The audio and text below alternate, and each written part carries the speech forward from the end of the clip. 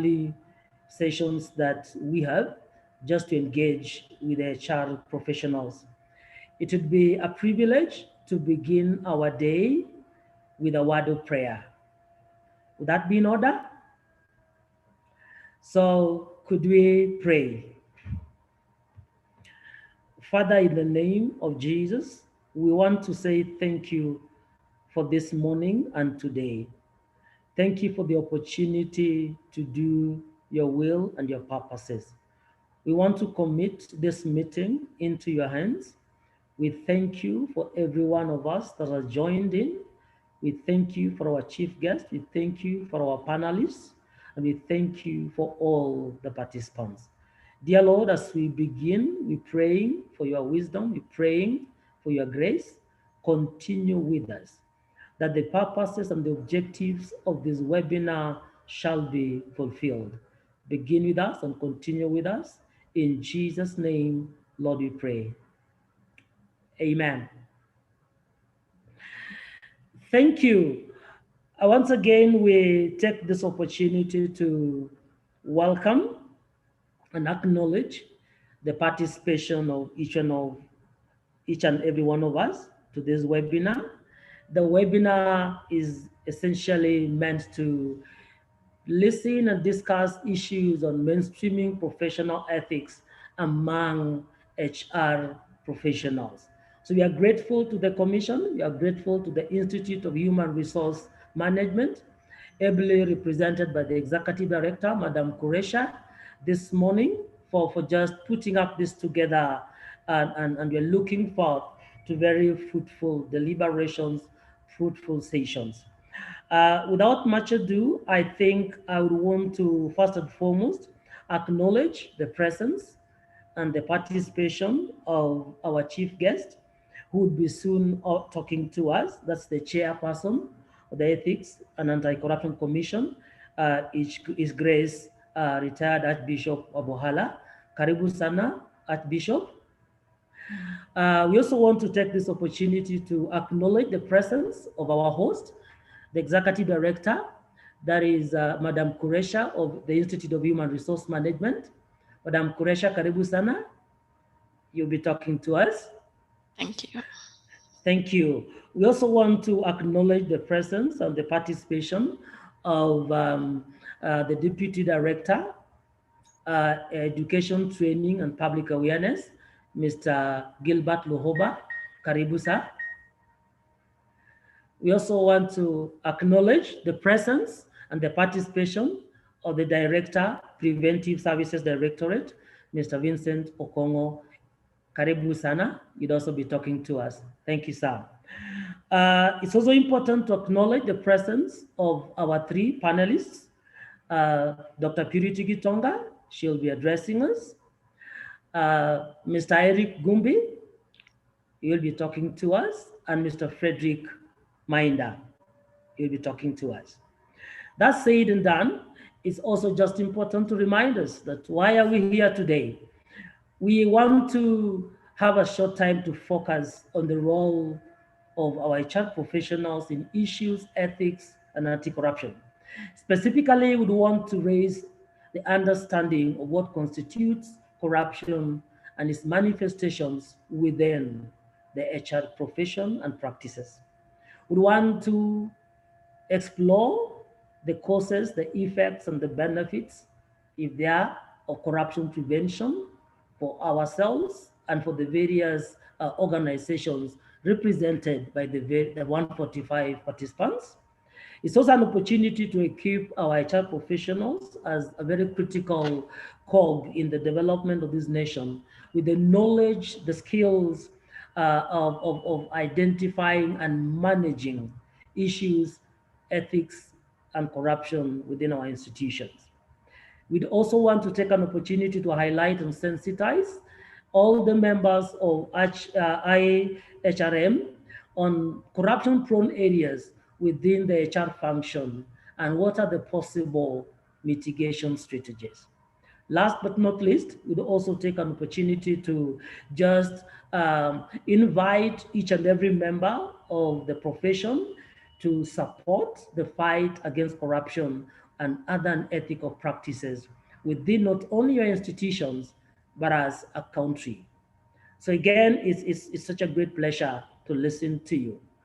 Before we proceed, we want to, as an honor to our nation, listen to the national anthem. So kindly just sit back, and I may not ask you to rise, but I would ask Daniel to play the first stanza of the national anthem, and after that, he will play for us the integrity anthem. Daniel?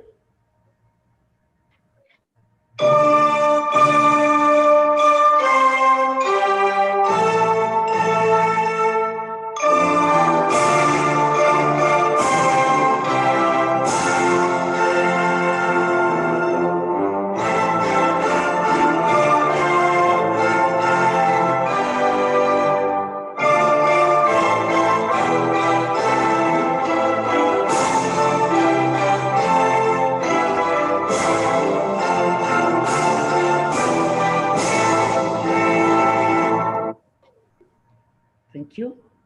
The integrity anthem.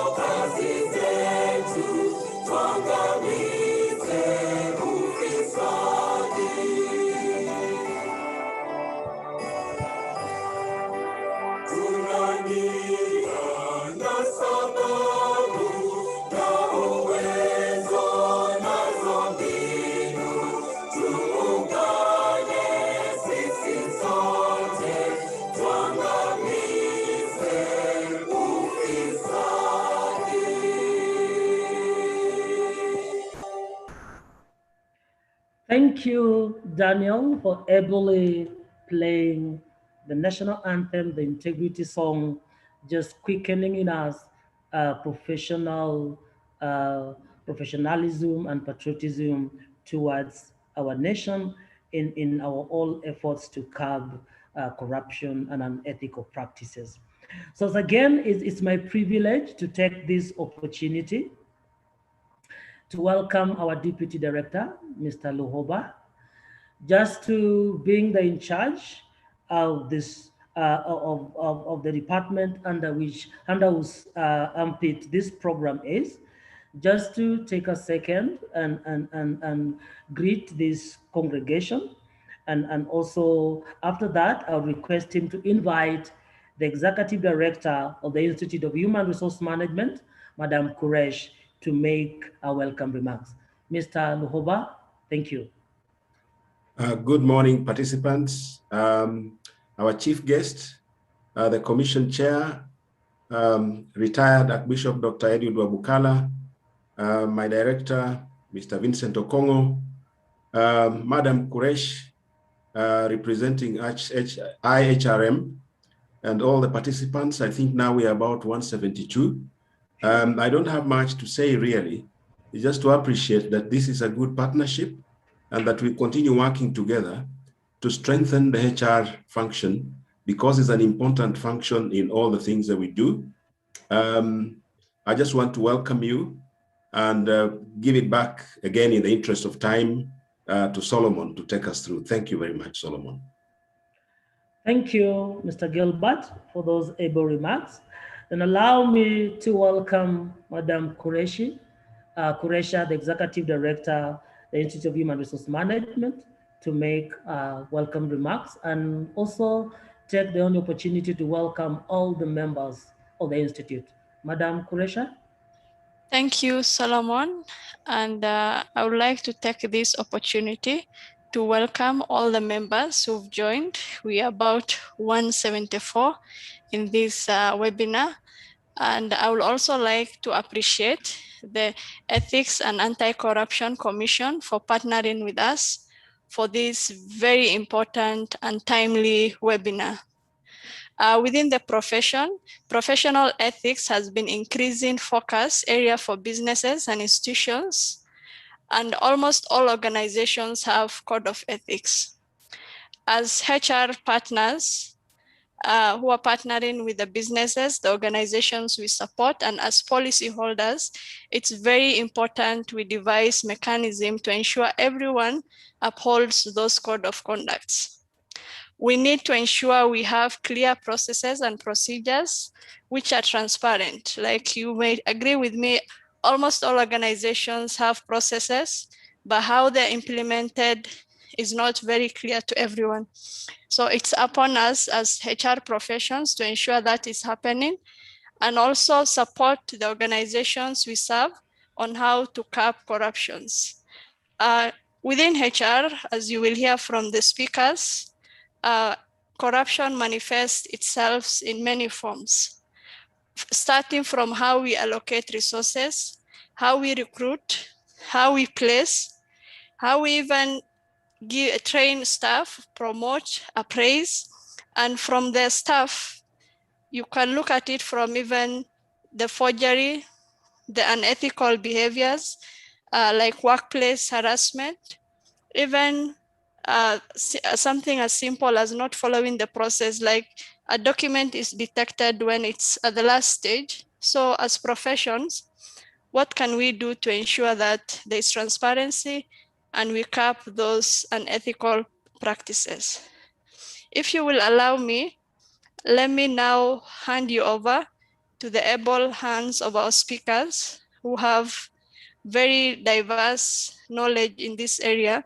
And it's my prayer that at the end of this forum, you will all have takeaways that what we have on paper we'll be practicing. Thank you so much, and over to you, Solomon. Thank you, Executive Director, Madam Kuresha, for those kind and timely remarks on the role of HR professionals in just stemming the vice of corruption and unethical practices. I've been reminded that HR professionals are the gatekeepers of every institution. Each one of us gets to an organization through the doors of the HR department. So the decisions that are made by that department and therein the officers that are here today are so critical in shaping where an organization goes. And our able panelists would be able to delve deeper to explain those issues to us. Therefore, allow me to welcome our Director of Preventive Services, Mr. Vincent Okongo, to make a few remarks and thereafter welcome our chief guest to make his official opening remarks. Mr. Okongo, please. Thank you, Solomon. Thank you, and a very good morning.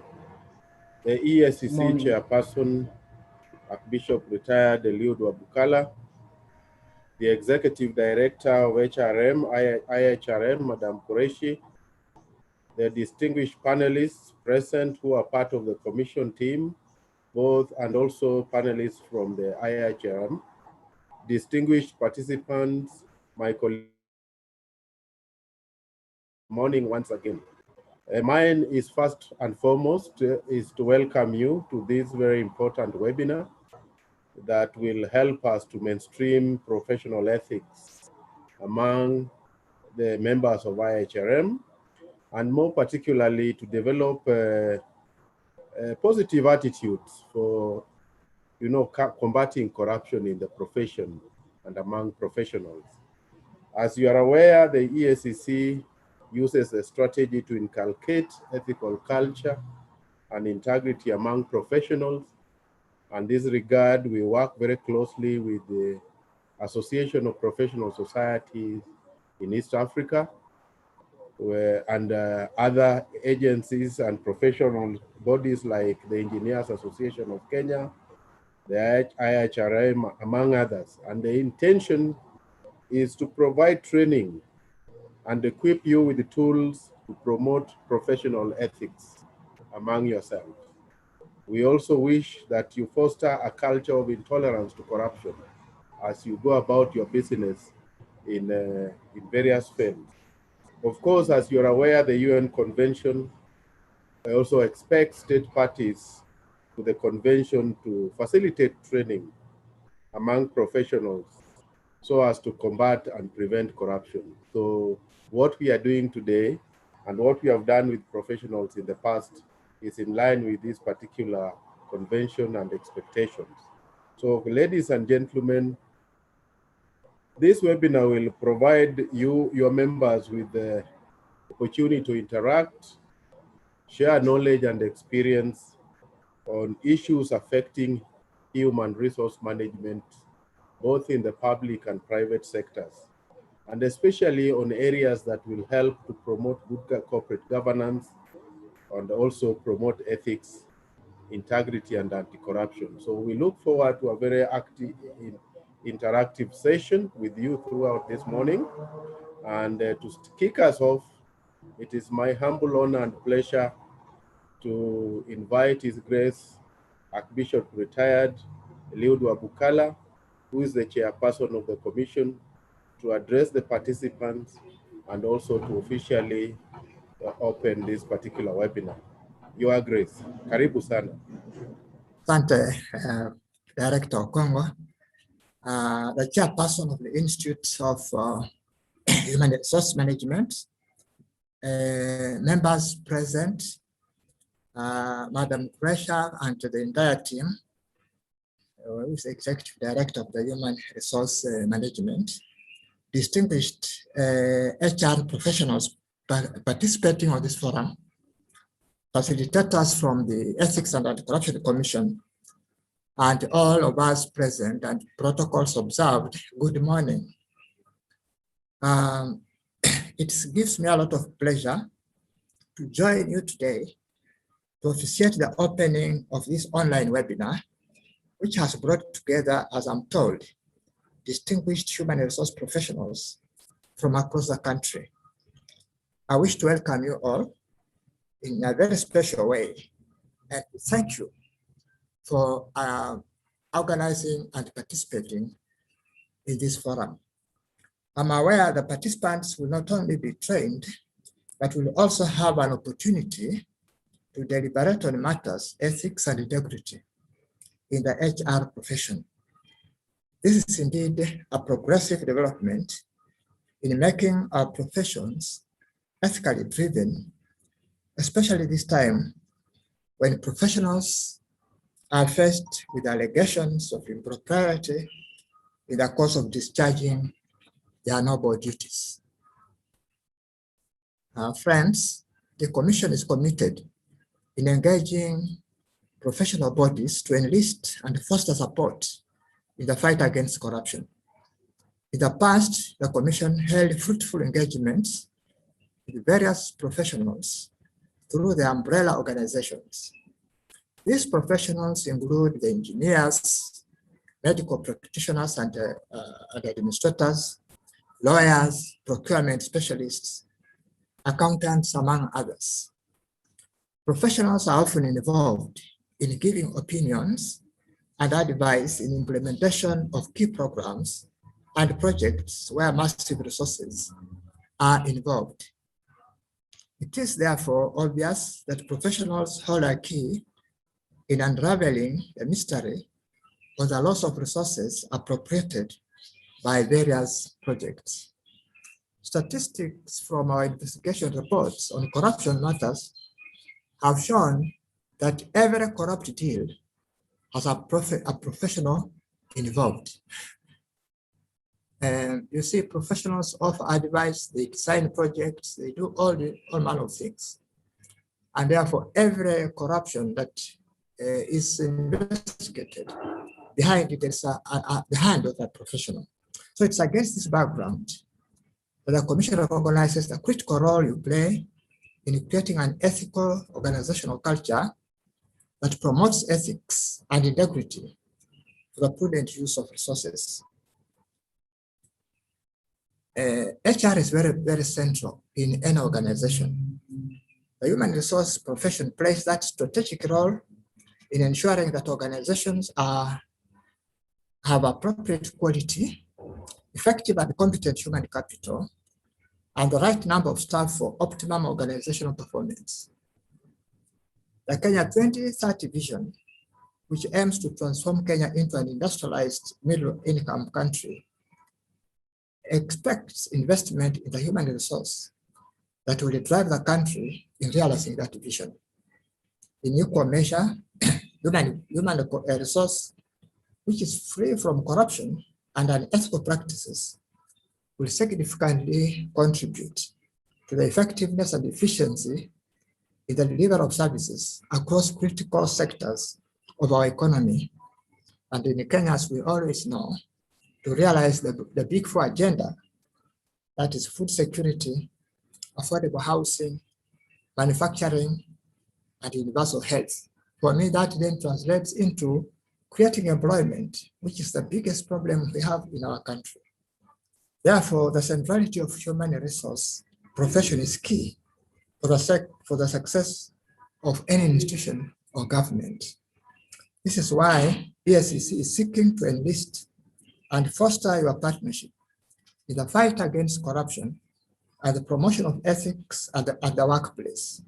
Indeed, there's no workplace without workers. Distinguished participants, brothers and sisters, you are aware the Ethics and Anti-Corruption Commission has the mandate to spearhead the fight against corruption in Kenya. This is done through law enforcement, preventive measures, public education and promotion of standards, best practices of integrity, ethics, and anti-corruption. In the discourse of the discharge of our mandate, some of the common malpractices which we have noted are associated with the HR function. And just to mention a few, they include bribery in recruitment and promotions, discrimination in awarding training and development opportunities, unjustifiable disciplinary actions, ghost workers on payrolls, employment based on fake certificates, among others.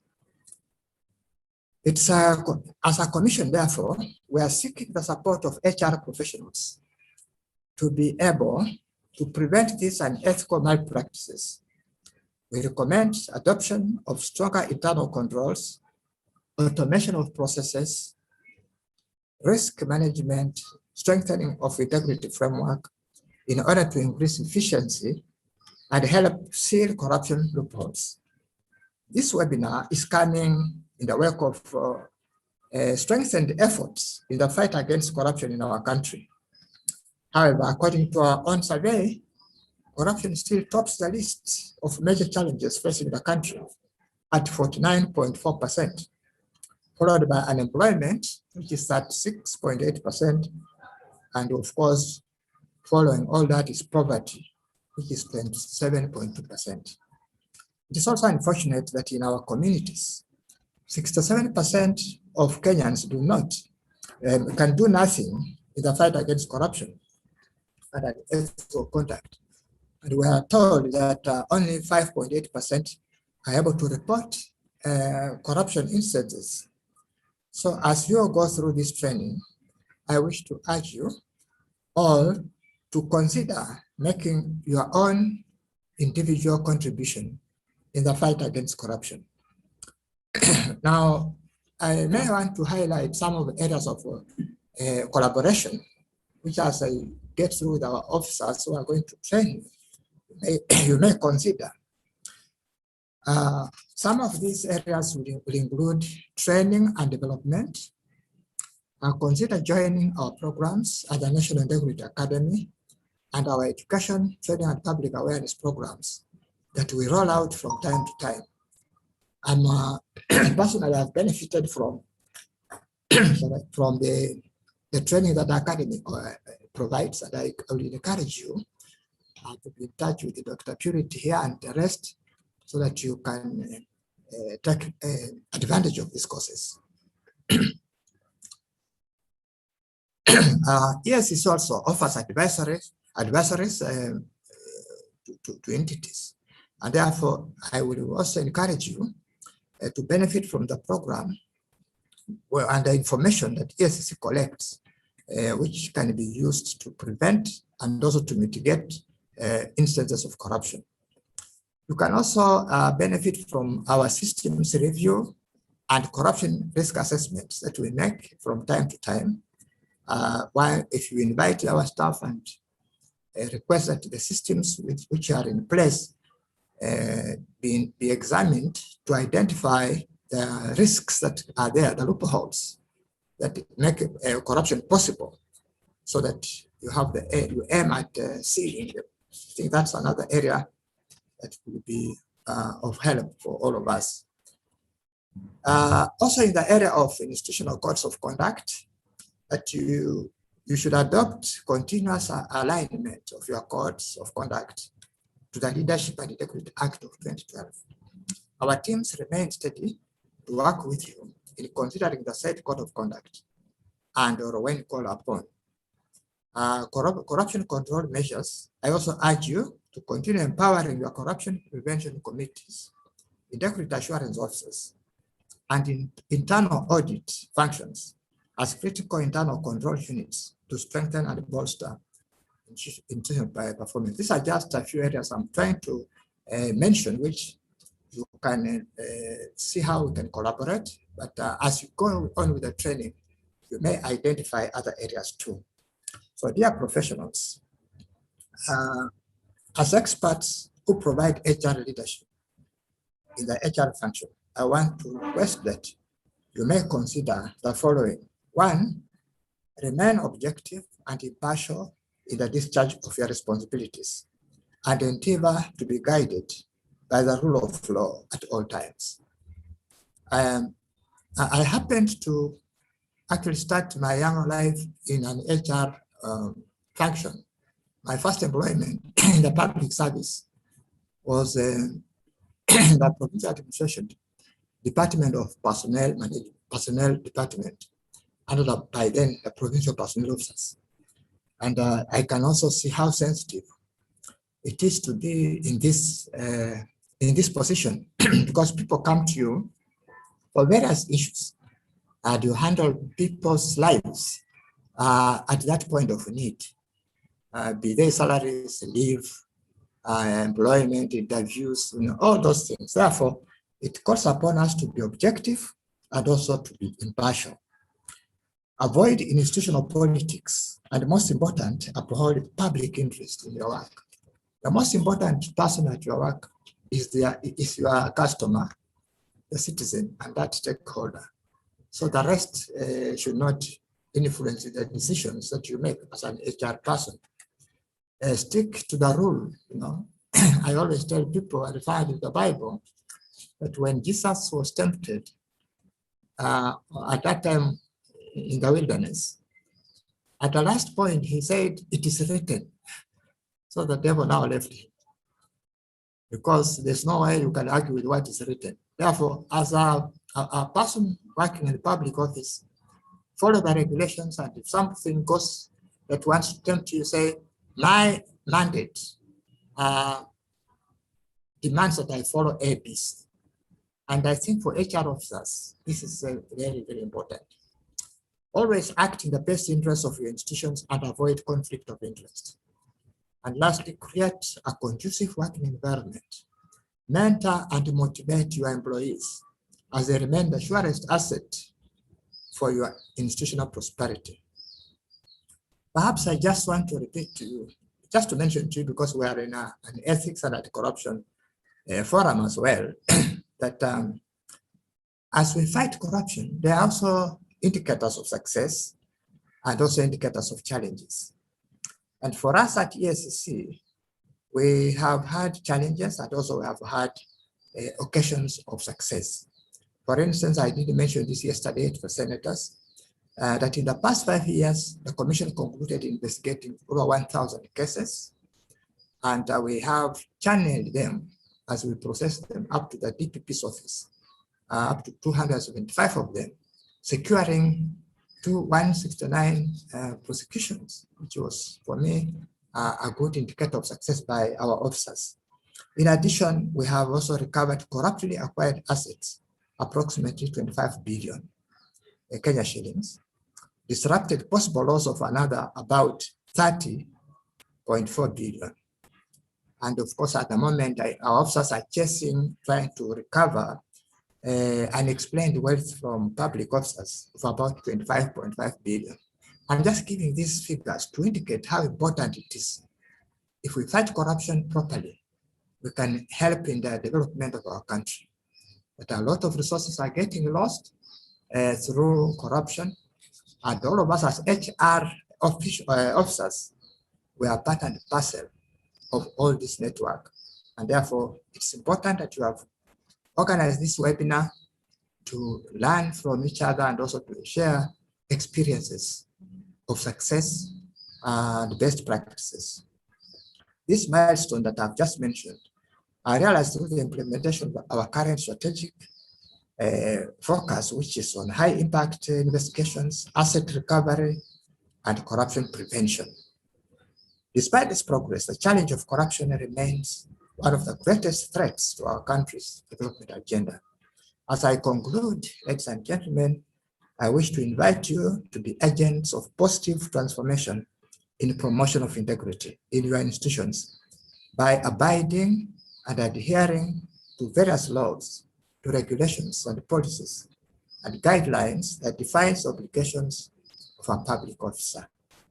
I want to encourage you to embody our national values of integrity, patriotism, and selflessness as adopted by our Constitution. Finally, I wish to state that the Commission remains steadily available to build capacity, to build your capacity to develop an ethics infrastructure, relevant governance instruments and policies for detecting and preventing corruption and unethical conduct. Once again, I just want to thank you for inviting me, giving me the privilege to share in this forum, and also the honor to declare this forum officially open. May God bless you.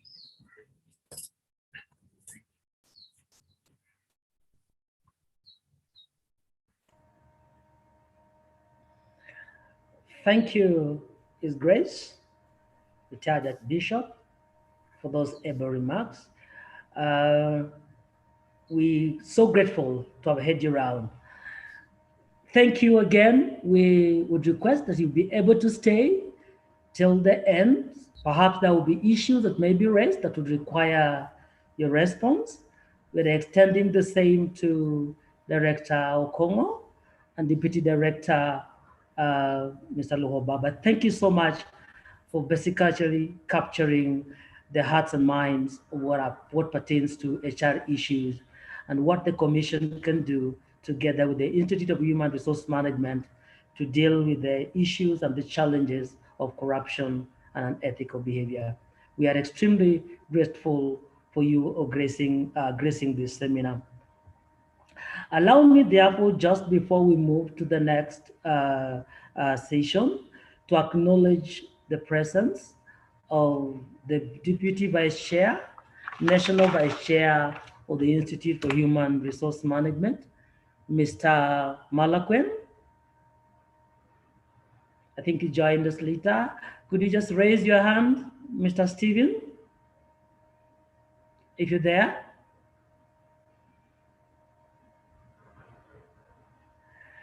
Great, I think he's had us. So again, participants, it is a great attendance and we're looking forward just to delving into our first presentation to build on what has been shared with us from the very beginning of this webinar. So Solomon, a point of interaction. Yes, sir, Director. Yes, probably the chair may not be in the forum for the whole day or the whole Yes. session. Yes, sir. So I would propose that if there are any issues that participants present would like to seek clarification or ask questions about, yes, that may require the chair's attention, I think this would be a good time if it's okay. Thank you, Director Okongo. It's pretty good reminder. I think then following what Director said, is there any one of us that feels you have a burning issue that we want the chair of EACC to respond to? Allow me to give only 3 opportunities. If you're there, just raise your hand and put on your video. I'm seeing a hand raised. That is for who? Speak up, please.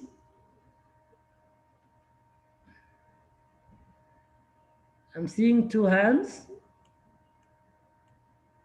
There's a gentleman on the screen. Who is this?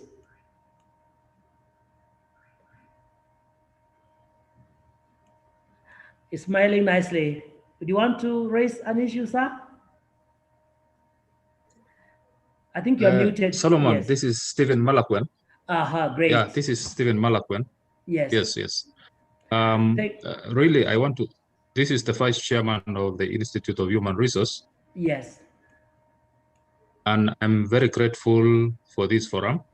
I know the executive director has already talked. Yes. And mine is just to thank the EACC, the commission, and in particular, my good friend, the chairman of the commission, and my friend Vincent. We've interacted a lot, even in our other capacities. Yes. And this collaboration goes a long way in making sure that the fight against corruption in our country is successful. So I don't have a lot to say other than to register my appreciation for this collaboration and expect that we will continue collaborating with the commission, because I know the commission has a lot of information that the institute can borrow. So on behalf of the national chairman, Mr. Onyango, I will also want to register the appreciation of the entire council of the Institute of Human Resource Management on this great stride towards fighting corruption. Let us collaborate together. Asante sana. Thank you, Vice Chair of the Institute, for your kind remarks. Asante sana. Anyone? I see a hand up. We were having any question or any issue that you want the chair of the commission to address. Hello? The opportunity is yours? Yes, sir. Go on, please. Just say your name and make it short. Dr. George? Yes, hello, morning. Morning. I'd like to thank the Daktari for that good presentation. But my issue is just short. I like to ask Daktari, where is the missing link in fight against corruption? Is it the media, the police, the HR professional, or the government, according to the studies that have been conducted? Secondly, I'd like to ask Daktari, Dr. Eliud, in county government, you find out that there are certain unethical practices, especially when HR professionals are concerned. You find that most of these professionals are at the mercy of the governor, especially when it comes to recruitment, employment. So how can we utilize the anti-corruption to stop these, the governors from interfering with the HR function? You'll realize that some of them are forced to do unethical things. So how can we involve anti-corruption to save us from this political interference? Thank you. Thank you, Dr. George, for those able questions. The the chair has ably taken note. Allow me just to pick up. I see 3 hands. Could I just have the second one? Kindly make your question 1. Who is the next one?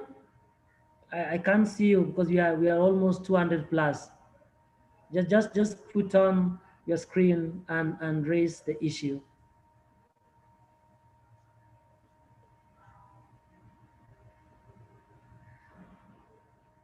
Hello, yes, Amos Galole, go on, please.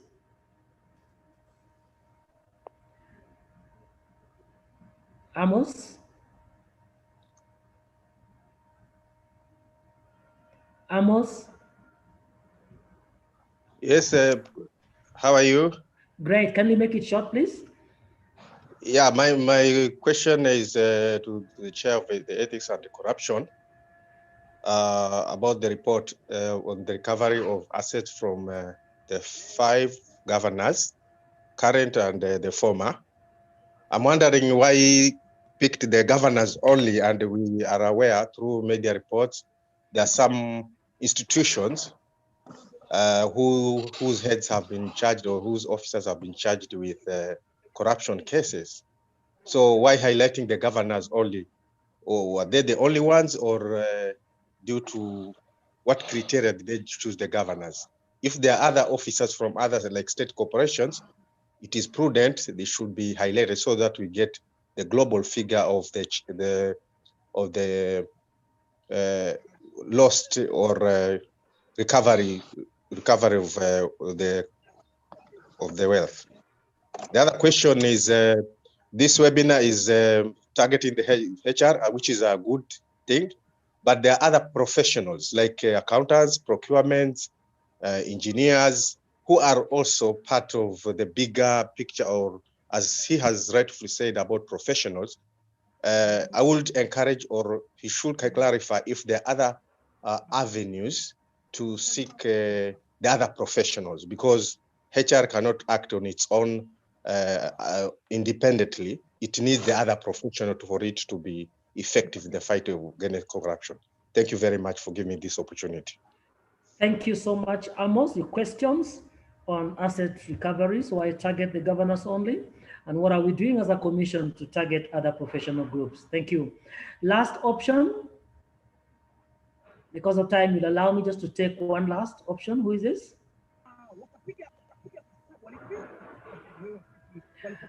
Last option, anyone going for it? I see a hand.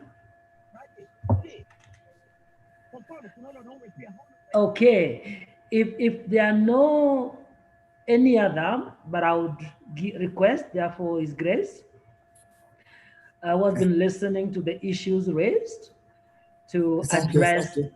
Thank you, sir. Thank you so much for those comments and questions. First of all, I want to start with Mr. Malakwen. Glad I can see you here. I don't know whether my friend Malakwen from KCP is your brother or what, but if you know him, say good. Yes, he's my brother. I am Salimia Sana. Hope he's okay now. Yes. Thank you for your comment. I think I'm also happy you have joined as Vice Chair. Mr. Oko, George, where is the missing link in the fight against corruption? That question keeps coming. I think the misconception is that fighting corruption is the responsibility of just one institution or 2 or 3. But fighting corruption is for everybody. When you just zero it down, for example, to ESCC alone, we cannot be able to say we succeed in fighting corruption. For me, at the outset, I joined this campaign of fighting corruption when I was in active church work. And we were doing something called the steering committee, where we basically went around preaching against corruption. I think it's important that every Kenyan, every citizen gets to know that fighting corruption is for their benefit in terms of the economy, employment, and all those issues. But perception that it must be left to a certain group or government alone does not help us as much. But that said, corruption should be dealt with at the highest level, where if you get the highest people at every institution, setting the pace to fight corruption in their own areas, that begins now the process of cascading downwards to the person down there. So I wouldn't want to apportion blame. Perhaps not just in it's not just in the process, it is a culture. We need to have a culture change, in this country. There were times when, somebody will be in a bus and then he says, I remember I was actually traveling from Kitale home, and somebody knew I come from a place where his sister will be around. He comes a kilo of sugar and gives me, and just mentioned the name. Take this sugar to so and so. I don't know the person, but because I had picked the luggage, I went around the village asking for the person and he was found. Now you cannot do that at the moment. Let us look at how we can change the entire culture from education, our education institutions, from our workplaces, and in our offices. So for me, corruption is a culture that we need to approach from all angles. Of course, EACC and the government should continue to spearhead these efforts to give deterrence, by dealing with the high impact people, the people with high positions, those who, when we lose too much money, these things we must highlight them to provide the deterrent. But George, I want to appeal that all of us are part and parcel of this line in the fight against corruption. You'll have to discuss this because this is a webinar and you have an opportunity to even talk more about it with people like Luhoba here and Mr. Okongo. They will let you get into the nitty-gritty of what I'm trying to say. Now, county governments have a challenge in terms of employing. Yes, you are right. Following the regulations in employment by county governments is challenging. Even yesterday, I think we raised up this matter. Now, the excuse we seem to have is that there are very new outfits that county government have just started recently, and therefore the structures are not yet formed. EACC has continued to train them actively. I think they have done some risk assessment programs for almost 20 counties, trying to highlight those loopholes. Following our chapter 6, we are also enforcing the idea that employment must follow the needed regulations, nepotism, political alignments, all these things we are pointing them out. And rightly, George, the one who has just asked this question, it's right that we can continue with that to ensure that, to make sure that actually a county does not just belong to one person. A county is an institution. Therefore, we need to begin to instill institutional culture in how the way the county is run. So that's our way on, and encourage other professionals now in this meeting, especially those who will have opportunity to serve in county governments, do a massive education to the people who are employed in the counties. And so the forums of governors can also be used. And I hope together with EACC, we should continue to inculcate this culture because counties are now almost 10 years old. Therefore, they are becoming mature. We don't want to have excuses there. Amos, you have said, okay, why did we come up with only these 5 governors and not others? What we were doing yesterday, my friends, was we were asked by the Senate to report for the last what we call strategic year that we are operating. So those were cases that we came across in the reporting period. That was a specific answer to what the Senate wanted. And therefore, unfortunately, with that period, those are the people that we found there. But otherwise, if you get back to our annual reports, and perhaps this we can do another time when we want to do our own scorecard, we shall have to do that. But yesterday's work was a specific answer to the Senate's question, asking in the last 5 years, what have you done? and then we told them this is what has been done. So there was no malice, there's no bias in terms of focusing on others. But also, they were not just governors, it's the media which has brought the governors along. We had put their permanent secretaries, we had even an MP there. We had some people from the city council. They were there on that report. But then, as you are reading in the news, they go, because news have to sell, they go for the names. Otherwise, we had no other intention apart from answering the question by the Senate for the period they had asked for. Normally, we are accountable to the parliament every year, so that's what we are doing. I don't know whether there was another, encourage other professionals. Yes, ESCC does not just come to HR professionals. If you would hear from Mr. Okongo and Luhoba and the rest who are on this forum, we have done a lot with other professionals. We have actually made journalists at a certain stage.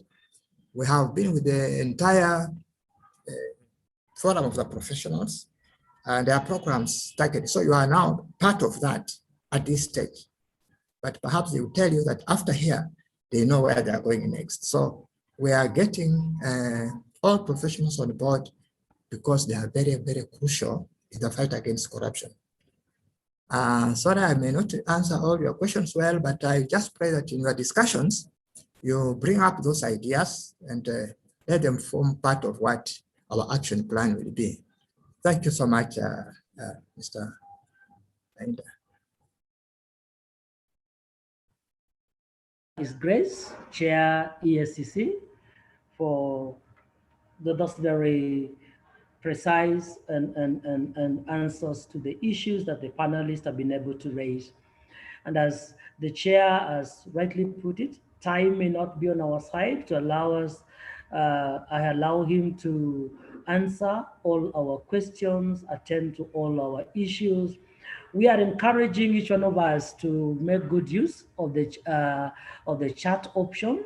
Kindly post your issues there, your questions, your issues, and as our panelists will be addressing us, they'll be able to attend to that. And if there be a most important issue that you need to be addressed, we'll be also having a last 5 minutes plenary session towards the tail end of the program today. Thank you, all our guests. I think for the sake of time, we want to go straight to our first presentation, if you allow me to. We also don't want to keep you beyond the stipulated time we're looking for, not to go past 12:30 today. Already we are at 9:30 because we started slightly later by 30 minutes. Again, thank you for all of those that have joined with us later. Council members from IHRM, we really appreciate your commitment and your attendance in this particular webinar.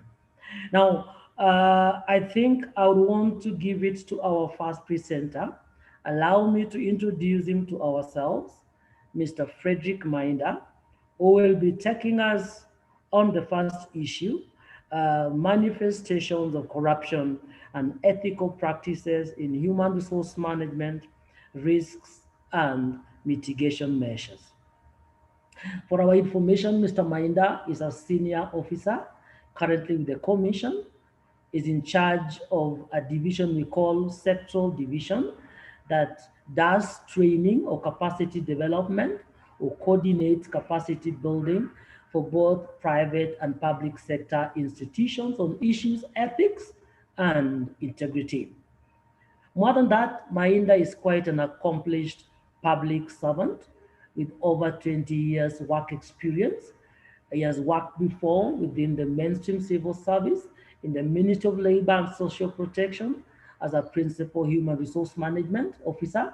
And then just before he came to join the commission, he was working with the Minister of East Africa Community as an assistant, a senior assistant director in human resource planning and development. Of course, as a trained teacher with a bachelor's in education and a master's in education. Mainda has also worked as a district quality assurance and a standards officer within the Ministry of Education. Now, I hope a number of you that are today in this fora, you may have met him. He's quite also a full member of the Institute of Human Resource Management, a certified trainer.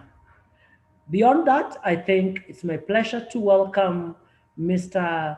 Frederick Mainda just to talk to us on issues, corruption, and unethical practices within the human resource management risks and mitigations. Mr. Frederick, karibu sana. Okay, thank you very much, Mr. Taylor, who is the moderator for this webinar.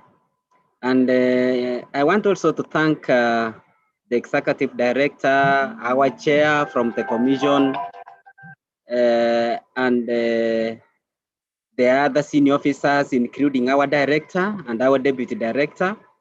And more so, I am happy to join my fellow HR professionals, especially to discuss matters of ethics and integrity, and how we can, as HR professionals, play a role in ensuring that we have an ethical culture within our institutions. Allow me to share my screen. The presentation is going to be short, so I want to share my presentation. Yes, let's see, I'm allowed. So fellow HR professionals, I want to invite you to a very short discussion on issues to do with the ethics and integrity in the HR profession. And particularly, we will be able to look at what are the HR risk areas in terms of corruption and unethical conduct, what can be done in terms of mitigation measures, and finally, we will also discuss as HR professionals, what is our overall role in terms of preventing corruption and unethical conduct at our workplaces. Okay.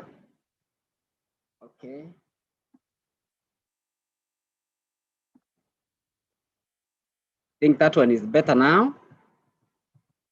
So we will be guided by 3 objectives. First, I'll make just an introduction on what is corruption, the general understanding of corruption before we narrow down now to HR, where we will identify some of the corruption risk areas, which even our executive director during our remarks had actually mentioned, including our key notice speaker, that's our chair, ESCC, has also mentioned about them, but we will deeply go into them and identify some of these risks.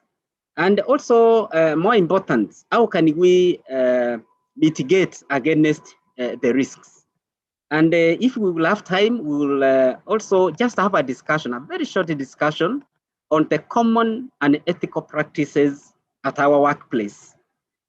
So those are the objectives. I want us to now get focused on the general understanding of corruption. I'll be very, very, very brief.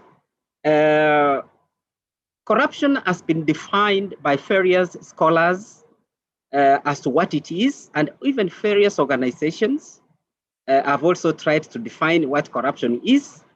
But interestingly, when you look at our main anti-corruption laws, they have not given a definition of corruption, but they have given corruption offenses, such that if you are found to have committed any of the offenses which are listed in our anti-corruption laws, then you are labeled as a corrupt person. Hence, you are supposed to be charged in a court of law.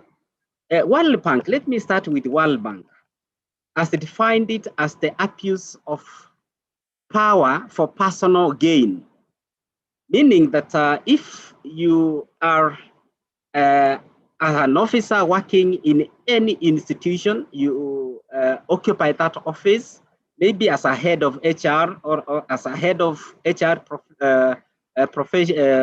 function, and you misuse that office to benefit yourself, then we say you are a corrupt person. This one is corroborated with Transparency International, which has also defined corruption as the abuse of entrusted power for private gain.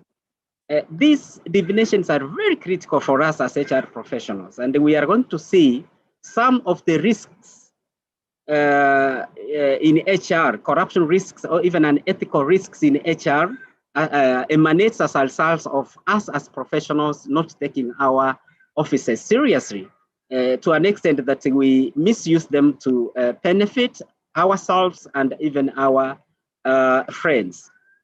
When you look at the main statute, the main anti-corruption statute, which is the Anti-Corruption and Economic Crimes Act of 2003, it doesn't give a definition of corruption. And also, if you look at the Bribery Act of 2016, it doesn't really define what corruption is, but they try to give corruption offenses. And bribery is one of the corruption offenses, embezzlement of funds, misappropriation of funds, abuse of office, which we have already seen, conflict of interest, fraud, bid rigging for the procurement section, and all of this. They have given many, I could not list all of them, deceiving the principal, and all those are given as corruption offenses.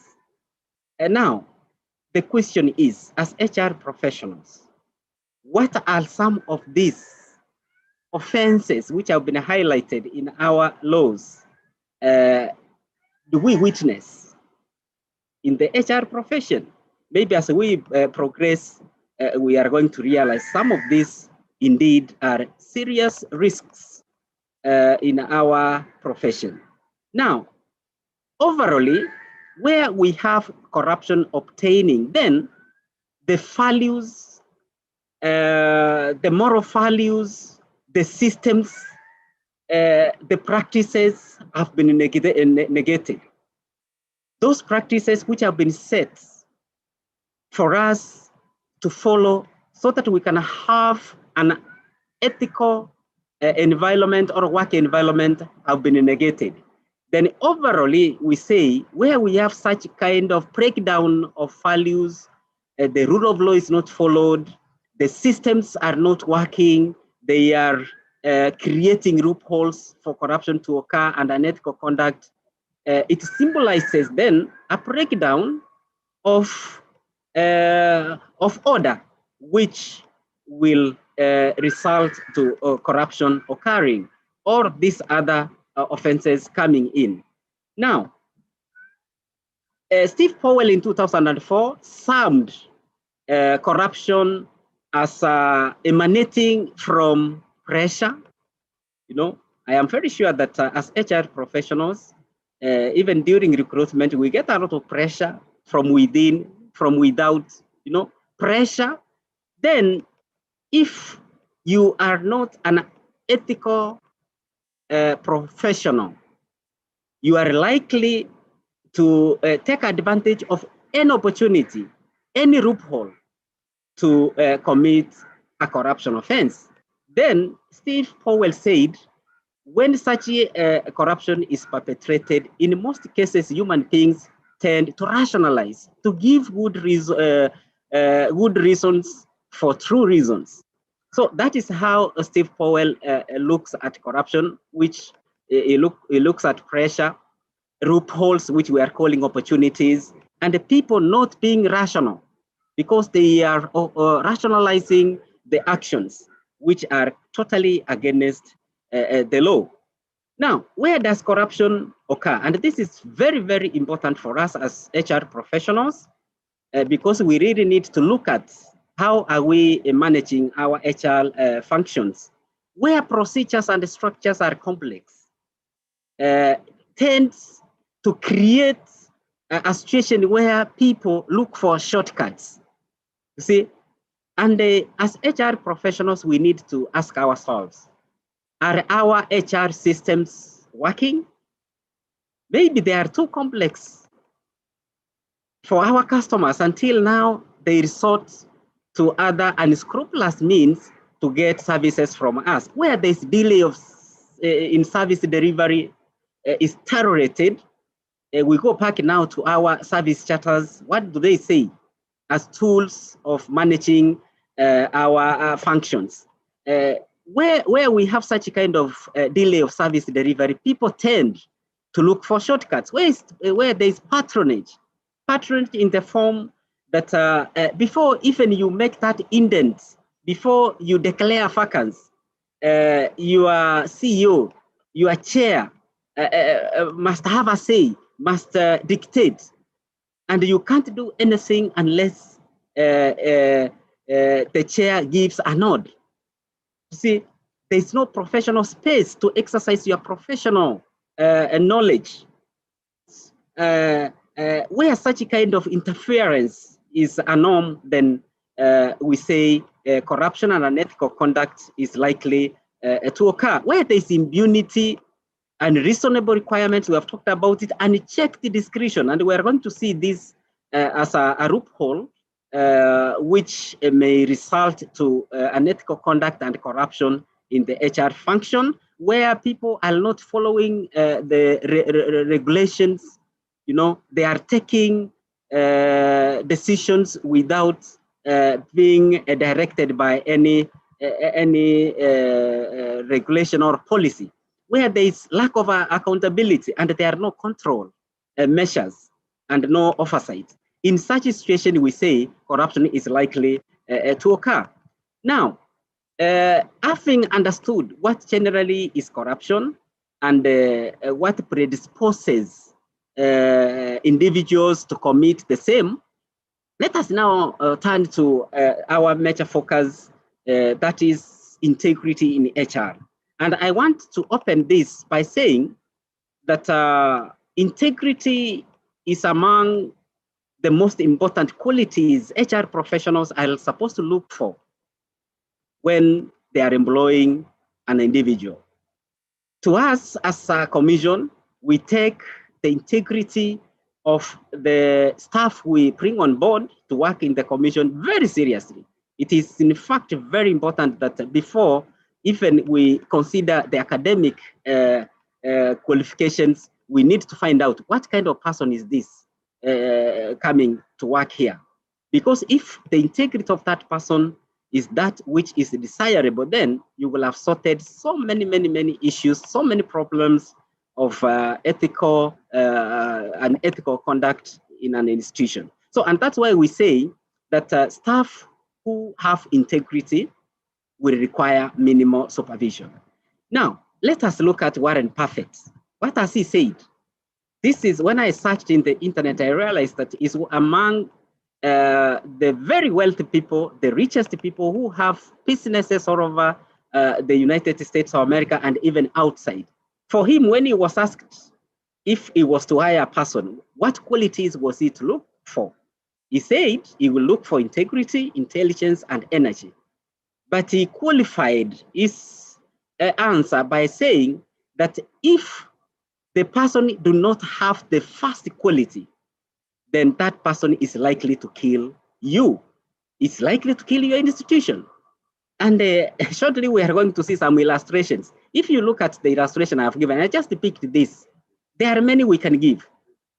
If you are HR professional, I understand this gentleman, his qualifications were sterling. You know, he got A's, was an IT ghoul from the University of Nairobi, but what he was able to do was quite damaging, you know. And we can say if you were to employ this person and looking at his academic papers, he was to top, you know.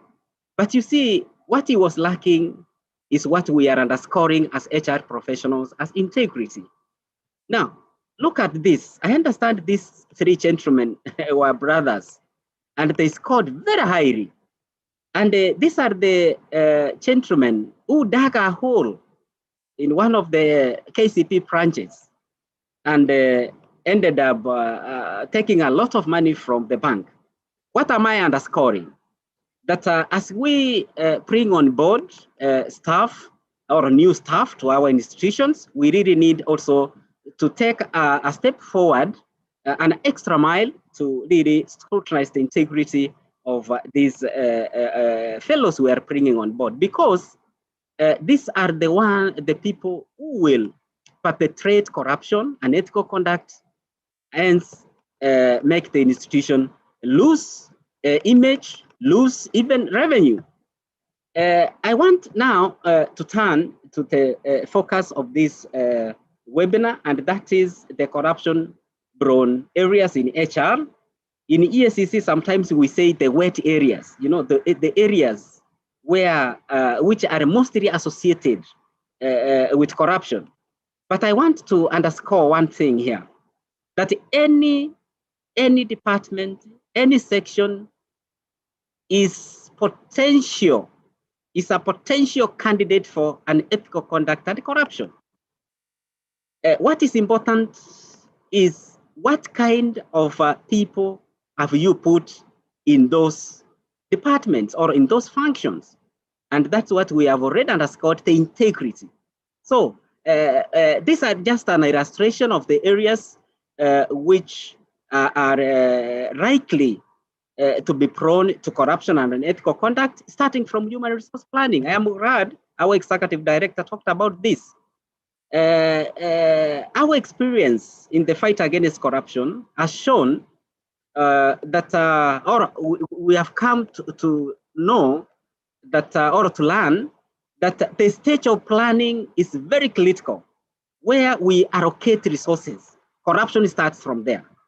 And if you ask the finance professionals, they will tell you corruption starts from budgeting. Okay? The amount of resources you are allocating, are they directed towards meeting a specific need, or they have been put there specifically for another purpose, which is not in line with the objectives of that department?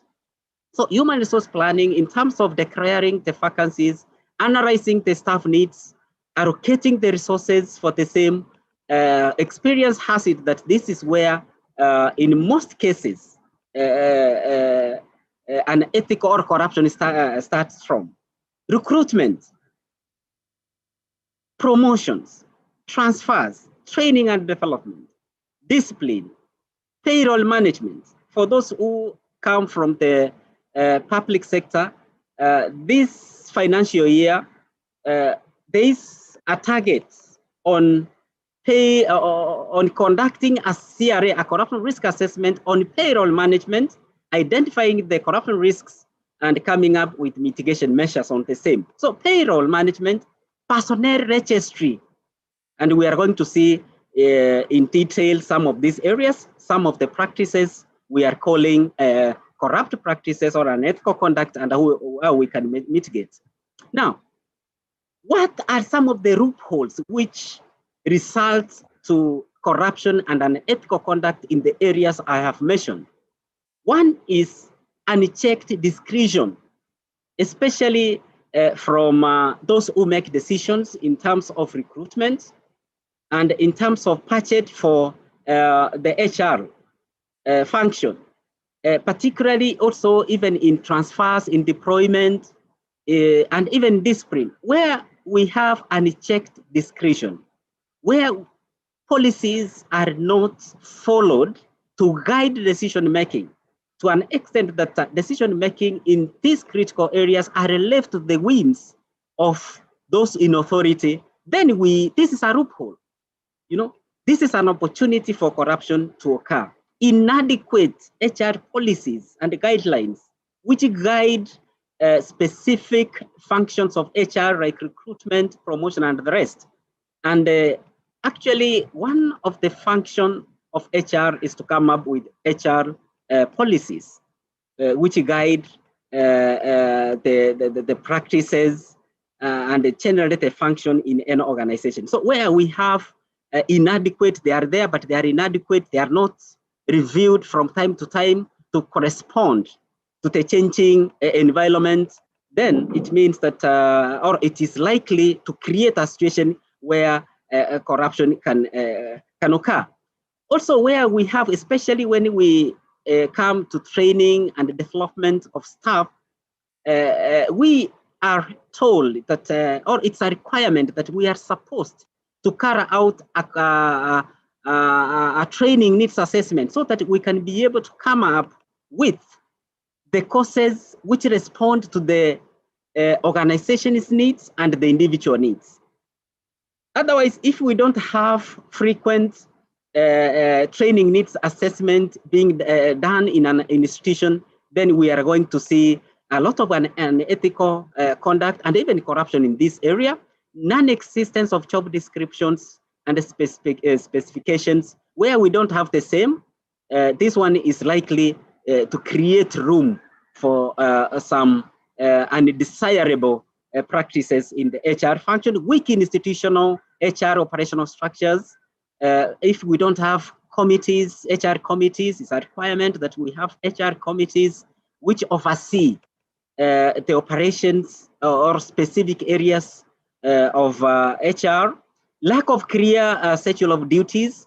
This one will create room for a faster deployment of staff to areas which maybe some people feel that their interests will be taken care of. Poor HR record keeping. This one is indeed a serious problem. It's a loophole whereby if you want even to promote internally your staff, you realize that some personal files are missing very critical records or documents. Also, even engaging unqualified staff in most cases can create room for some unethical conduct to be perpetrated in an institution. Now, what are some of the risks? We want now to look at the specific risks in the areas we had identified earlier on, and also look at the mitigation measures. And we are starting with recruitment, selection, and placement. In fact, most of the complaints investigation agencies, including EACC, receive touch on recruitment, whereby we have,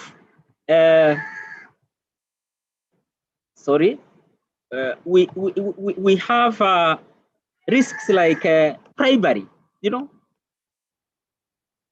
people asking for bribes to employ, where we have nepotism, unethical conduct, clonism, where people who belong to a particular, maybe a family, are recruited. You see, tribalism comes in, discrimination. I hope as HR professionals, we have gender policies, we have disability policies, whereby we are not supposed to discriminate those who apply for employment in our institutions. But yet, you realize in some institutions, this is a serious problem, conflict of interest.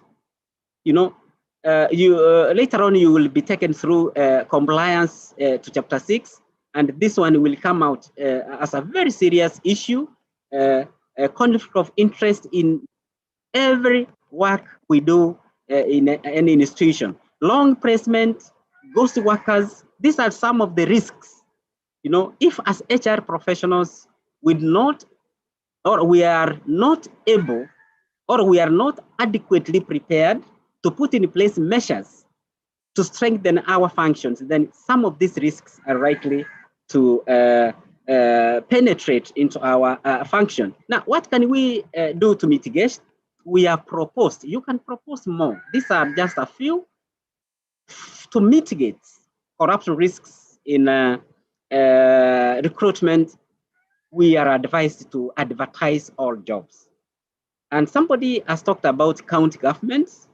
When they started, actually, most of them were accused that governors were bringing in staff which were not corresponding to the advertisements which were actually placed on papers. You know, some jobs were not, which were given to close maybe people were not even advertised. So we are saying that let us advertise all jobs. And remember, even our constitution, the values under Article 10 and even under Article 32 emphasize on professionalism, fairness. If you advertise, you create a situation whereby everybody is given an opportunity to compete for their jobs. Have clear and focused job descriptions to avoid deploying people to the wrong sections. Be transparent in terms of shortlisting. These days, most institutions are doing a good job. If you go to their websites, you will see candidates shortlisted, both the long list and the short list. Also have objective interviews, because this is our area as HR professionals. What kind of questions are being asked in the interviews? And in most cases, some of us even come across our friends who complain that when they were invited for interviews, the questions they were asked did not even relate to the job they had applied for. Also, deploy staff in accordance to their qualifications. This one, I have brought it here because when we interact even with staff of other institutions, they say some people are deployed in sections where they don't have qualifications, but to take care of the interests of those particular people. Now, I wanted to give you a case study where EACC has investigated. In fact, we have almost 4 cases, but I'll just pick a few to show you that as HR professionals, if such kind of malpractices, corruption malpractices occur in our institutions, you are likely to end up in court. And the fines I have seen are quite hefty. Like now, this case I picked from our report is whereby somebody had offered 105,000 for recruitment. And when we follow, this is a case we handled as EACC in 2017. You can see from your screen the case, the proceedings, and you can see at the end, the ODPP, the Office of the Director of Public Prosecutions, recommended for prosecution. You see? Also another case you can see which emanates from recruitment.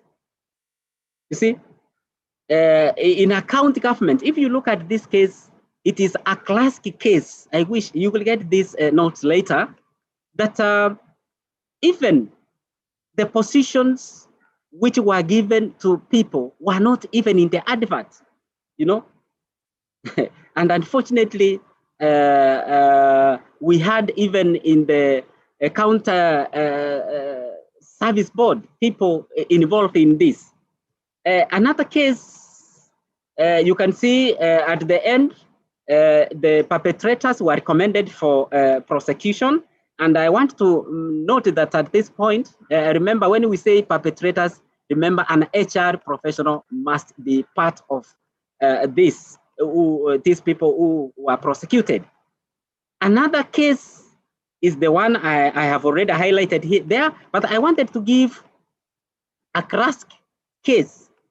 And this one is in one of the ministries where we, as a commission, got a conviction where people were even called from the streets to attend interview. You see, they were not even in the shortlist. And when the case was taken to court, you can see point 3, 239 candidates who were successful after the interview. Who was successful after the interview were left out. Others, if you look at this case, it's a classic case for us to learn, for us to be able to really do our job in a professional manner. So the case is there for you to learn. It's just for the purpose of highlighting. And when you go through the case, those who were convicted, you know, especially the head of HR actually was the main focus here, is the one, actually it was a she, unfortunately. We have concealed the institution. She was actually accused of so many counts, and fines were meted on every count. So what are we saying? In recruitment, let us be professional. Let us follow our recruitment policies and other guidelines which are provided from time to time by our institutions. Now, another area which I want to highlight because of time, I think I have a few minutes, promotions. You know, it's also another culprit. It's another area in HR where people are always complaining that I have not been promoted for the last 20 years. And indeed, when you look at the file of the individual, he meets all the qualifications, he meets all the requirements in terms of promotion, in terms of the courses which are required for him to move up the career, but unfortunately, they are not promoted. Where we have risks like skilled promotions. Also, nepotism comes in and other vices like bribery. And we are saying, let us transparently declare the vacant positions. I am happy that most institutions are doing this. When you look at the papers, the websites, they have publicly declared the vacancies, and we hope that even the process of interview and the final appointment will also be transparent. Also, interview should be undertaken for all promotions, for all vacant vacancies.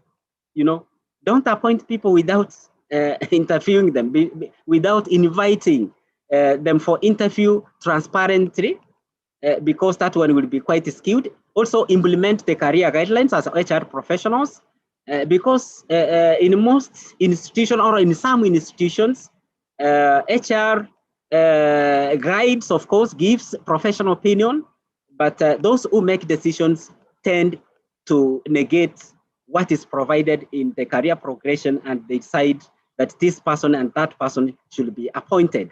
Appraisal is also another area which is really prone to corruption. Remember, in most institutions, performance is one of the criteria for promotion. And if this then is not taken in a transparent and in a professional manner, it will be abused, especially or particularly to pass some officers or some staff from being or from getting promotions or some positions.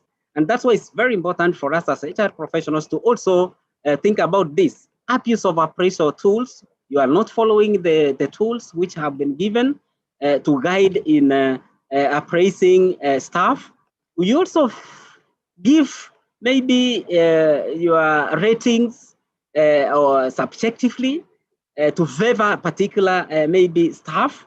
And we are saying that to mitigate against this, we need as HR professionals to organize trainings, basic trainings for the supervisors. And in most cases, what I am saying is that the heads of departments who are not maybe HR professionals are the one who appraise their staff, and they require basic training in maybe performance management and all that. And we need also to peg the reward to the performance of individuals, such that we don't reward people who have not really shown any form of improvement in terms of performance. Another area I wanted us to discuss is training and development. It was also highlighted in the speech of our chair. Remember, for you to progress in your career, you need to upgrade your skills. What currently HR is talking about, retooling, reskilling, you see? And if employees are not given this opportunity, they may stagnate. And this one will kill their motivation. And the overall effect will be poor performance in an institution. So we are saying that as a function which is domiciled in HR, we need to train our staff in an objective manner. And some of the risks we need to avoid here is training people for the sake of training. And this is what in HR maybe sometimes you refer to as supply-driven courses, which are not informed by any finding from a TNA, a training needs assessment, or from even the appraisal reports. And we are saying that this is a risk which will result to an ethical conduct, or which can be seen as an unethical conduct in HR. Training same officers every time, you know, this is favoritism. They do not require courses, but you realize that every year they are always being on the list. They are always on the list of those to be trained. Bias in selection of staff, not based on the training needs assessment. And we are saying that let us, as HR professionals, implement the training policies which we have developed. If we have not developed, let us come up with one. Let us also, on a regular basis, I think it's after 2 years, you are supposed to carry out a training needs assessment to inform your training needs.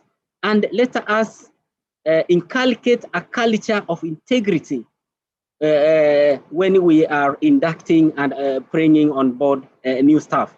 I wanted also to mention another area, which is a risk area in HR, which is discipline.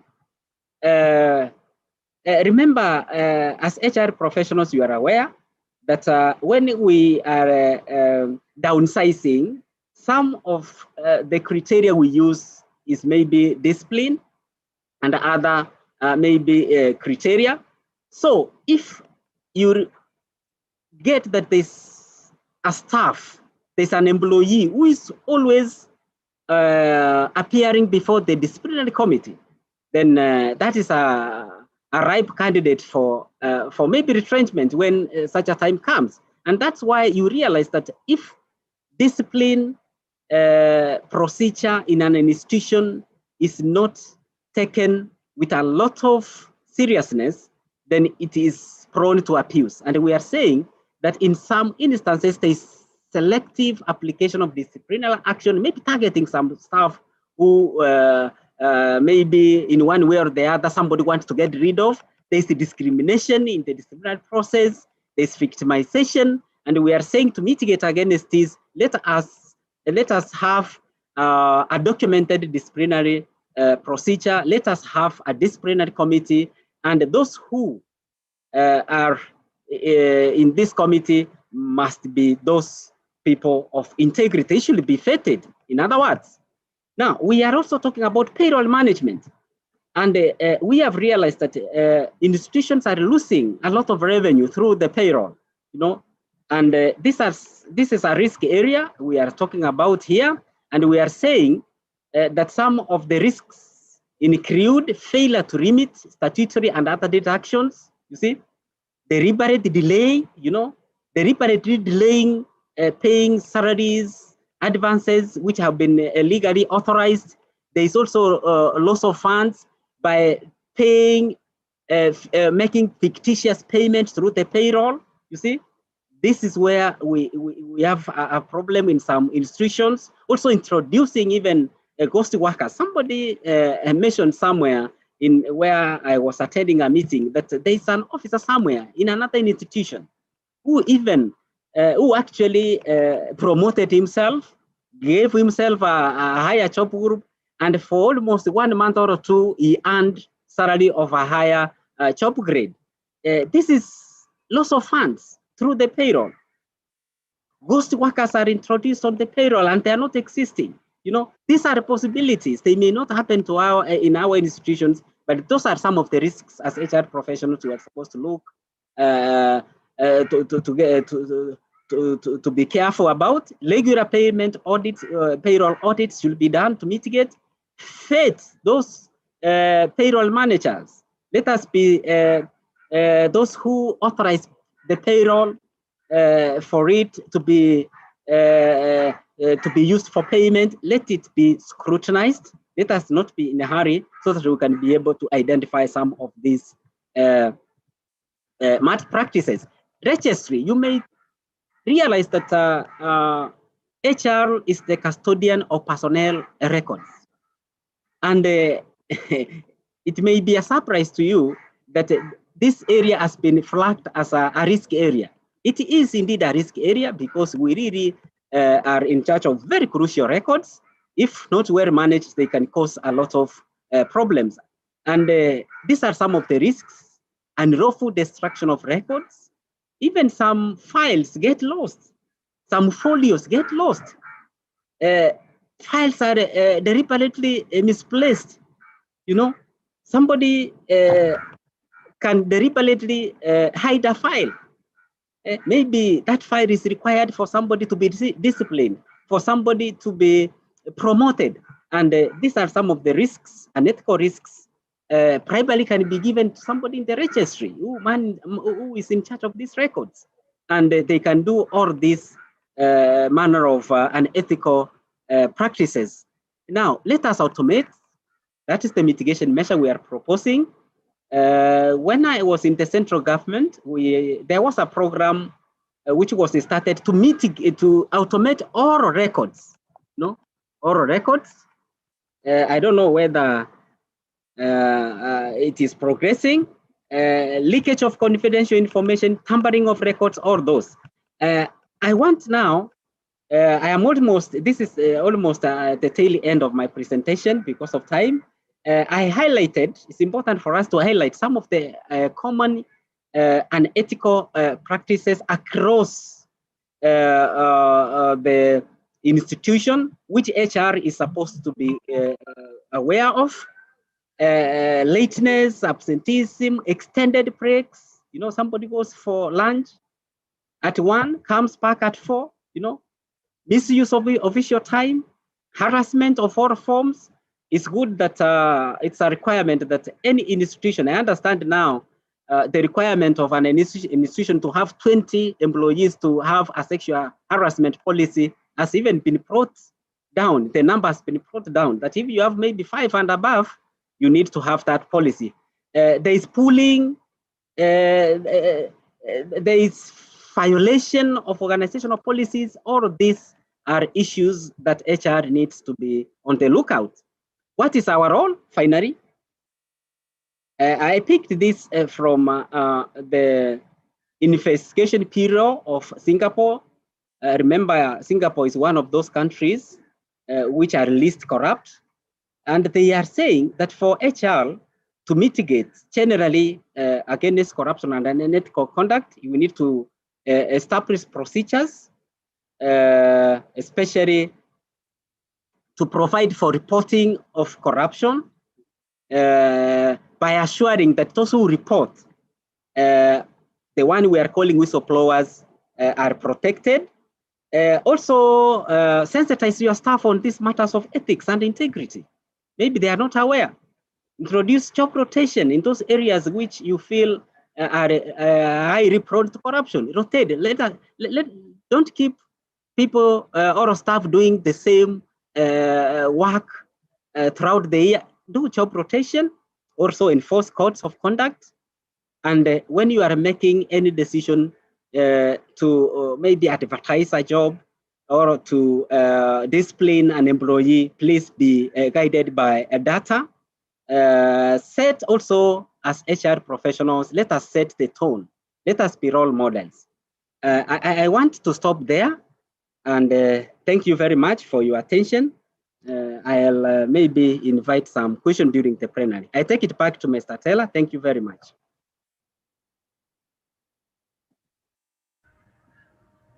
Thank you, Bwana Mahinda, for ably just exposing the issues of corruption and ethical practices within the HR function. I just thought we all could have given Mr. Mahinda a digital thumbs up. If you can do it, it's great. We want to have like 5 minutes for any one of us to raise a question that you feel Mr. Mahinda should address before we step him down. So kindly just put your mic on, your video if possible, and raise. I'm only giving 3 questions. If you allow me to, we still encourage all of us to use the chat option just to post those questions. You picked a few, but for specifically issues that Mainda as well presented. Any one of us that would want to raise? I'm seeing 3 hands. Could I have, okay, who am I seeing here? George? George, go ahead, please, and make it short, please. Yes, unfortunately, I'm not able to display my video. I haven't been given the rights for that. No problem, go ahead. My question would be, we are currently living in an era where everything is being digitized, or it's being called digitalization. Now, most of the things are being done online, and most of the things are being done from a technological perspective. I don't know what approaches we can use to ensure that even as we go through the digitization phase, which has also its own risks, how can we make use of the same to ensure that corruption within the profession is managed? Just the same way you would see in the banks where, because of digitization, people can do a lot of stealing within the banking sector. How can we ensure that the same does not get transferred to the profession? Thank you. Thank you, George, for that. Mainda, digitization, a real challenge in this era of click and mortar. Second one, can you just come up, because we are almost 300, I cannot be able to see each one of us. Just pop up your face or your question and talk.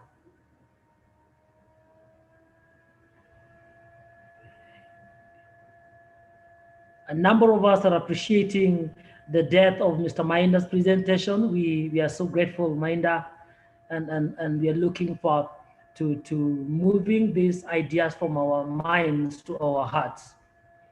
I'm waiting for any one of us. Okay, I presume Mr. Mainda was so eloquent in just presenting the issues. Kindly, Fred, could you address the question of the challenges of digitization within the HR processes and procedures? Asante. Thank you very much. I wanted to concur with George that now we are using the systems to which are supposed to guard against the market practices we have seen to also perpetrate the same. But I want to say this, that we can't avoid digitization. That's where we are heading to. We need to encourage automation. In fact, if we embrace automation in our processes, we are going to cut these market practices by over 90%. But I want to say this, we should be clear on the integrity of the people who are running these systems we are putting in place. That is the keyword to market practices which are perpetrated through technology. We can't run away from technology. We need to embrace it. It has really made our work easier. It has brought efficiency and effectiveness. But the bottom line is the people behind, the people who are charged with the responsibility of manning these systems need to be vetted. For instance, when we had, because that is in the public domain, the introduction of IFMIS, we are told that IFMIS is one of the most effective system, which if well used, it can cure most of the fraud which is being witnessed in some institutions. But it is the same IFMIS which was used to pay huge sums of money in the NYS scandal, you see? Now, what is the problem? Is it the IFMIS or the people behind or the people manning that system? It's the people, and that's why I said that as HR professionals, let us be keen on the integrity of the staff we bring on board. So the keyword is to ensure that we have the right people in the right place, manning the technology, since we can't really avoid this technology. Thank you very much. Thank you, Fred. Great thoughts. We are losing a lot in cybercrime. And remember that Kenya is perceived to be number 3 after France and South Africa in terms of cybercrime. That's the digital space. So Mainda is very right. Mainda, I just want you to take a second and address the question of how do you maneuver corrupt bots? And as Mainda prepares to do that, I don't know whether my director, Mr. Kongo, is in or Mr. Luhoba. Mr. Director, Mr. Kongo? I didn't get the question. Okay, I would ask you to address a question, sir, that a participant had earlier posted about the EACC being used or being perceived to be targeting political non-aligned persons. You know, that we are targeting political fellows, not really going after people that are corrupt. So Mr. Mainda would address how do you maneuver a corrupt boss, and director will address what's the correctness of this question that EACC is perceived to be targeting politically non-aligned persons. So I go with Mr. Mainda first, then director. Fred? Unmute, Fred. Unmute, Fred. Unmute.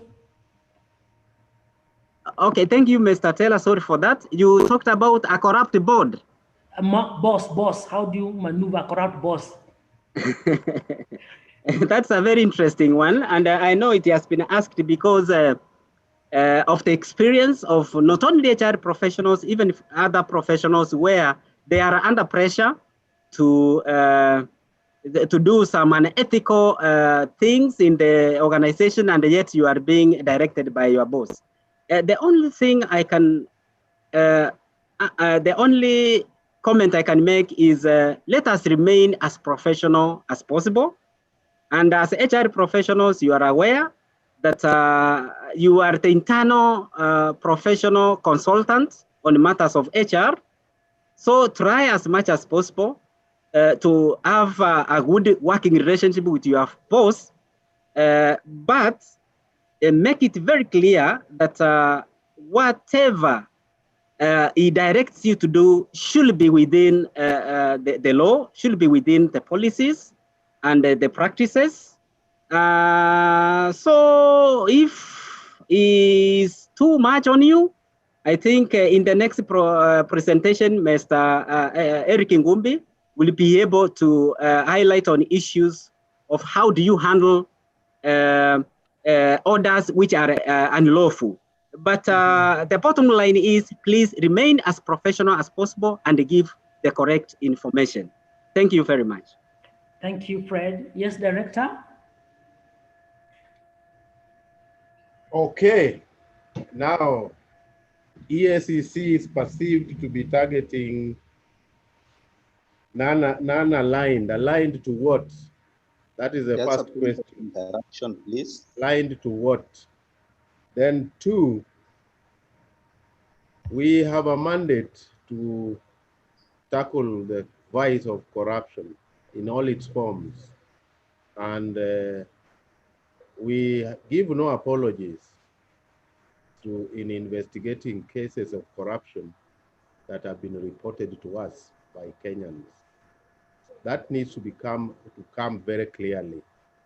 Then the third thing I would like to inform the distinguished participants is that that perception has been held for a long time.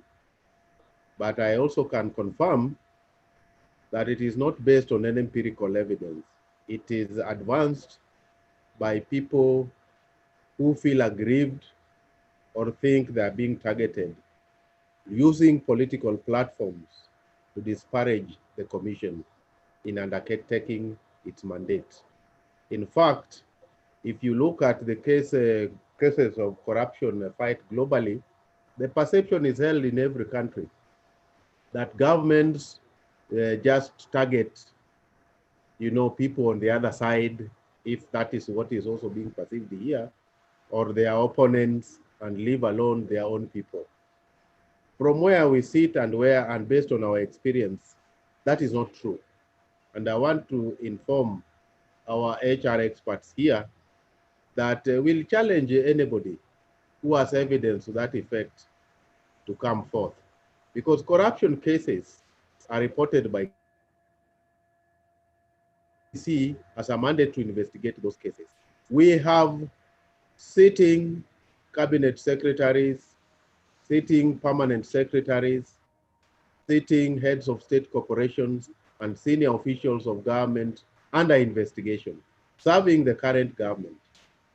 We have also people who have served the government in the past, including governors and even sitting governors. So I would like to inform professionals that that is not true.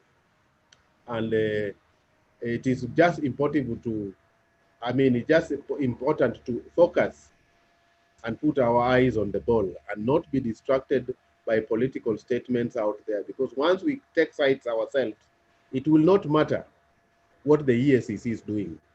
And we want to keep away from the political dimensions on the fight against corruption. Thank you.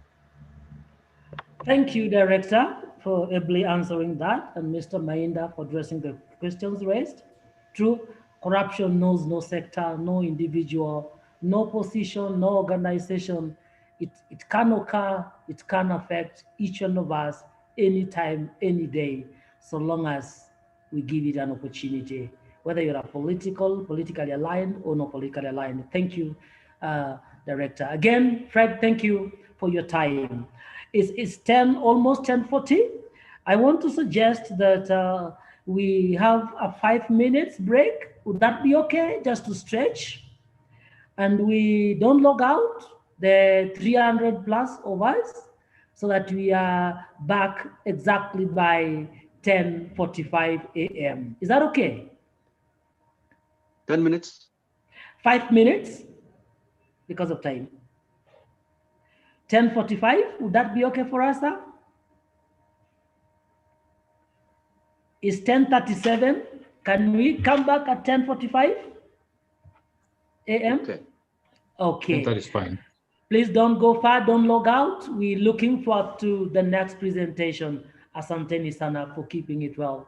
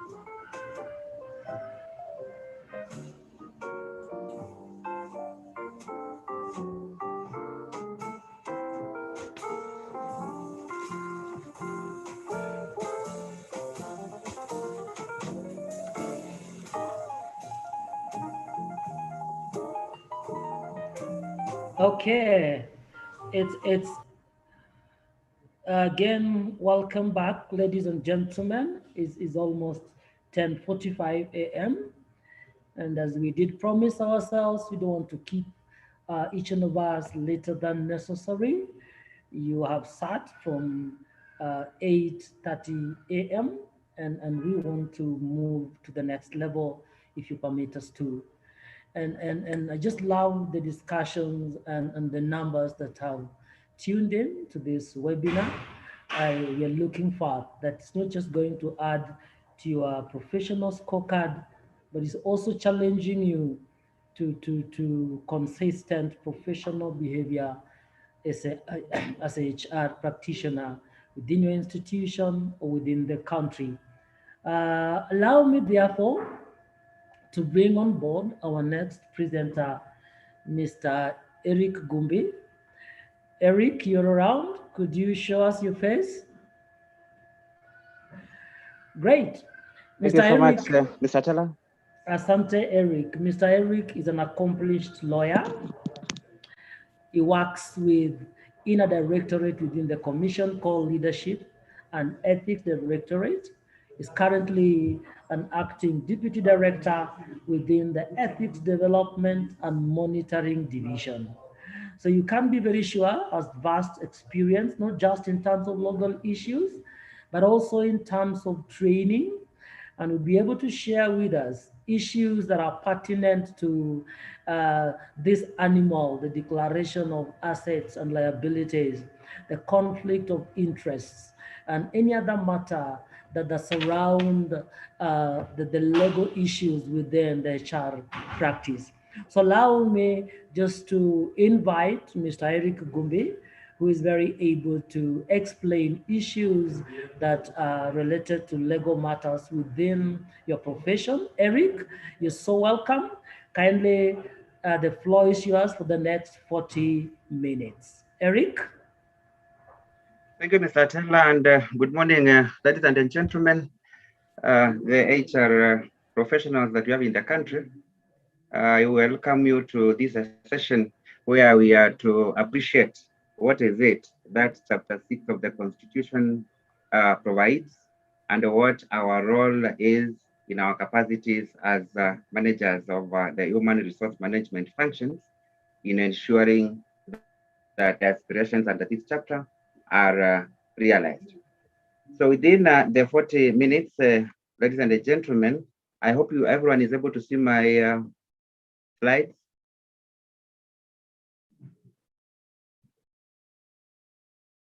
Yes, we are. Okay. So within the 40 minutes, we'll appreciate what is it that informed Chapter 6 of the Constitution. In other words, why is it that Kenyans found it fit to incorporate into the supreme law provisions that are to regulate the ethics and the integrity of persons who are tasked with the management of public affairs? We'll appreciate what the requirements are. Then we'll specifically identify a number of frameworks or mechanisms that have been put in place through statutes and the regulations to ensure that the requirements of Chapter 6 of the Constitution have been implemented. Of course, we'll appreciate what our role is as human resource professionals. In terms of the focus, we are focusing on two key attributes, that is ethics and integrity. Of course, all the other terms that you see there are subsets of this overarching concept. We'll appreciate that it is when ethics and integrity are in short supply that corruption occurs. So the whole concept of Chapter 6 of the Constitution is to regulate the behavior or the conduct of persons who have been entrusted with the public authority, to ensure that at all times, whatever they do is aimed at advancing public interest in their respective operational areas. Picking from where my brother left in the morning, the concepts of accountability, transparency came out very well, particularly in the HR function. You are sensitized on the need to take responsibility of the sensitive functions that are vested in you. Of course, it was all culminating into good governance. For those of us who are serving the public service, we are aware of the doctrine of public trust, that we hold our offices in a trust for the people. And in that capacity, then public accountability is not negotiable. So all these terms and concepts, when violated or when not adhered to, they result into corruption. I say this to emphasize that corruption does not necessarily have to involve the exchange of money. So we are either corrupt or unethical based on how we integrate or abuse those terms and the concepts that are highlighted. When you talk about ethics, ladies and gentlemen, the question is always posed: do we have to legislate on ethics? Do you have to enact a law to tell a person that they ought not to do things that are wrong, they ought not to do things that hurt others? Or should ethics be a moral question? Many scholars will look at it differently. There are those who will argue that it ought to be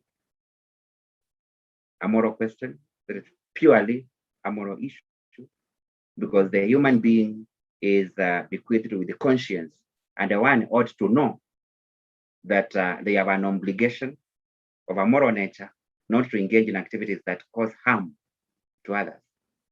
But we also appreciate that we live in a society where the human being will more often than not fall short of the glory, fall short of the set standards of their behavior. And for that reason, we will need the law to set uniform standards that all of us have to subscribe to. And that is basically the reason why Kenyans, when negotiating their social contract with the government, which is expressed in the Constitution of Kenya 2010, agreed that they want a country where values take center stage. That will come out shortly as we proceed. So basically, ethics is both a moral and a legal question. Those who are not able to adhere to the set standards, then the law has to come on board, or it has to be activated to force them to live by the expected standard. With that in mind, it is important to clarify that law on its own cannot be a panacea to all the challenges that our society faces. If it were an effective tool, then we would not have offenders who would be jailed. Then when they are released, they go back to commit the same offenses. We would not have habitual offenders if law on its own was effective. So law has to be complemented with other strategies. And when we are speaking to stakeholders such as yourselves, we want to emphasize on the need to nurture integrity practices so that people will do right things, not because the law tells them to do so, but because it is the right thing to do. We want to move to that level where people are guided by their conscience in making decisions. We want to move to that level where a HR professional will always apply ethical considerations in all decisions. It is important because the work that we do as a HR practitioner is critical in that institution. If not well done, or if corruption is allowed, as we saw in the first presentation, there are so many things that can go wrong. If we employ unqualified persons, that has a direct impact on the productivity of the organization. Most of the problems that we are having today in the public service and are also being experienced in the private sector have everything to do with the individuals who are working there. These problems do not bring themselves. It is about the individuals. And that is why our colleague who looked at the various functional areas in HR emphasized on the need for two levels of integrity that I want to emphasize. Personal integrity on one hand, and institutional integrity on the other hand. Because if you are to focus on one, and you have men and women who do the right thing, and you do not ensure that systems also have integrity, corruption will still thrive.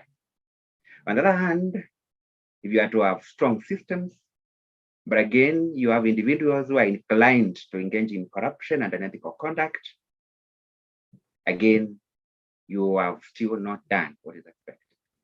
So to ensure that you have integrity and your institution is corruption-free, then your strategies must adopt that two-pronged approach, that is institutional and a personal integrity. We are called upon to be beyond reproach, like Caesar's wife, so that the law remains for those who are not able to abide by the rules, despite all these other efforts. That is why, ladies and gentlemen, on the eve of 27 August 2010, Kenyans promulgated their constitution. Of course, that constitution was preceded by a painful history. It was a constitution that marked a significant change on how affairs of the public were managed. It is a constitution that was informed by, among others, the need to reform leadership and the need to reform how public authority was exercised. So that is one of the reasons why Kenyans sought to have a government that is based on various values that have been listed in the preamble. It is very clear that Kenyans aspire for a government based on social justice, for example, human rights, where rule of law thrives, etc. Again, we are saying under Article 1 that all sovereign power is vested in the people, so that those who are in public office are there as public trustees, and that is very important, especially for those who are serving in the public sector. We hold our respective offices in a trust for the people. What does that mean? That it is not open to us to discharge our daily functions as we deem fit. We must always know that the power we exercise is constrained power. It is subject to public interest. It is subject to the rules that have been prescribed in various statutes, as will be discussed shortly. Most importantly, ladies and gentlemen, under Article 3 of the Constitution, every person, regardless of whether you are in the public service or the private sector, has an obligation to defend, respect, and uphold the Constitution.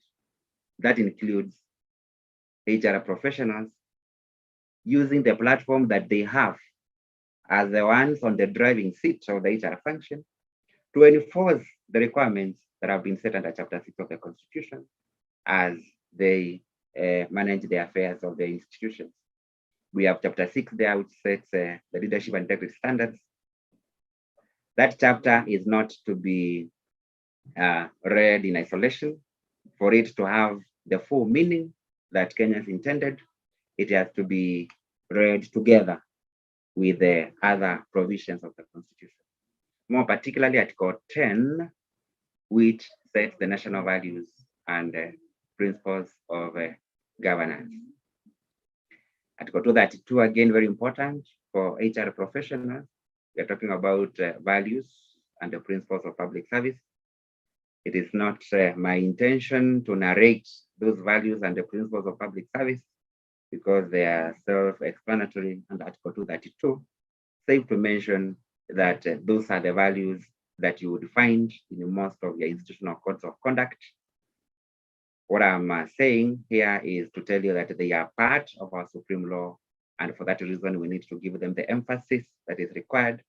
These values include professionalism, for example. Others are impartiality, non-discrimination, the highest standards of public service, integrity is key, etc. In order to ensure that these constitutional values and the standards are effected, the Constitution has also set up an institutional framework within the Constitution, and again, through various statutes that have been enacted pursuant to that Constitution. For the purposes of this slide, I will say that we have various constitutional commissions under Chapter 15, and that is where EACC also derives its mandate. We have Article 252 providing that a constitutional commission such as EACC shall implement or shall ensure or secure observance of the values that are indicated there. One of them is good governance. The other one is rule of law, democracy, etc. So in addition to that mandate, we have statutes that also confer mandates on EACC and other constitutional commissions, such as CAJ, for example, which is supposed to ensure that official maladministration is dealt with. We have others such as IBC that should ensure that persons who are cleared to vie for elective positions are men and women of the integrity anticipated under Chapter 6 of the Constitution. It is a key agency, and we have many others. So, ladies and gentlemen, I'll emphasize more, I'll emphasize the role of EACC as one of those entities that have indirect jurisdiction to enforce ethics and integrity standards as contemplated under the Constitution and other laws. As earlier said, EACC is a constitutional commission. Yes, it is enacted through a statute, but that enactment, the establishment through a statute is via a constitutional reference, because Article 79 requires Parliament to enact a statute establishing EACC, and once so established, then EACC is to enjoy the status of a commission under Chapter 15. So that is how it becomes a Chapter 15 commission. The reason why it is important to have such bodies under the Constitution is to insulate them and guarantee their independence as they discharge their mandates.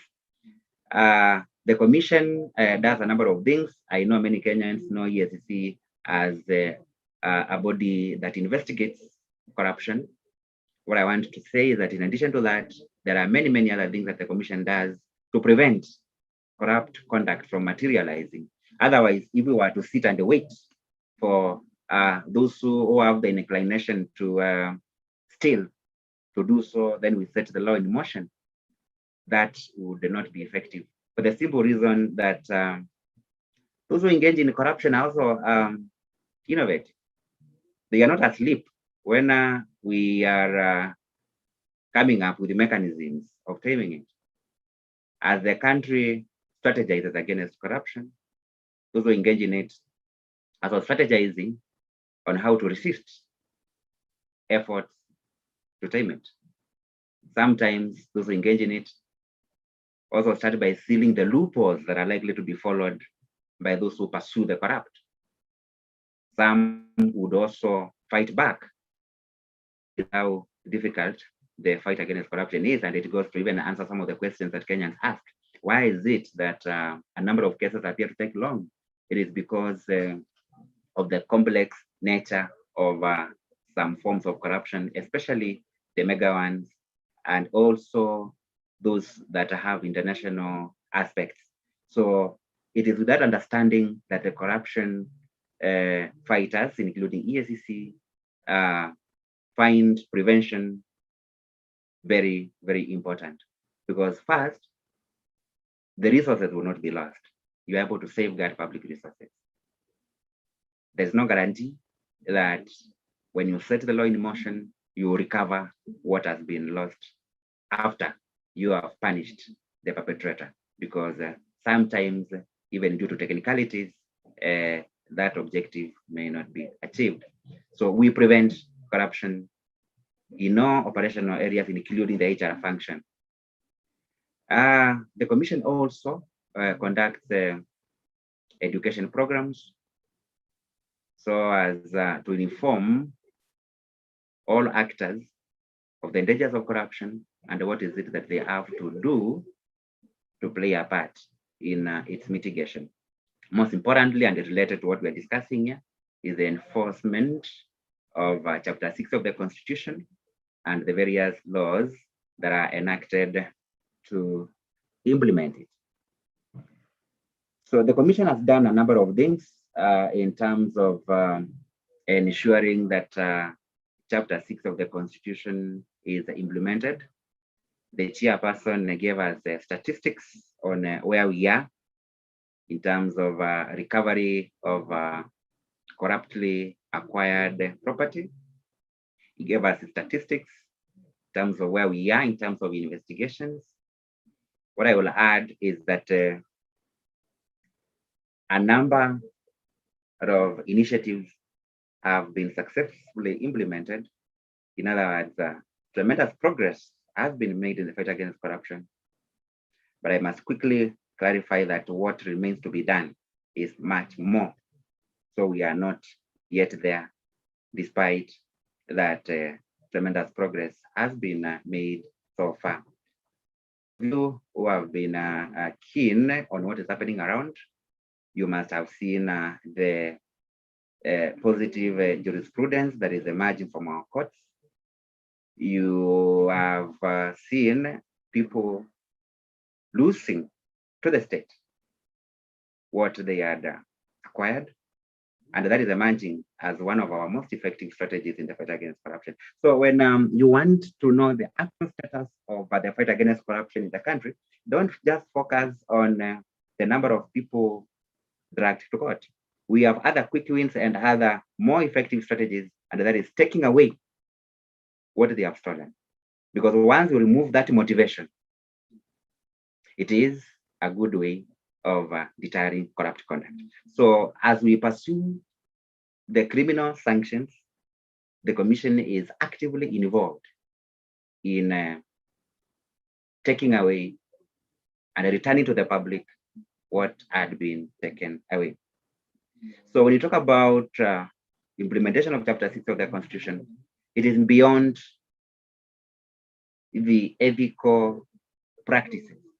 It is also about the extent to which corruption has been mitigated. Because it is when people become unethical and it is when people lack integrity that they engage in corrupt conduct. Where are we as a country? As you see in that illustration, I would use the example of the lady you are seeing there. I'll use that to represent the various actors that are doing a number of things towards taming corruption. She's representing EACC and other agencies. She's representing individuals who have taken action to mitigate corruption. She's representing those HR professionals who have said no to corruption, who have refused to be coerced by their bosses to do that which is not right.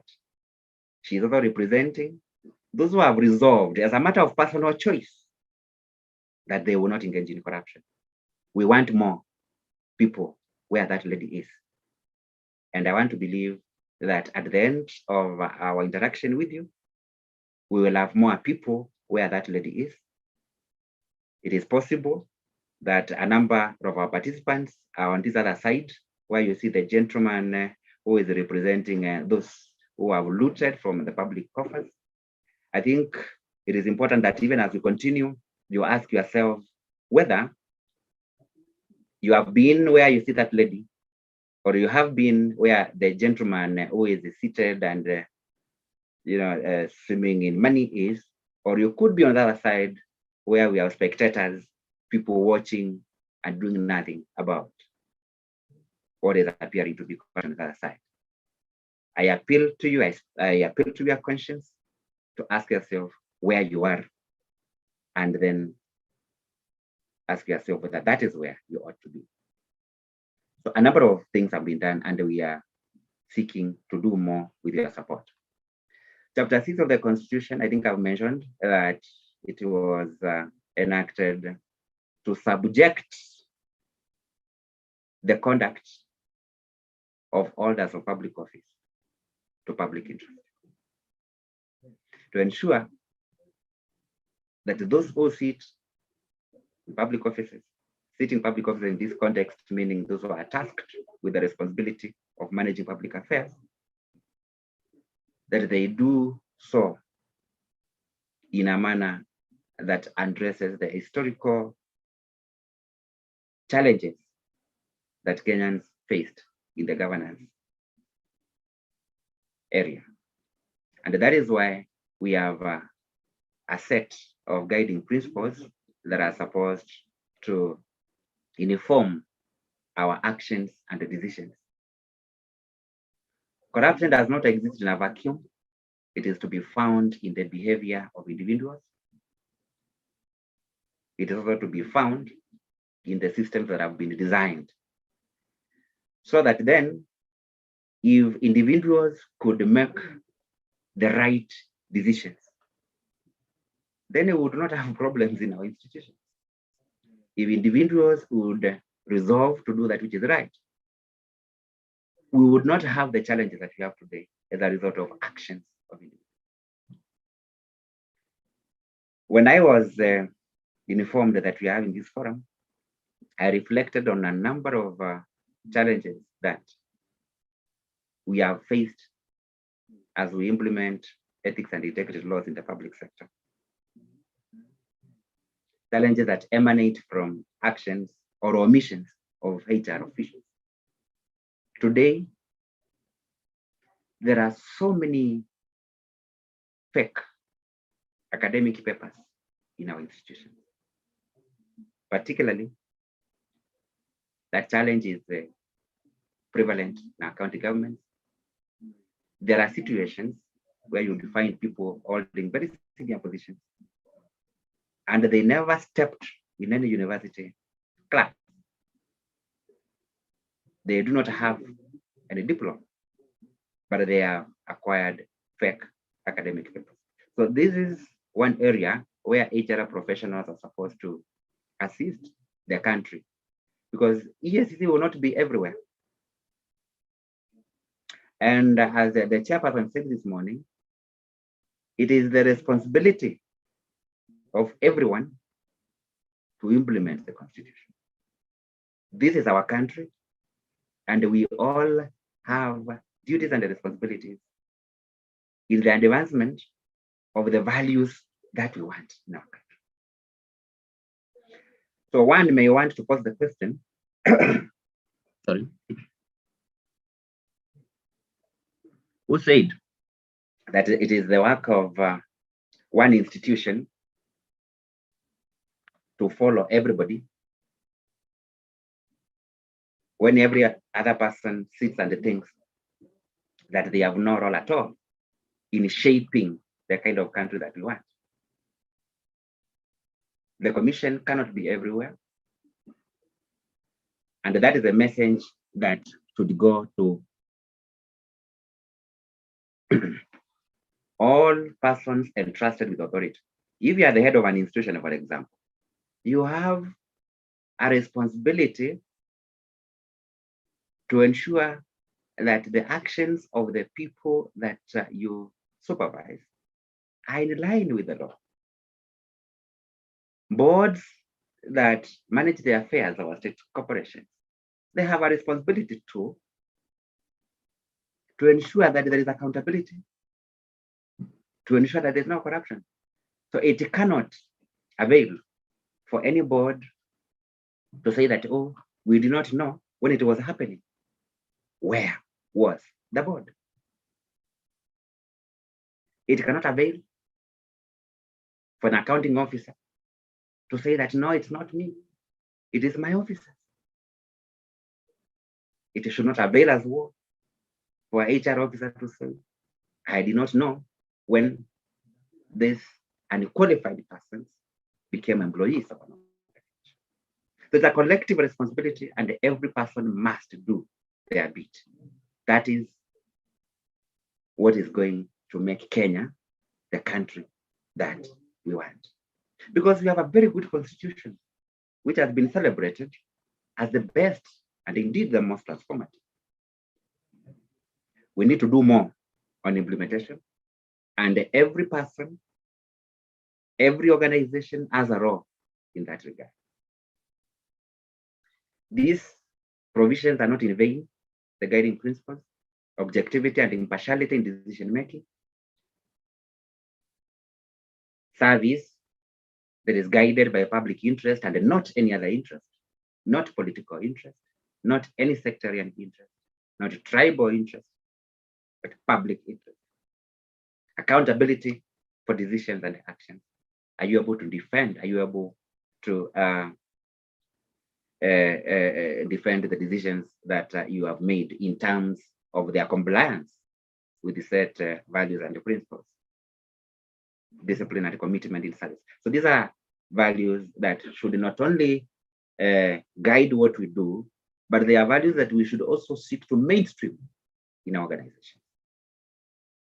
Drawing from these guiding principles, we should ensure that our interview processes, in addition to focusing on competencies, also focus on values. It is only when we adopt value-driven conduct of business that we are going to realize the objectives that we are talking about in terms of the expectations under the Constitution. Ladies and gentlemen, Chapter 6 of the Constitution has been tested in our courts. And as I said earlier, the Constitution provides general principles that are implemented through various statutes that we'll be looking at shortly.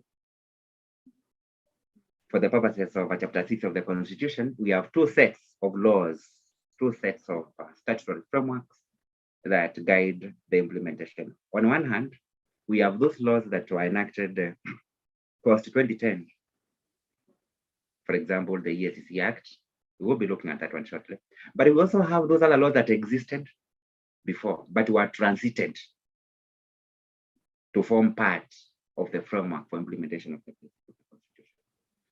In the 6th schedule, where we have the transition of existing laws, I think at section 7 of that schedule, the Constitution says that all the law that existed before the effective date of that Constitution continues to exist, but shall be read with the necessary modifications and alterations to bring it to conformity to the Constitution. So that is how laws such as the Public Officer Ethics Act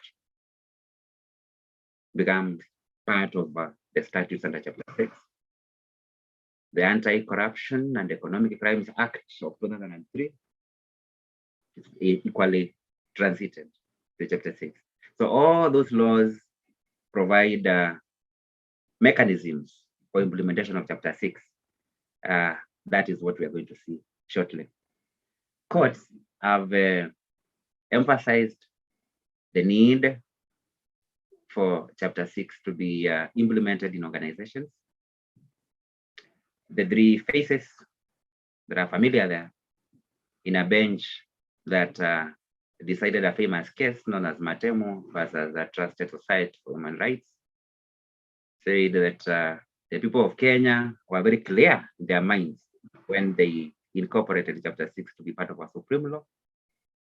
And to quote them, they said that the people of Kenya did not intend that the provisions on integrity under Chapter 6 be merely suggestions or be superfluous or ornamental. The people of Kenya were clear that those provisions under Chapter 6 cannot be lofty aspirations. They were clear that those are provisions that have to bite. EACC is doing its best to ensure that those provisions do bite. In that pursuit, the Commission has continued to undertake integrity vetting on the request of institutions that are seeking to employ. On one hand, we have public entities that do the same as a matter of statutory compliance. And then we have private institutions that continue to submit names to us to vet for integrity as a best practice. I'm encouraged as a practitioner by what many private institutions are now doing, despite that Chapter 6 appears, or indeed focuses on the public sector. Many private institutions are adopting the standards that have been set for public service to apply to the institutions, and that is very encouraging. A number of them have adopted these mechanisms, and shortly we will see what HR professionals need to do moving forward. So that framework for implementation of Chapter 6, ladies and gentlemen, is comprised of various policies, regulations, and statutes. For the purposes of this session, I'll emphasize on two. That is the Leadership and the Integrity Act. I'll put that one in bold. The Public Officer Ethics Act. But I must mention that the rest are equally important. The National Ethics and Anti-Corruption Policy of 2018 was launched on 7th of October last year. After 10 years of development, it is expected that that policy will indeed inform various legal and administrative measures that will need to be taken to strengthen the laws that we have. We are talking about regulation of ethics and integrity. We already have statutes in place, but there are gaps, and that is why the initiatives that are contained in that policy will inform the actions that the government will take in sealing some of those loopholes and enacting new laws where they are not there. And also other initiatives such as collaboration among agencies. So that policy is important, that's the point. The Ethics and Anti-Corruption Commission Act on its part provides the institutional framework, that is the establishment of the commission, and its mandate is set out there. The Leadership and the Integrity Act, critical as well. It sets a code, that is a Leadership and Integrity Code for all state officers, and the same has been extended to apply to public officers as well. What I will also add is that under that particular statute, Section 12A requires every person seeking appointment to public office to submit a self-declaration form to the commission. That self-declaration form is set out in the second schedule. It is the form that we use to gather data about persons that are joining public service. It is a very comprehensive form that gives us all the information about an individual. There are self-examination questions in terms of the ethics and the morality of an individual.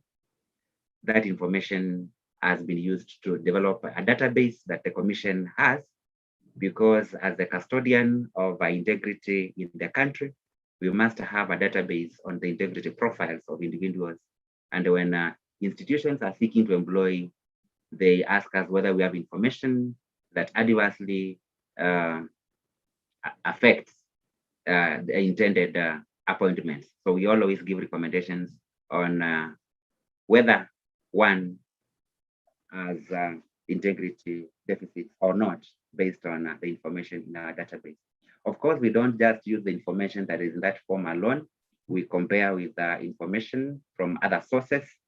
So that requirement under Section 12A is very, very important. That form also is submitted to IEBC under Section 13 in respect to elective offices, because there are two ways in Kenya in which one may join, public service. It's either appointment or election. So the IEBC, on the other hand, has a responsibility to ensure that persons who are joining public service through election do meet the integrity requirements, and that's why the form was submitted to them.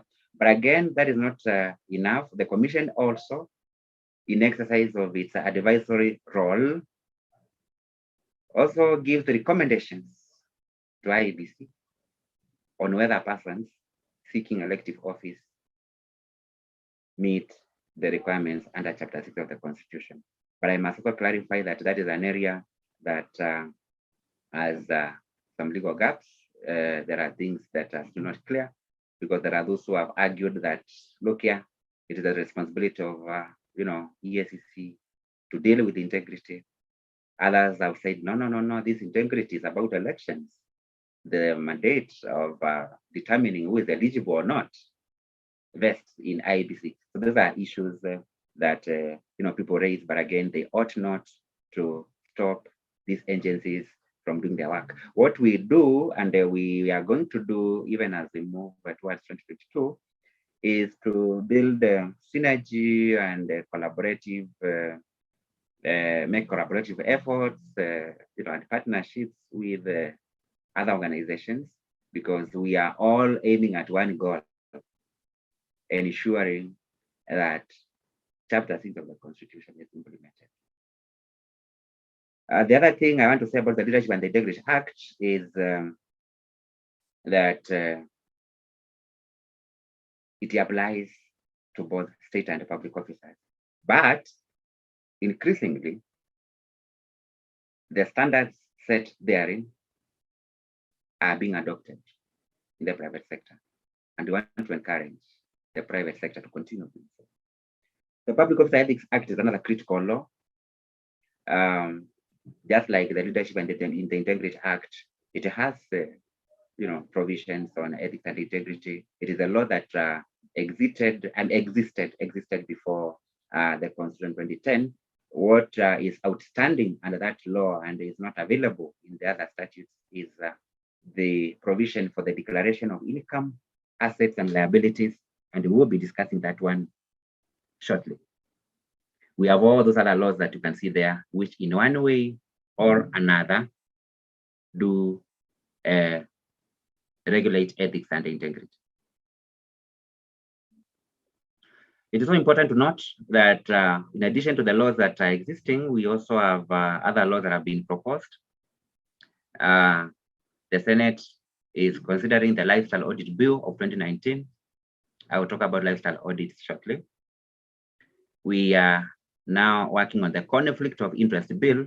In fact, when I was being invited to speak, a call was coming that this bill is required. The Commission is spearheading its development. The AG wants this bill immediately to develop a cabinet memo to submit the same to the cabinet for approval so that it can go to Parliament. We also have the Statute Law Miscellaneous Amendments Bill of 2021. This is the Omnibus Bill, which amends various statutes. Quite a number of proposals have been made to strengthen the fight against corruption. And that takes me back to what I said, that even though corruption remains a challenge in the country, even though many Kenyans believe that levels of corruption are increasing, a lot of work has gone to this. And if all actors could join hands with every actor doing what they must do, we can significantly bring the levels of corruption down. Whenever we talk about actors in the fight against corruption, we tend to forget that citizens of this country constitute a key stakeholder in this process, and they must do their role. I've argued elsewhere that Kenya suffers what I refer to as the civic responsibility crisis. Kenyans must realize that the sovereignty that is guaranteed under Article 1 cannot crystallize suomot or on its own motion. You cannot be sovereign simply because the Constitution says so. You are sovereign when you enjoy sovereignty. You are sovereign when you are respected by the persons you have entrusted with your mandate. You are sovereign when there is no corruption in the country. But that cannot be realized unless and until Kenyans do that which they must do. And that is playing their responsibility in the fight against corruption and other governance processes. The Constitution has profiled Wanjiku and placed her at the very center of governance. Wanjiku has not sufficiently taken up a correct position in the Constitution, in its implementation, and the time has come that citizens do so, so that we are able to realize the good governance that we aspire for. It will not come on its own. We must hold our leaders liable. We must elect women and men of integrity to office. You cannot elect, let's say, a thief to office, dancing, celebrating. Then after a few months, you want to ask EACC, what have you done about this person who has done this and this? No. It is a shared responsibility. Institutions will do their bit.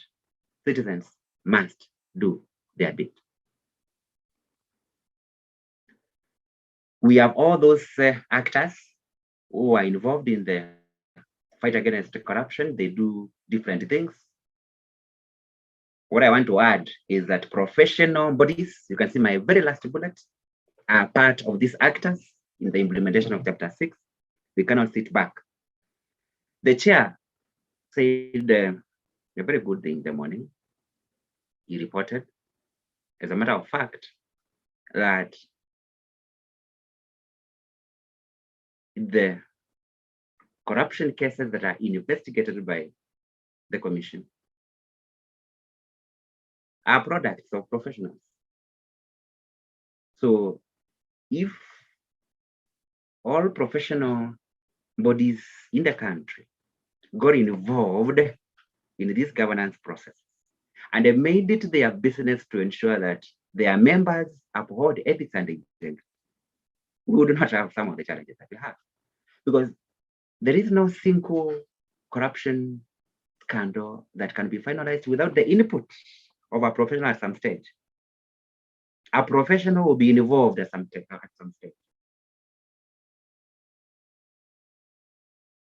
Finance management professionals, supply chain management professionals, HR professionals. We are the ones facilitating perpetrators of corruption. And if each of these bodies was to regulate its members and ensure that integrity is key for the continued good standing of their members, that would be a very serious contribution in the fight against corruption. It would be a very serious contribution in a constitutional implementation. And we would not be asking the questions, oh, IBC, why have you cleared so and so? Some of those people are our members. Yes, you see. Why is so and so still in office and they are this? Let each actor do their bit, and collectively we will realize the kind of country that we envisioned when we enacted the Constitution 2010. We will look at the role of professionals at some stage. Members, Chapter 6 of the Constitution and its frameworks for implementation. I did not want to discuss the specific content in each statute. What I have done is to bring out those mechanisms that are found in the various statutes that have been put in place to implement Chapter 6 of the Constitution. 1, integrity vetting. Article 73(2) of the Constitution provides that selection for appointment to public office shall be on the basis of integrity, that's personal integrity, competence, and suitability. I don't need to add more. Section 12A of the Leadership and Integrity Act on the Self-Declaration, I've talked about that. So the message here is that we need to vet.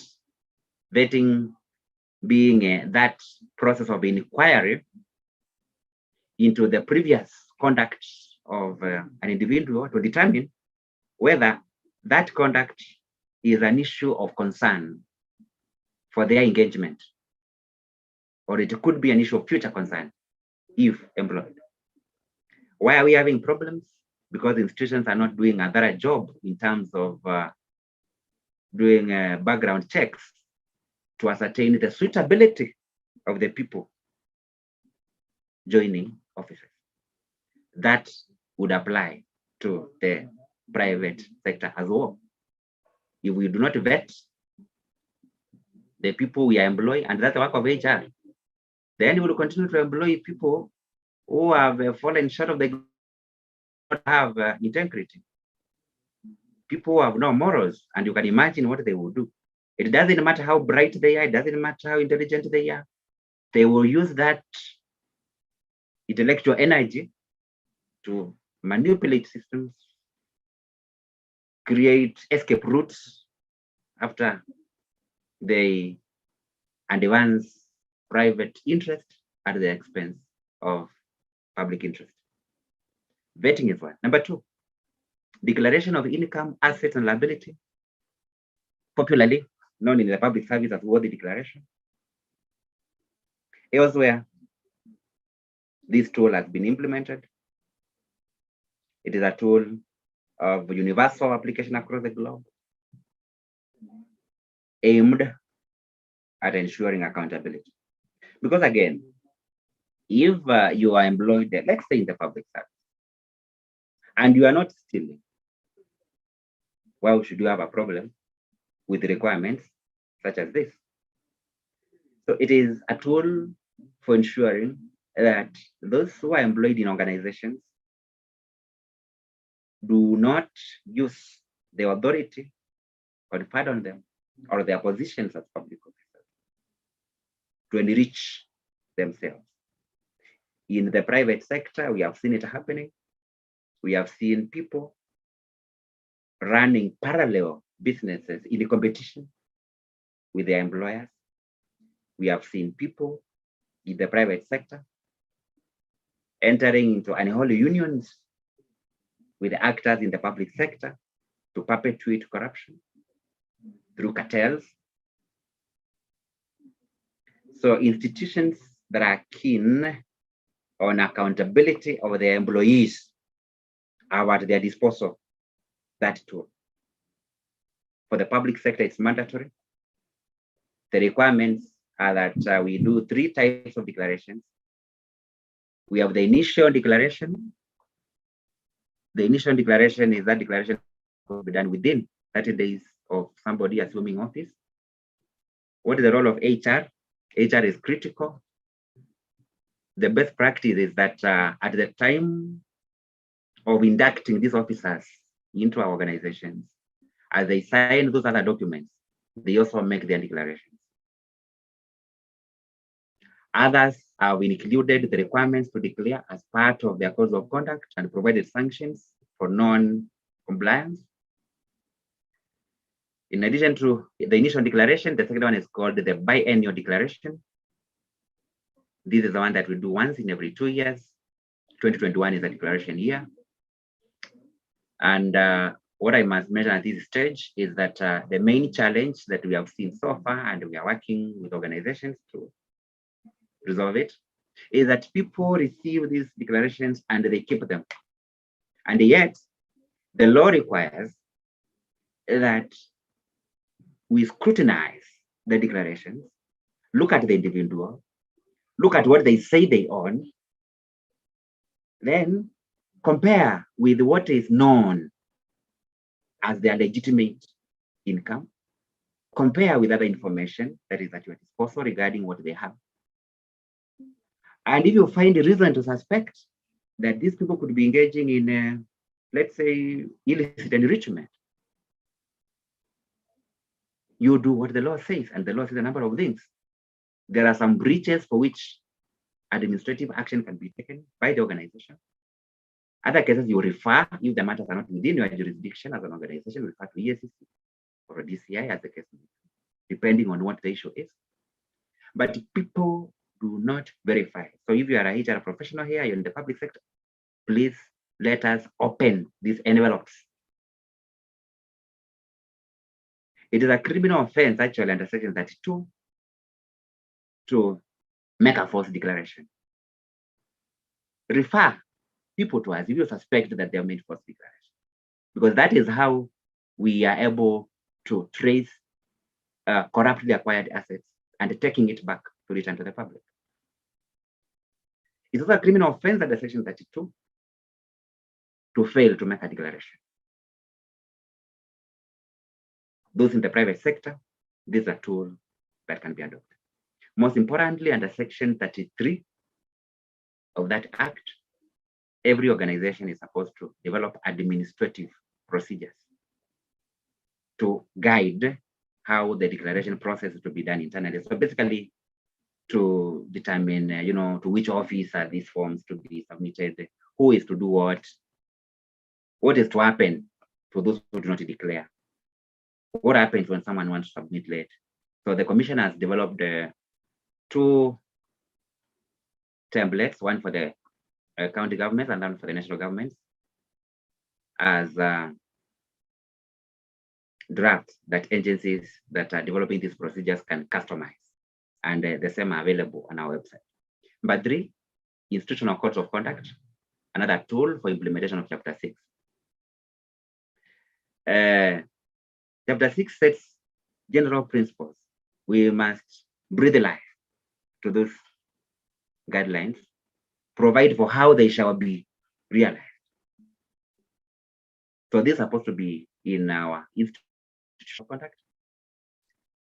I am aware that many organizations in both the private and the public sector have in place this kind of codes. All we are saying is that it is one thing to have these things in place. It's another thing ensuring that those instruments realize the objectives for which they are. I've noticed a trend in both the private and public sector where many codes of conduct are compliance-based. An employee shall not do this, an employee shall not do this, an employee shall not do this. I want to say that it's so important to have what we call the value-based codes. It is important to also promote the behavior that we desire, so that people do things in the right way, not because that's what the rules say, but because they believe that it is important to do that.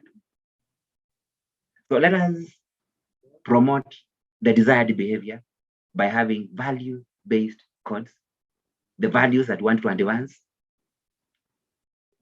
what the employee is expected to do. A hybrid code would be desirable. There are those situations where you may talk about what is prohibited, yes, shall not do this, but let us also promote and advance what we desire.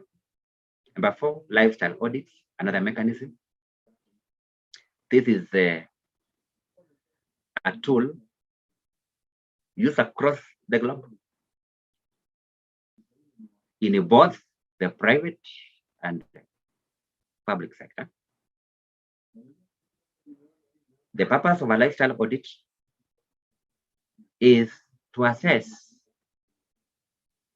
whether an employee is living within their means, or whether the lifestyle that an employee is leading is commensurate with their legitimate sources of income as known.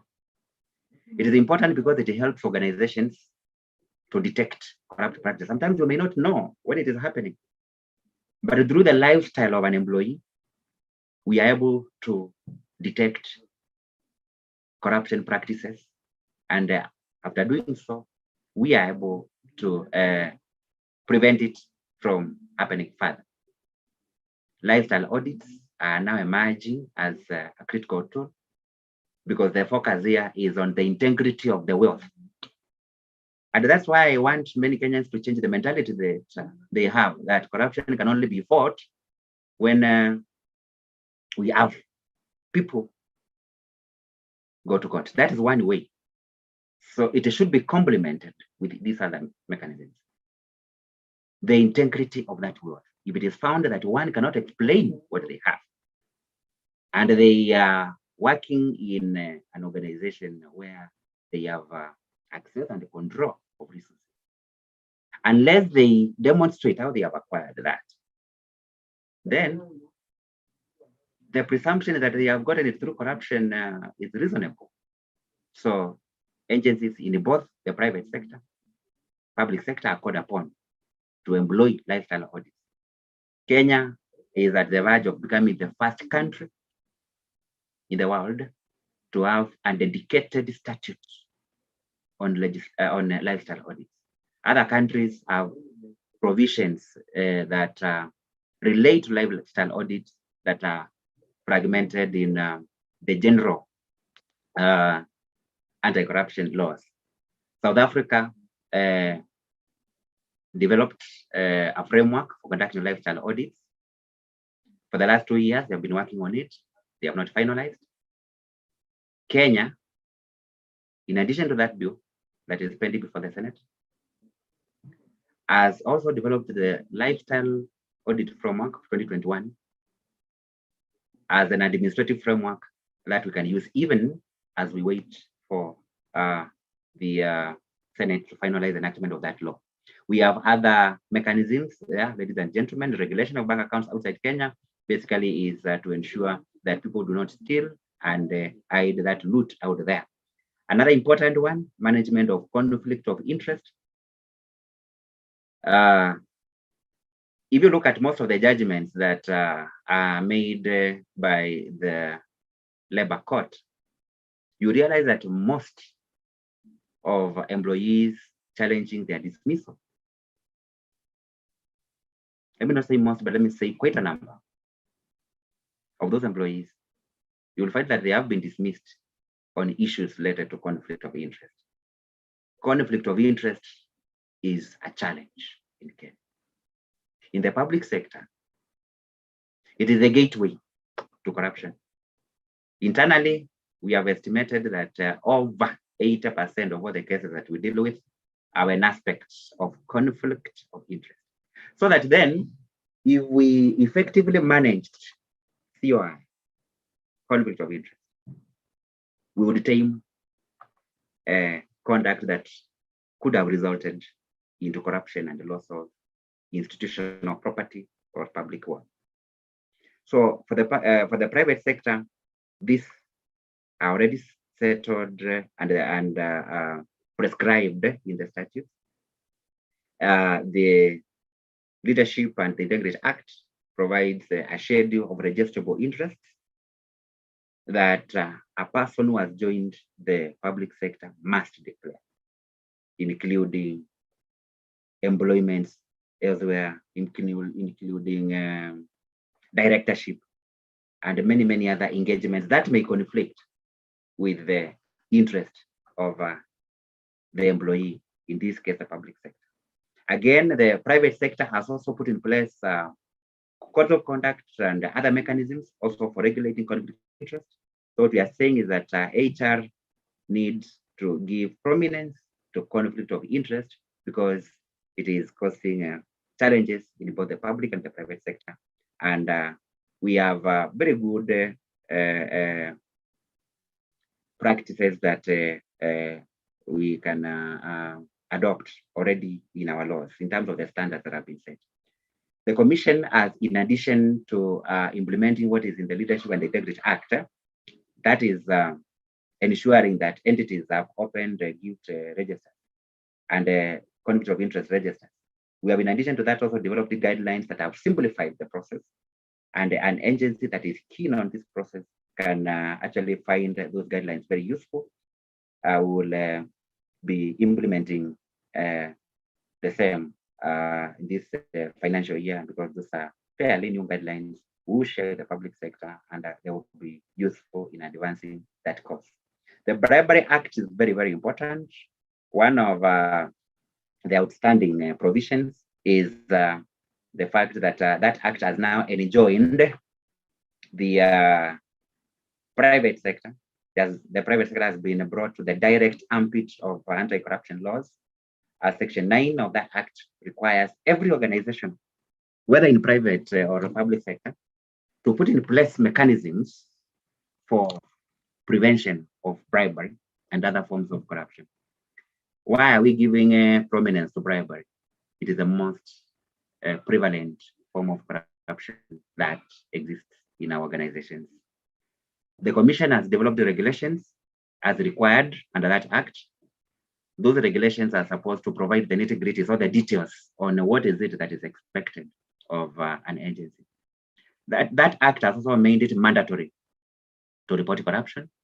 That act has also created obligations on the managers or those people who have responsibilities in our organizations to prevent corruption, and then duty to report it. The other mechanism for ensuring that Chapter 6 works, or the standards that are under Chapter 6 work, is the enforcement standards. We have enforcement standards basically focusing on action for non-compliance. It is twofold. On one hand, we have the criminal sanctions for prohibited conduct. And where is this conduct prohibited? That conduct is prohibited in various statutes. Anti-Corruption and Economic Crimes Act. You have seen what is happening. The courts are increasingly meting out deterrent sentences. You recently saw what happened in respect to one member of parliament who was to pay back billions and also serve many years in prison. We are still collaborating with courts through the existing frameworks to ensure that we make corruption a high-risk venture. And what we need is more deterrence. That conduct that I'm referring to as prohibited conduct that could be inimical to Chapter 6 is also found in the Penal Code. That conduct is also prohibited in the Public Finance Management Act, Public Procurement Tax Disposal Act, and any other act that creates offenses which constitute a violation of the values that envisaged under Chapter 6 of the Constitution. We have administrative sanctions that could be taken by institutions within the institutional mechanisms for regulation, for the regulation of the employee conduct. And HR is at the very center of implementation of these administrative sanctions. We want to see people who are engaging in corruption being acted on. Institutions should make corruption and unethical conduct part of the prohibited forms of conduct in the organization. So that the way a private sector organization would deal with an employee who has done things that are prejudicial to the existence of that organization is treated as the same way as in the same way as an employee who has also engaged in corruption. We need to make corruption part of our business. That is, fighting corruption being part of our business. Let us not assume that this is a responsibility of some other agency out there. It is a responsibility of every organization. The way an organization would deal with people who have stolen its property. Let us also not employ people who are accused of having stolen public property out there, because we have situations where people are dismissed from public service on account of corruption. Very public sector organizations take them on board. So the HR is key in advising the management of their respective organizations on that. And finally, there is this mechanism, professional regulation. I talked about professional regulation of the conduct of, members, regulation of the conduct of members of professional bodies. Every professional body should include or incorporate ethics and integrity in their code of conduct and hold people to account for unethical behavior. If your members are charged with corruption, or your members are found to have engaged in corruption and unethical conduct, they ought to be disciplined under your rules. So are your regulatory frameworks strong enough to address issues related to ethics? Do we support our members? Do we stand in solidarity with them when they are accused of corruption or they are engaged in corruption? Or we stand in solidarity with institutions that are disciplining our members for corrupt conduct? We have a duty to promote public interest. We have a duty to entrench ethics in the dealings that institutions have with the members of the public. Having said so, I'll appreciate, I'm now finalizing, I'll appreciate that there are challenges that have been faced so far by those who are in the business of implementing Chapter 6. One of such challenges is weaknesses in the legal frameworks. I earlier talked about ongoing initiatives aimed at addressing the same. In the next 2 weeks, the Commission will sit with the Justice and Legal Affairs Committee of the National Assembly to deliberate on some of these desired reforms, because this is, again, a continuous process. I talked about jurisprudence. We are happy of the jurisprudence that is emanating from the courts, but we are of the view that the courts can do better in terms of developing jurisprudence. We can now see governors barred from accessing their offices. We can see people losing property that they had stolen is coming back to the state. We want to see more convictions.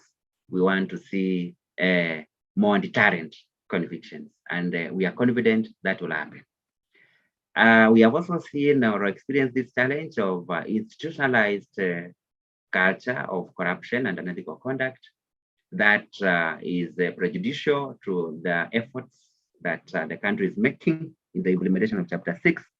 We are asking HR professionals to participate in addressing that culture in our institutions. Let us uproot that culture and in its place have ethical culture that supports implementation of Chapter 6. Another challenge is insufficient accountability checks, and that is why I want to challenge HR here, HR professionals in our respective organizations. Let us ensure that people account for their decisions and actions. There is another concept of supervisory accountability. When members of staff or when employees are engaging in corruption and other unethical conduct, where is the supervisor?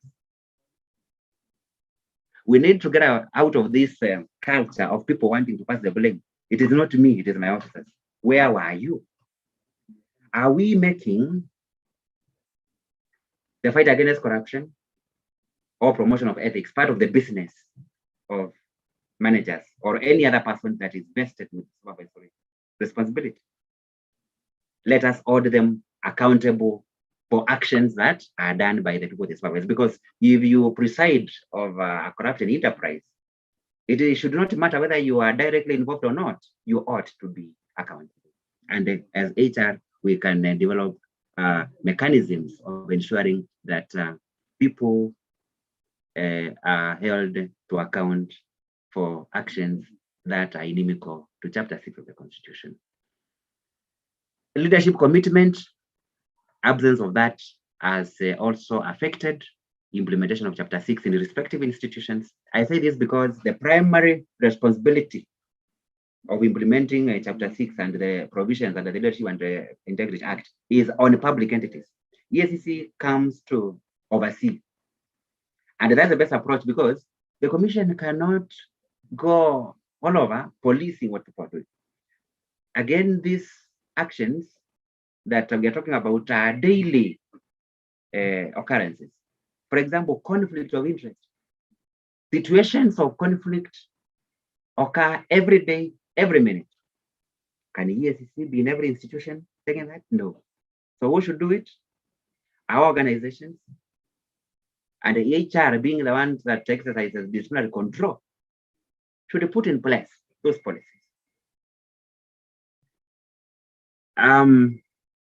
What can we do then as HR, as I finalize? A number of things were discussed. I want to add more.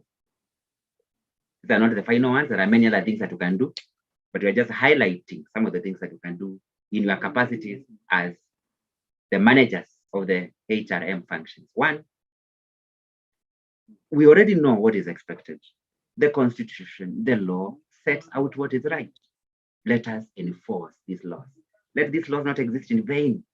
Let Chapter 6 not exist in vain. The judges were right that Kenyans intended that there be a bite.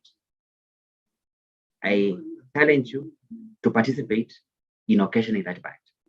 Number two, let us develop and enforce integrity management tools.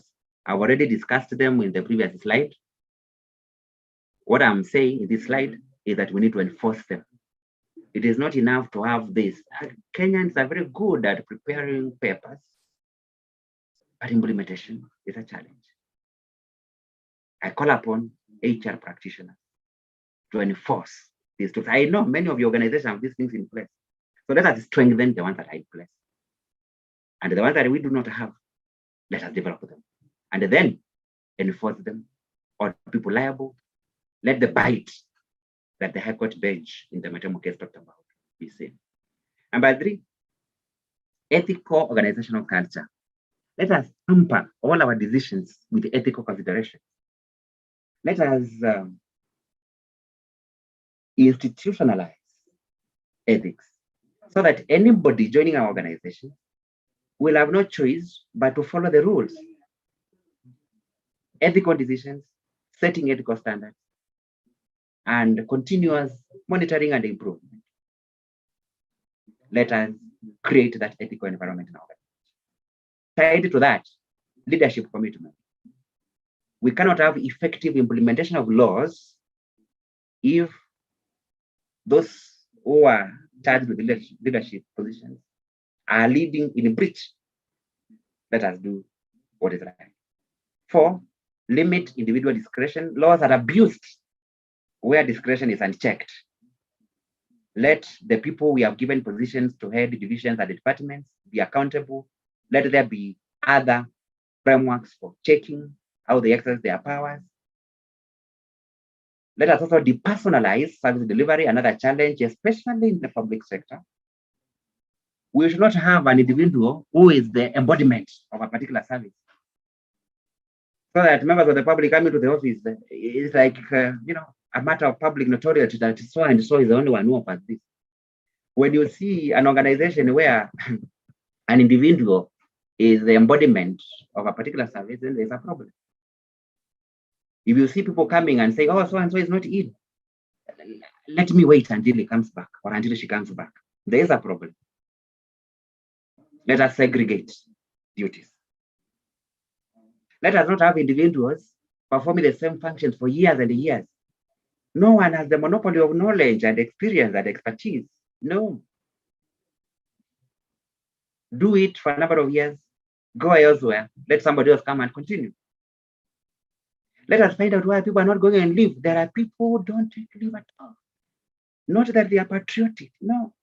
Not that they love the organizations very much, no. Some of them do not want a break that can lead to detection of the things that they do. So HR, for those in the public sector, we are now headed to the close of the financial year. Let those fellows who have not taken leave, take leave and go home. Ile kitu wanakalianga hapo, wacha tuione.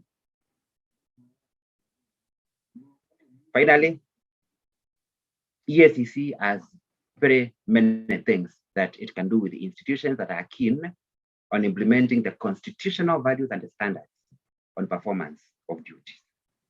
Liaise with us, invite us. I know many other times that EACC invites itself to organizations. We want to be invited, not for investigations, but to work with organizations in reforming systems, in integrating ethics and integrity in your processes, mainstreaming ethics among yourselves. We have programs for that in that regard. Individual responsibility, ladies and gentlemen. I'm finalizing with this one. We have this culture where people want to assume that it is somebody else to do it.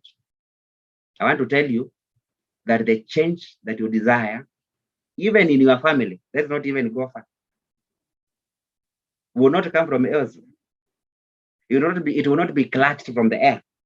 It will be out of some action by yourself.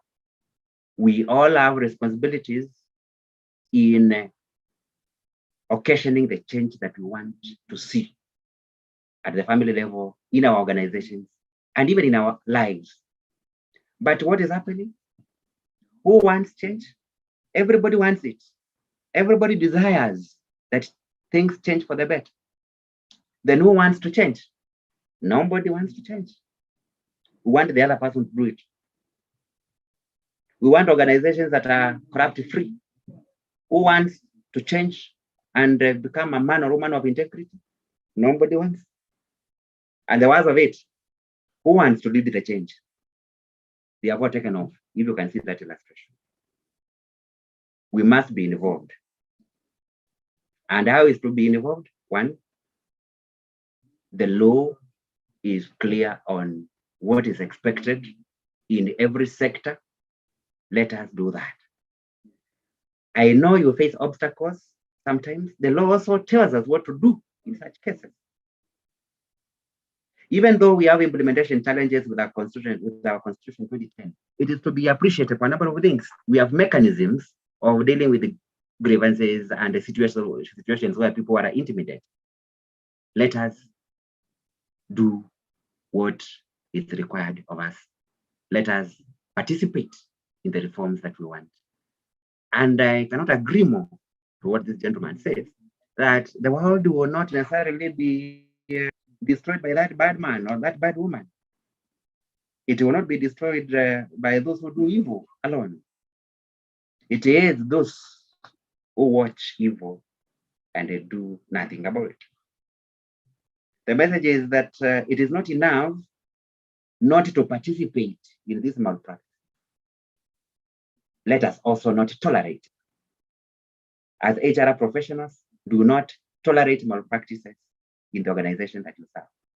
As the body, the IHRIM organization, do not tolerate rogue members. Do not tolerate men and women who do not have integrity. So if you happen to have a few, if some come into your profession, deal with them. Have mechanisms of ensuring that unqualified people do not also practice as your members. Have mechanisms of ensuring that you can be able to monitor how your members are working in their respective organizations. And it is not all about sanctions. Let us also reward those who have advanced integrity. Let us have your organization and the EACC rewarding the HR Professional of the Year who demonstrated or exhibited integrity, or who took various measures in the organizations to advance integrity. There are so many things that we can do, and I want to leave you by encouraging you that it is doable. These are things that we must do, because if we don't do them, then they will continue to negatively affect our organizations. And as Luther puts it, there comes a time when we must take certain positions, not because they are safe or popular, but because it is the right thing to do. Thank you.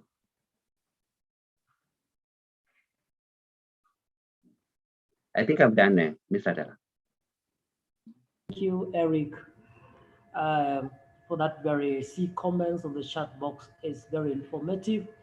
Others are saying it's been technical, but overall you've made it very clear on the overview of our chapter 6, the issues that Commission is undertaking in collaboration with other partners, and that is why we were here, just to stimulate the spirit of partnership and collaboration with the Institute of Human Resource Management. Thank you, Eric. We could just appreciate Eric by giving him a digital clap. We acknowledge that time is not on our side. We've gone a bit far. It's now 10 minutes past noon. We had promised to be done by 12:30. There are few issues that guys raised that Eric, I need you just to take a minute, please, just to clarify this. 2 governors, 1 county, Wajir, mutilating the constitution for our own through and procedural means, I suspect could be a reference to the BBI process, whistleblowing, corruption fighting back, and why should we not reintroduce integrity testing program? Just take a second, Eric, and just address those issues, please, because time is not on our end. Eric. Yeah, thank you very much, Mr. Taylor. I'm going through the chat to pick them. I can see mutilation of the constitution through a procedural approach. It's a form of corruption. I'd summarize them for you. Okay. Thank you very much. Yes. Some of these issues, such as the amendment or the intended amendment of the constitution that was a subject of the court process, is a process that is not just a legal process, it's a political process. One may look at it in different ways, but as to whether it is a form of corruption, we may not say that. Not everything that is undesirable could amount to corruption, as was defined in the morning. But again, these are processes that also have their own mechanisms for checks. Parliament, the people, etc. You have talked about 3 other things. You could guide me through the things that you want me to. 2 governors, 1 county, the Wajir case, and then whistleblowing protection. Yes, thank you very much. Yeah. So impeachment, I believe that the participant is talking about impeachment. Impeachment is one of the public accountability tools that we have in the Constitution. One may want to ask whether impeachment is a legal process or a political process. It is actually more of a political process, because these are people who come to office through political means as well as legal processes. But the idea of having governors or any other state officer removed through impeachment as opposed to other processes is because the process of holding them to account is better done that way. And that's why the courts are also usually very keen not to interfere. That's why the courts want to come to at the very end, because the decision to impeach is better done by legislative assemblies on the account of political accountability. They consider so many factors, but the idea is that if one is unable to account for how they have discharged their duties, then politically they can be removed, and that process has been put there for that purpose. You have talked about witness protection and whistleblower protection. We have in place mechanisms to protect those who participate in the fight against corruption. We have the Witness Protection Agency, and that's why we tell Kenyans that you can participate in the fight against corruption merely by reporting, and you remain anonymous. The Commission will have mechanisms of picking it from there.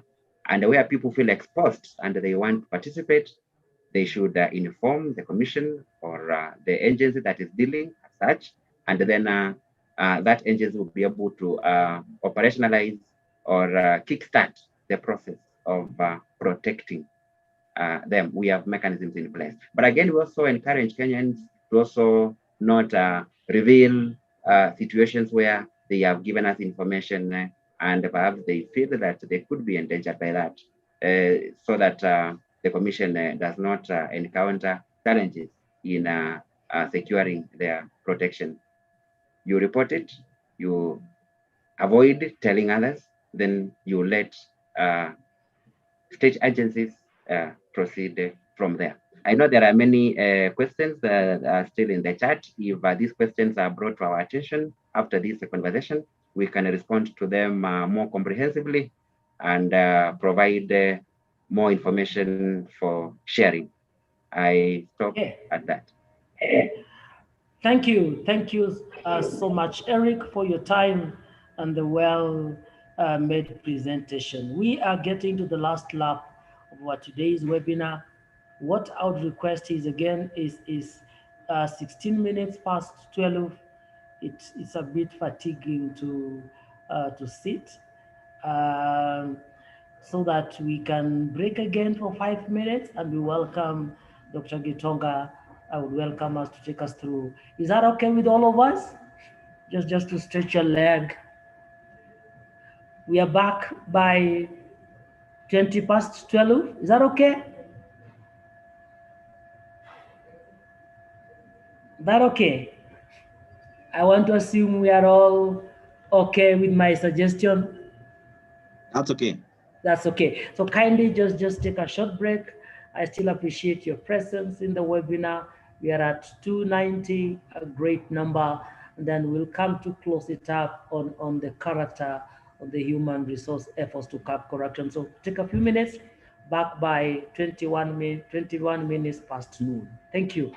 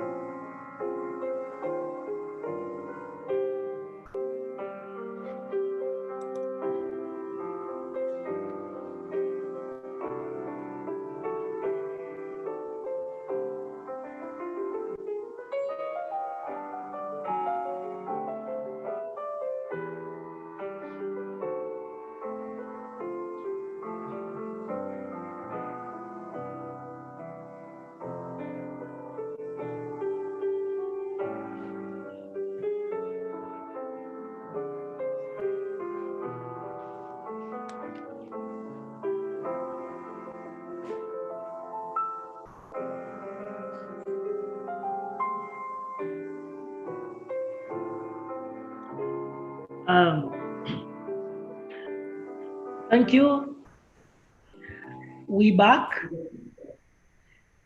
We grateful again to have come this far. I really appreciate your efforts for sticking around, the 250 plus of us. It's just been great listening to your comments.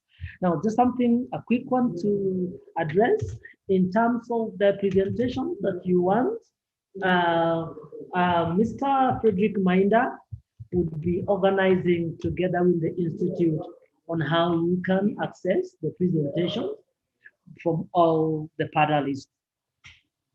It's now my pleasure to invite Dr. Ri. I know we've eaten into her time, but I know she's quite a capable professional.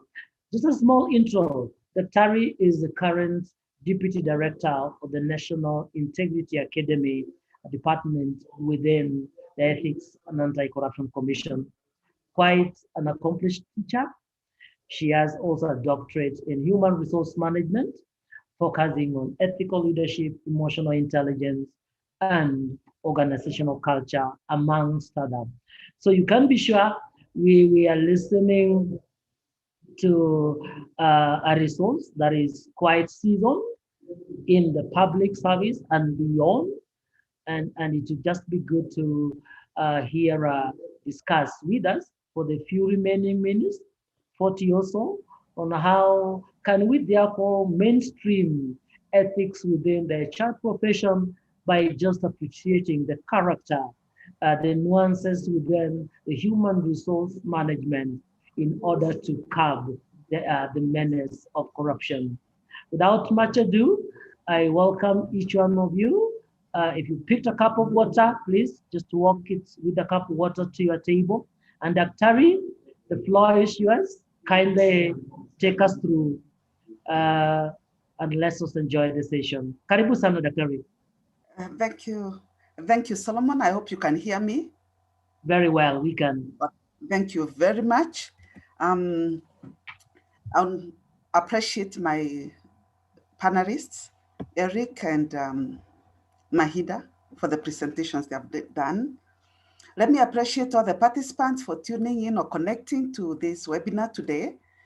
And being the last presenter, I'm sure you've picked, I'll be more or less summarizing what may have been said by others. Let me first appreciate the good work that they've done. I'll be quick, so you forgive me if I rush or move very quick because time is gone. My topic is appreciating the character of the human resource in efforts to curb corruption. This is a topic that I hope to connect very many things. That's what I would say. I'll be connecting very many aspects, and I hope I'll be able to connect with you. To avoid wasting time, I started by asking ourselves, why are we discussing corruption in this forum? We need to appreciate that. What's the character of the human resource, and what are the drivers and motivations for engaging in corruption, and what's the role of the human resource management in this matter? Members, I thought that first and foremost, we appreciate the HR function as a very critical function in any organization. It's the nerve center of all that happens in any organization. So that's appreciated. But since our main topic today is on corruption, why are we discussing corruption? It's because corruption is one of the crimes that fall under the International League of Crimes. That's one. It's not just an ordinary crime, but has been registered as such. Kenya, like in other African countries, is grappling with the challenge of corruption.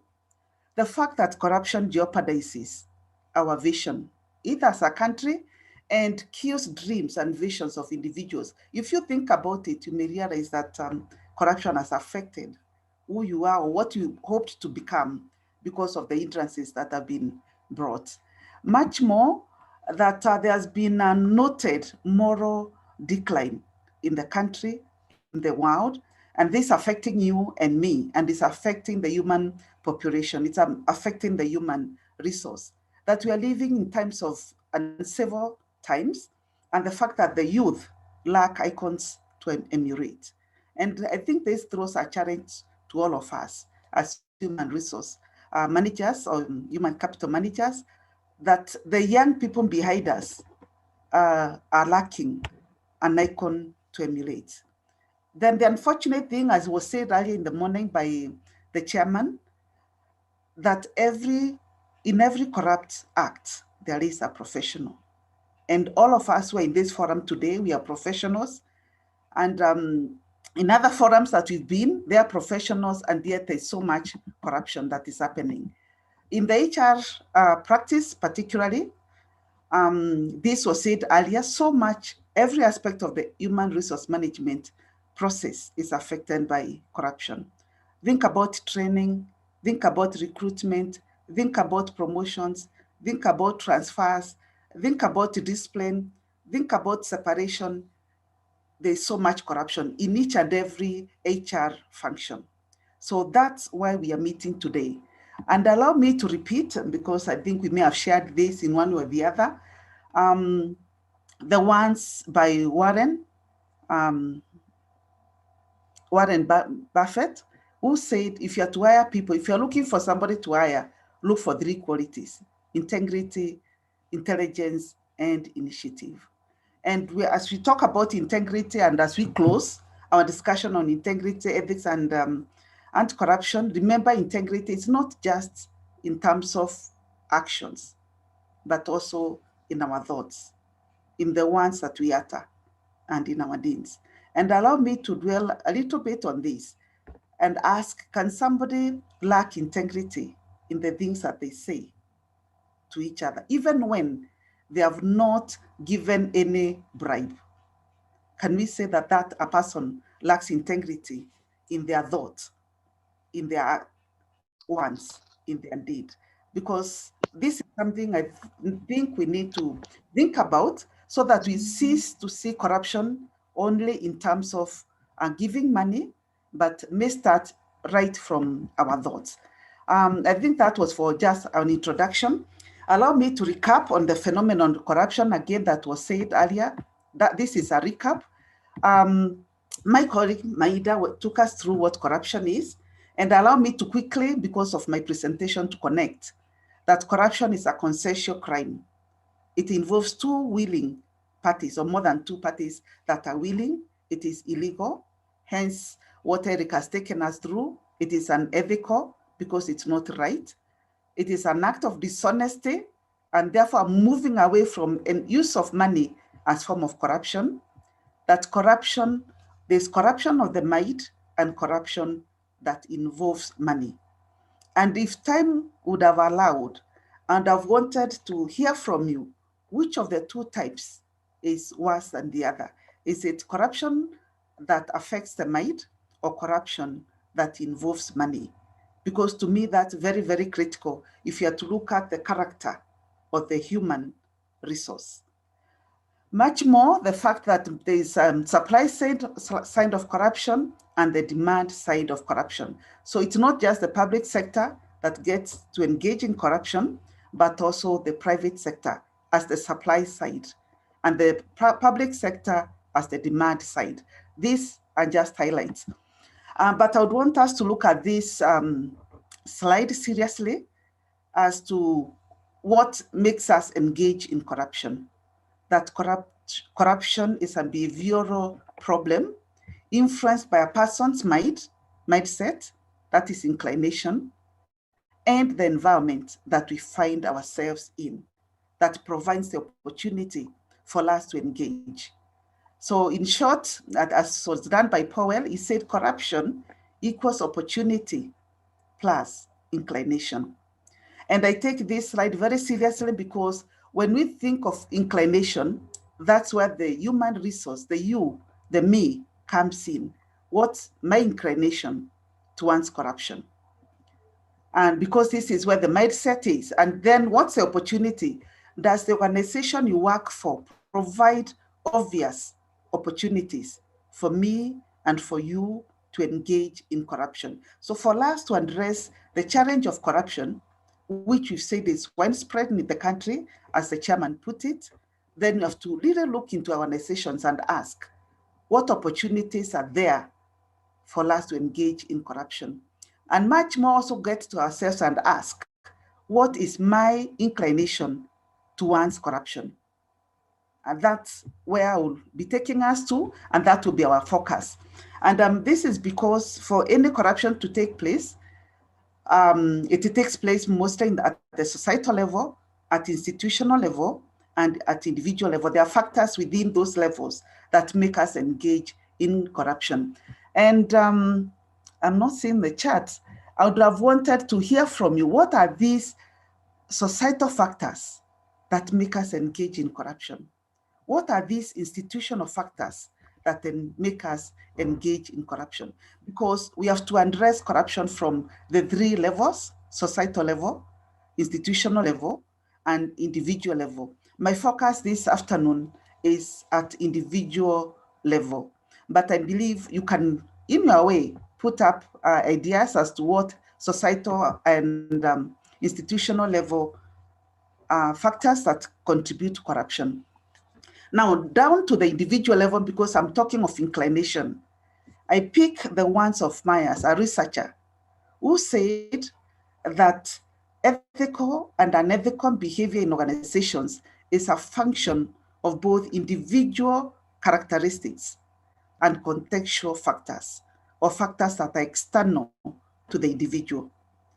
And therefore, even as we ask, what is the government doing? Even as we ask, what is EACC doing? Even as we ask, what are the leaders doing in the fight against corruption?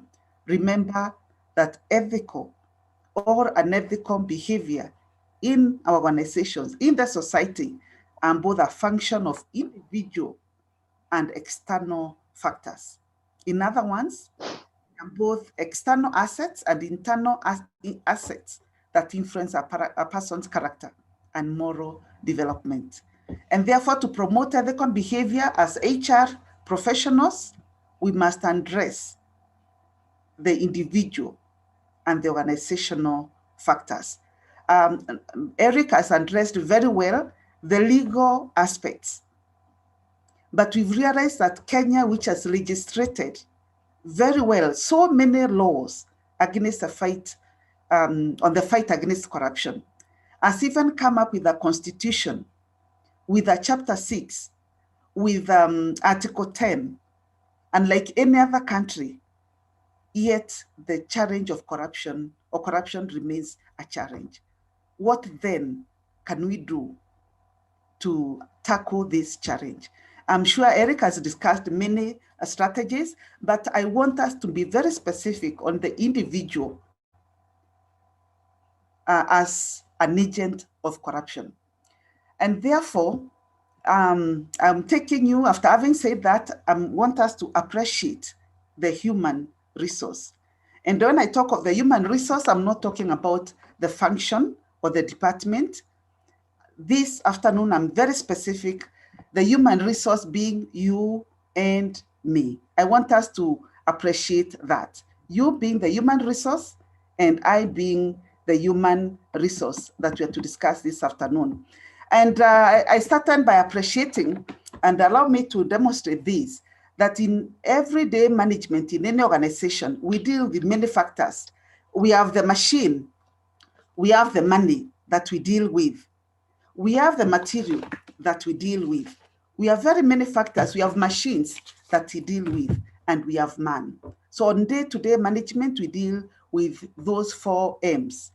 And man becomes the main point of reference in matters of integrity and anti-corruption. But note that the management of this resource that we are calling man is not only fundamental, but also dynamic and very challenging. And that's why our focus is on the individual, the human resource, the you, the me. And therefore, the question I want to pose, and I would want to see responses to this: what differentiates the human resource from other resources? What are the unique characteristics of this human resource that we are calling man, that is different from money, material, and machine? Are there any significant differences? I believe you are noting down some of these differences, and this is what I came up with. I want to believe that that's part of what you have answered, that this human resource is unique. It has a self-worth, it has a temperament, it has a personality, it has an attitude, it has needs, it has the ability to make choices, it has rights and obligations. It's an interaction being, it has a mind, and that is what it brings to the workplace. It is rational, it can question, it can reason. It is skilled, it is also very emotional. It's an emotional being, and therefore can change its mood and its feelings. It suffers stress. It can voice its concerns. It is sensitive. It is fearful. It is a moral being. It has personal norms or works within its norms.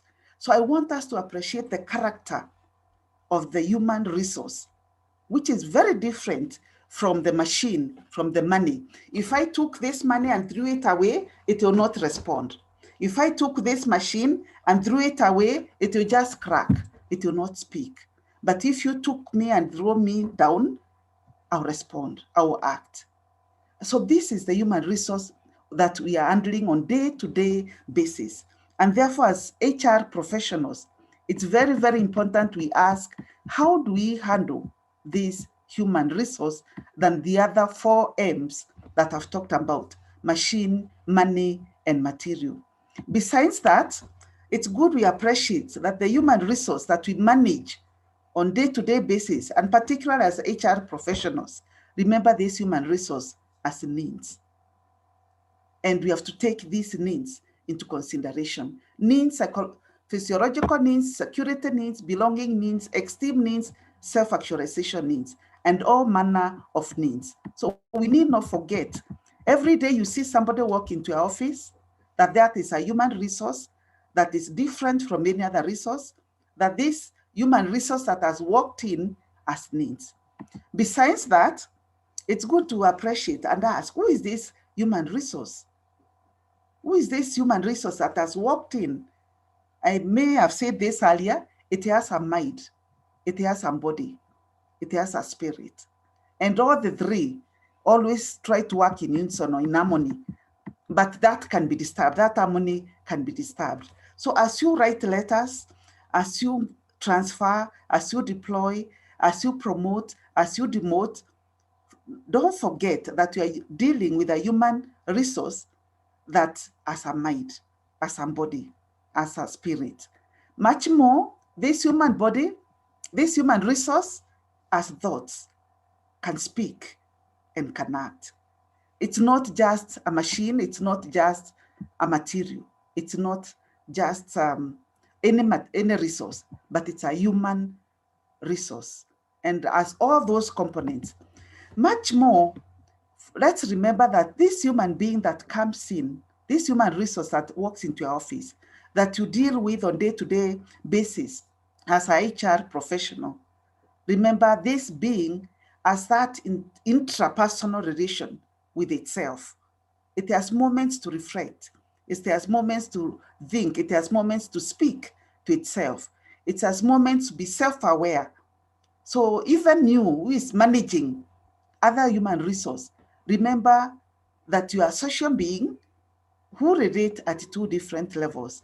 So even as you handle others, you have to always ask, how would I want to be handled as a human resource? So this human resource also has the ability to interact at the social level. So it has that interpersonal relations. So we are talking of a resource that's different from the other 4 M's, 3 M's that I've mentioned: machine, money, and material. And we are talking of a human resource, man, that has all these abilities and capabilities. But now the question that comes, and that's our discussion this afternoon, how does this human resource bring these abilities, capabilities to the organization? And how does this human resource therefore engage, what makes this human resource engage in corruption? I think I should have asked, of the four M's that I've mentioned, which of them engages in corruption? If we were to talk, I would have wanted to hear what the response would be. Between man, machine, material, money, which of them engages in corruption? I'm sure, if I'm not wrong, you would say man, because it's the one that controls all the other M's. It is man who controls other M's. And for that reason, allow me then to move to the next part of my presentation that looks at the reasons. What are these factors? What are the drivers that make this human resource with these characteristics engage in corruption? And call upon us as HR professionals to always rethink of what we can do in our functions to minimize the opportunity, the inclination for the human resource to engage in corruption. So under the psychology of corruption, this is what I would say.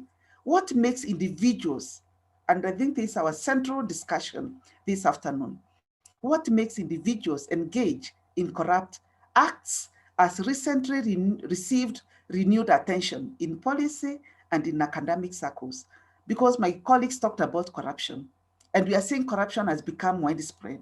We said corruption is a challenge that Kenya, that Africa, that the world is grappling with, to the extent that scholars, practitioners are going to further to ask, why is it then that people continue to engage in corruption despite the many registrations that their countries have done, despite the international agreements and instruments that have been put? Why?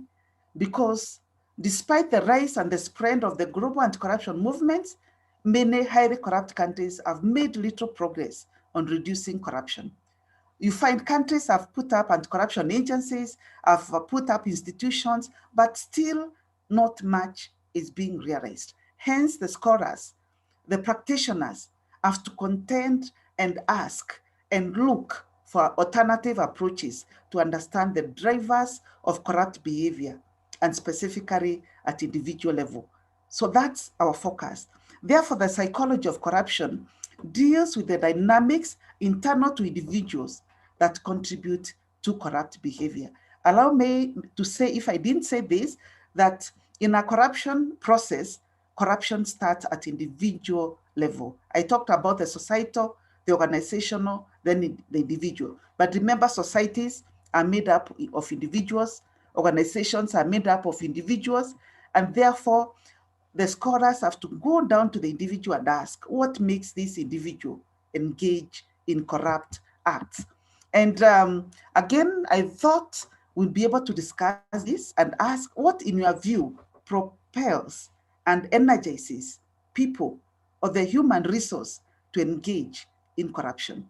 Because when you go to that office on daily basis, you're going to sit and next to a desk, there will be the computer, there will be the books, there will be the money, there will be this to handle.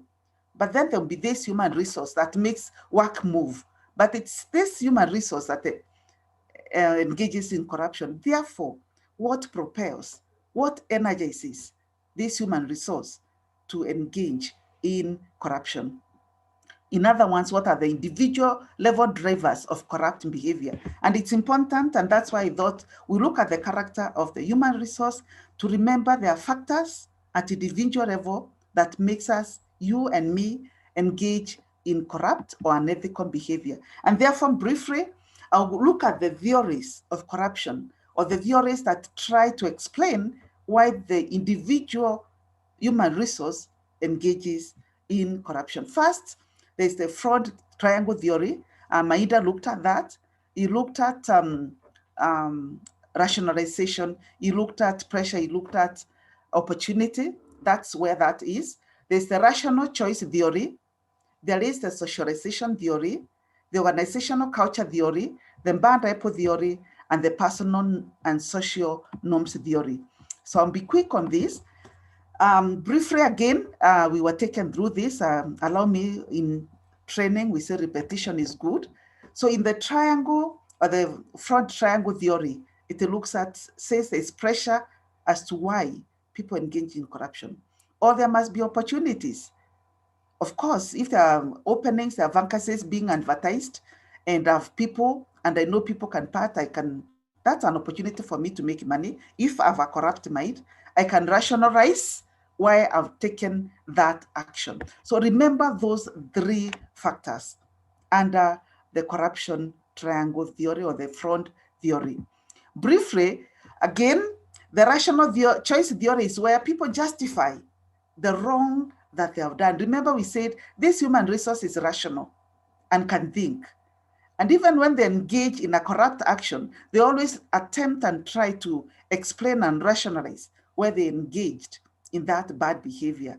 To rationalize is to justify an illegal and corrupt behavior. So what are some of the things or ways in which we rationalize our engagement in corruption? We can say everybody is doing it. Haven't you seen the bosses are doing it? See, if the bosses are doing it, then what's wrong? Because that example, the bosses have said. See, ni mali ya umma mentality. After all, it's nobody's land, it's everybody's. Ni mali ya umma. The question of gain, yeah, there's something for me to gain, or we give the reason because we are paid poorly. The government knows it pays me poorly, and this is an opportunity, therefore I engage. And sometimes we rationalize our behavior as answered prayers. Even us who are Christians, even us who are Muslims or belonging to any religion, we've been praying and we've been praying. And an opportunity, remember I said corruption equals opportunity plus inclination. Then upon an opportunity has opened and you take advantage of the opportunity. And then you say, God has answered my prayers. So sometimes we rationalize the fact that human beings are inherently greedy. That explains the rationalization part of the theory. Then the opportunity, the criminal theories, criminological theories explain that when opportunity arises, people are likely to engage in crime or in a corrupt act. So think of in HR, what opportunities are there that people take advantage of. Hence the need and the much attempt to use technology to seal those loopholes. So what loopholes are there in HR? There are many, I'm sure this was discussed earlier, and therefore let me not get there, but this is another explanation as to why people engage in corruption. And we take advantage of that opening. Then there's the pressure part. Pressure is the third factor in the front triad. The question is, because I am a human resource, you are, this pressure that makes us engage in corruption comes from who and what kind of pressure is it? It could be pressure from the boss, and I remember quite a number raised that concern. When you are being pressurized by your boss, what should you do? The pressure could be your boss. The pressure could also be from your family. And they're telling you, you're not measuring up, man, wake up. See the other family, see our neighbors, see they have this car, see they have this house, see they have built in that location. Pressure. And quite a number of us suffer that pressure. David Myers in 1994, in his book Exploring Social Psychology, argues that nice, good people can become corrupt through excessive social pressure. And I've said this pressure can also be internally driven from yourself. You're pressurizing yourself to measure up to what your colleagues are doing, to what your peers are doing, to what your classmates have done. So it can be from yourself, it can be from your family, it can be from your boss. So we need to be aware when pressure is being put on us to engage in corrupt activity. Now, my question is it possible for a good person to change his behavior and engage in corruption? Is it possible? Can a well-raised person from a very good Christian background, a very good Muslim background, even doesn't have to be a religious background, can a well-raised person engage in corrupt acts? I think that is the center of our discussion today, so that as HR professionals, we look out for factors at individual level, at organizational level, or even at societal level that drive us as the human resource into engaging in corruption. I want to believe if there was somebody to speak, I would want to hear their response to this, probably after the session. Then there's the socialization theory. And as a HR practitioner and a mature one for this matter, I would want us to pay attention to this theory by Fabro and Upde, who argues that we learn behavior at the knee of our parents and teachers. The socialization, modeling, and education from parents and caregivers shape the morality and ethics of a person. However, they also argue that our personal, moral, and ethical development can be disturbed by dire economic and social circumstances.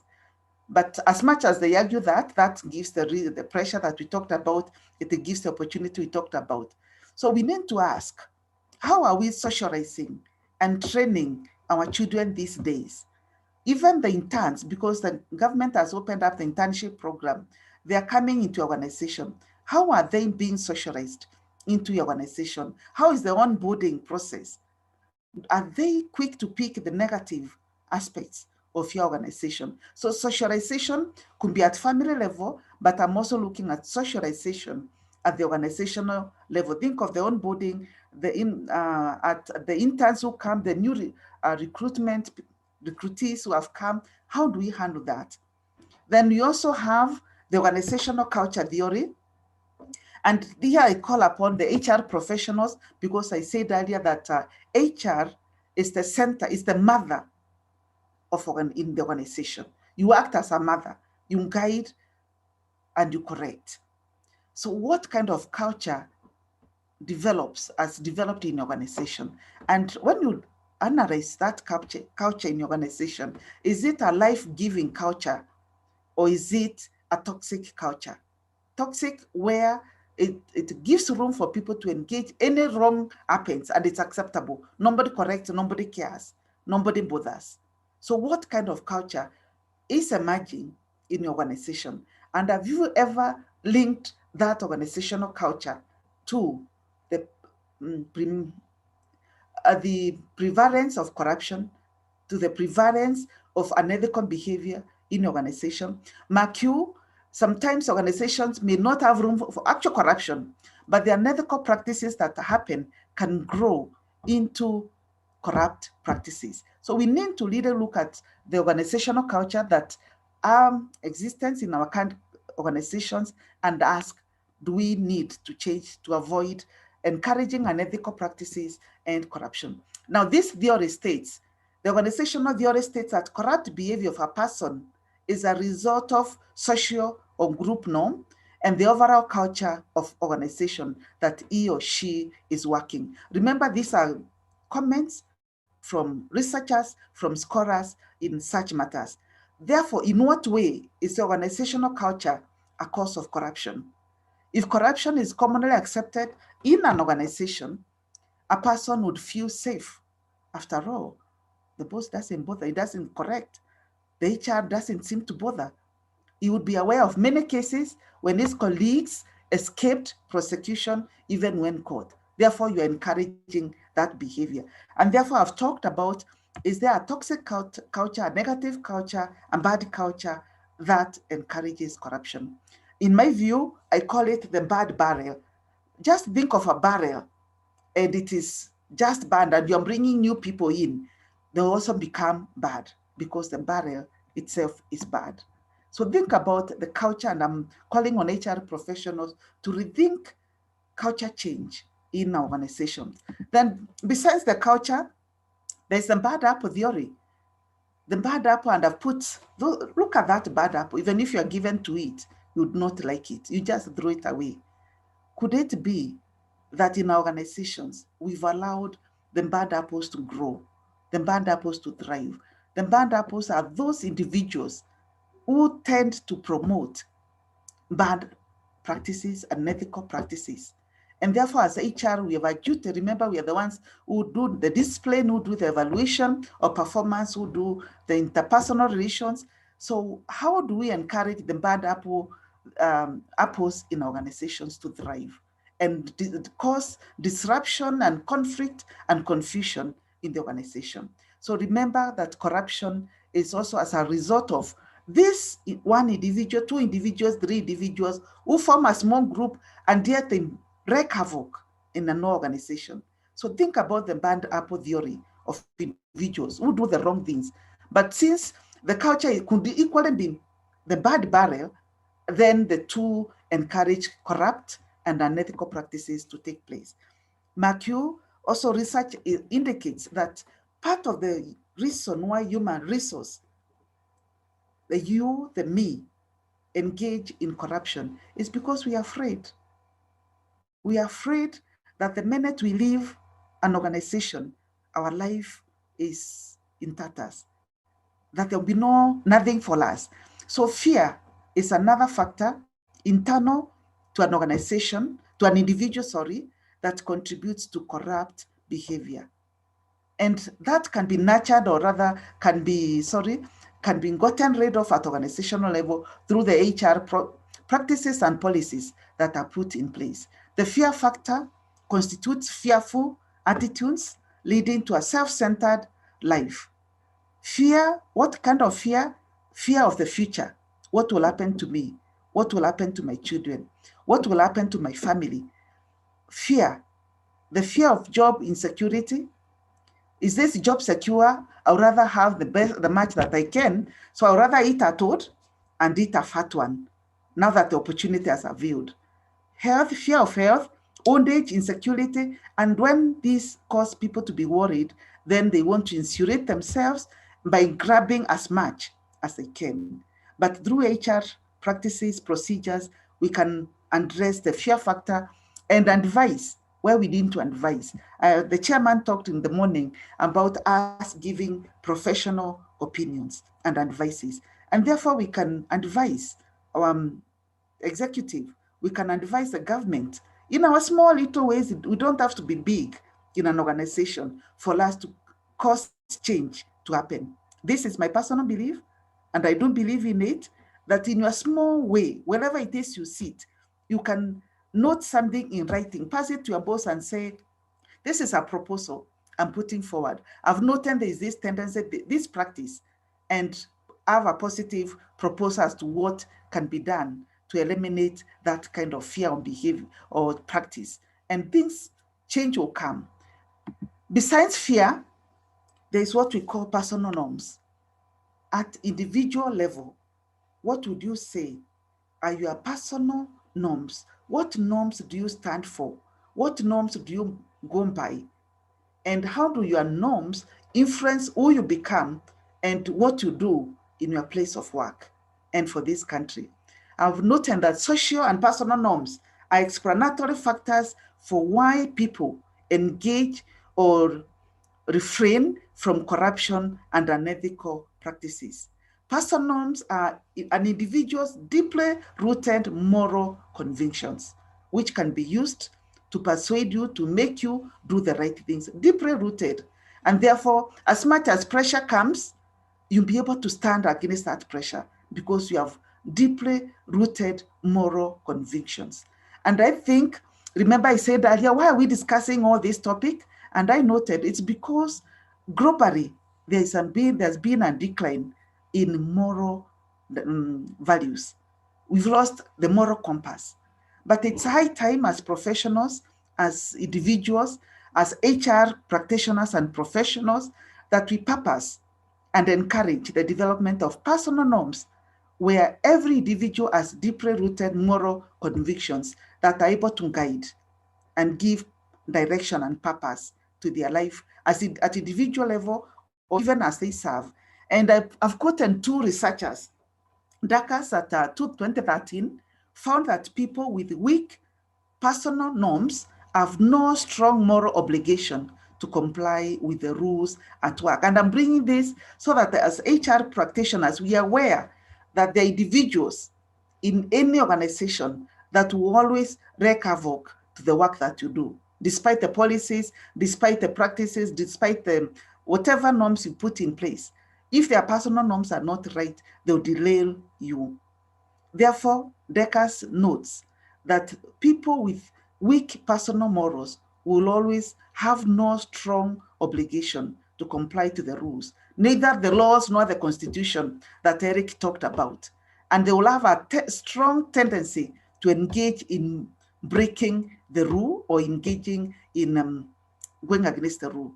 While people with the strong personal norms who believe that rule violation is more of a moral, is wrong, they will tend to adhere to the rules. So you'll have this kind of individuals, or employees or workers or human resource in your organization. Those who have strong personal morals, norms, and those with weak personal norms. It's good to be able to observe and categorize and guide, because you can. Tavis 2010 too found that public officials who defined corruption as morally wrong were not likely to engage in bribery. So this again, our personal norms guide the actions that we take as far as unethical practices are concerned, as far as our corruption practices are concerned. And therefore the question that I pose to all of us, including myself, what is my personal norms? What would I say are my personal norms? Would I categorize my personal norms as strong or as weak? And remember, we've said personal norms are individually deep-rooted moral convictions. If they are weak, then you find yourself having difficulties in going by the rules and regulations and the laws. If they are strong morally, then you'll be able to abide by the rules that are put in place. Now, what can the HR management do? What measures, what strategies? I think this has been said, but I think we are putting it differently. So allow me to put it in my own way. From my HR perspective, one is that let merit reign. I've been concerned about merit. I've been concerned about merit. Let merit reign. As much as there's affirmative action, as much as there's regional balancing, I would still say let merit reign. Knowledgeable, skilled, experienced, value dimension, people of character, let merit reign. Because we want performance, we want delivery, we want the country to do better, organizations to deliver within its mandate. Let merit reign. Now, role modeling by management, by HR professionals, let them provide become ethical role models. And I've quoted the famous say, monkey see, monkey do. If you want it or not, monkey see, monkey do. So whatever the monkey will see the bosses do, that's what the monkey will do. So let's be ethical role models. Then ethics training. This is a very important function of the HR to manage, to enable people be taken through ethics training in order to be able to manage ethical dilemmas. And that's one of my areas of interest.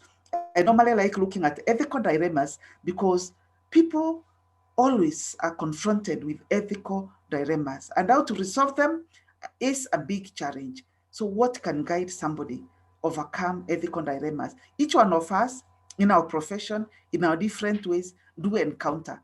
Therefore, as HR professionals, we need to organize for ethics training programs so that we'll be able to manage ethical dilemmas.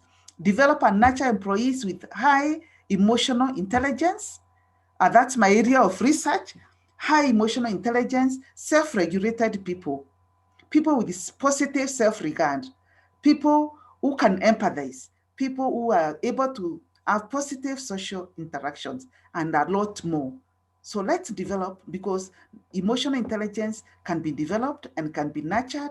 HR can try to enable people, and hence issues of suicide, issues of killing themselves, infighting, conflicts will be minimized. High emotional intelligence. Then operationalize ethics into organizational practices, systems, and procedures through the setting up of committees, through the training of appraisers to guard against arbitrary appraisals, through the training of managers in people management skills and management of self. I've put a lot of emphasis on that aspect. Managers to know how to manage people, to be trained on people management skills. I always tell myself, remember, every officer who is under you is a mother to somebody, is a father to somebody, is a husband to somebody. And therefore, how you manage that person, when that man walks into your office, when that woman walks into that officer, walks into our office, either a man or a woman, remember this person as another character besides being an employee. They are husband to somebody and a father to somebody. They are a wife to somebody and a mother to somebody. So how you manage that matters. Also, management of self, that's very, very critical in HR. Senior managers taking action from my training, I've always known that if you see something is wrong, please speak about it, correct it. If it is good, reward it, recognize it. So I believe in HR, if we put a practice of recognizing good, positive actions, it could be just saying, I want, thank you, that was good performance.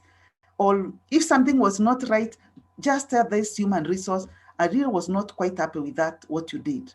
And that will put a sense of correction. And that way, we can make our society better, because we've said unethical practices, corrupt practices stem at individual, in the institutional, society level. Therefore, how we handle this individual is very, very critical. And understanding what factors drive this individual to engage in corrupt practice is very, very critical. And I've looked at the theories that explain why individuals engage in corrupt practice. I've looked at the 5 theories, and which try to explain why does this individual, this human resource, who can reason, who can think, who can talk, who can act, who has feelings, who has norms, who has values, why is it that they can engage in corrupt practice? Finally, I'm coming to an end. I think I'm being very, very quick and very fast. Therefore, as HR professionals, and we are talking of professional ethics, I'm picking on the desired qualities of our HR professional that we can purpose and deliberate to develop at personal level, because it has ought to start with me and you at the individual level. One is the quality of integrity, doing the right thing as much as you can. Do the right thing at the right time, the right way. The quality of competence. Professionals, you cannot be a professional. Last week, we had the ACCA team through such a webinar, and we are talking about competence. You cannot call yourself a professional unless you are competent. And therefore, my challenge is to myself, it is to you, can we develop our competency? That we are competent in the work that we do, and do it well, and do it the best that we can. Commitment, you may be competent yet, but you are not committed. So is our commitment seen to the work that has been entrusted to you as a government, as a private, as a HR professional? Objectivity, as much as you can, try to be as objective and as you can. And there's one rule I used to have, and this was the rule for purposes of objectivity, was that differentiating between the person and the problem. I always would tell myself, what is the problem besides looking at the person? So I would always try to differentiate the person and the problem and deal with the problem. And that will give objectivity to whatever it is that I attempted to do. Courage, accountability, self-regulation in many aspects, that we can talk about that for long. Self-regulation in our talk, in our actions, in our behaviors, in our emotions, in many aspects. Due care, confidentiality, and performance. Those are the hallmarks, qualities of our HR professional. And since we are talking about HR, mainstreaming ethics and integrity, those are the qualities that we need to grow in ourselves and among those that we work with. Finally, I believe that since we are talking of our profession, and the very first professions behaved like gentlemen and gentle ladies, and this to say that if we are to be called HR professionals with competence, with integrity, with courage, with whatever it is we've said, this is what other professionals or philosophers said about a professional who is a gentleman and who is a gentle lady. And this is what I would say. The minute somebody walks into an office, into an institution, you're able to say, that is a gentleman. The way he's walking like a gentleman. She's walking like a gentle lady. And Aristotle and the other professors, and this to say, a gentleman or a gentle lady knows what he or she will do, and they'll do it right, doing it right. That's the hallmark of a professional lady, a professional man. And gentle lady and gentlewoman who is a professional is civil in all their undertakings. John Henry Newman said that gentlemen and gentle ladies hate to inflict pain. And you know you can inflict pain through the decisions that you make, through the actions that you take, through the talk, because I said integrity is not just exchange of money. It's not just monetary transaction. It involves our talk. It involves our action. So gentlemen and gentle ladies hate to inflict pain. So we can work on that. Well, Scout said this, she was quoting her father, who was so civil that he could make a trial for rape as dry as a salmon. In other words, he tried to be as humble as he can when dealing even with the cases. Gentlemen and gentlewomen who are professionals forgive. They forgive. Because we are human beings. I said much earlier in my earlier slide that we are social beings. We relate at interpersonal level, and for that reason we can hurt and easily hurt each other. And definitely we do hurt. Sometimes unintentionally, sometimes intentionally. But gentlemen and gentlewomen forgive. That's what makes professionals. They can forget and let the past be but the past. For us to move the profession, for us to move our careers, for us to move our lives, we forgive and we forget the past. So those are some of the qualities of a gentle lady, a gentleman who is a professional. So in other words, I'm talking of when we develop these qualities, unethical practices and corruption will not be our cup. And therefore, as I come to an end, allow me to quote an anonymous writer who said, I wonder whether we do not rest our hopes too much upon constitutions, upon laws, and upon courts. I wonder whether we do not rest our hopes too much upon constitutions, upon laws, and upon courts. These, in his view, are false hopes. Integrity lies in the hearts of men and women. When it dies there, no constitution, no law, no court can save it.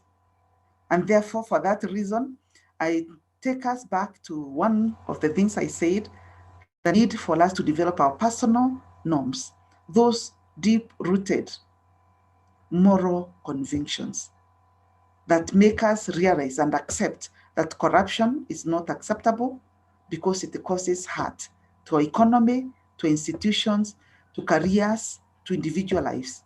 So we need that personal norm, that deep-rooted moral conviction that unethical practices are not right. When I can avoid, where I can avoid, I will try to work at it. Let's not put our hope on the constitutions, on the laws, on courts.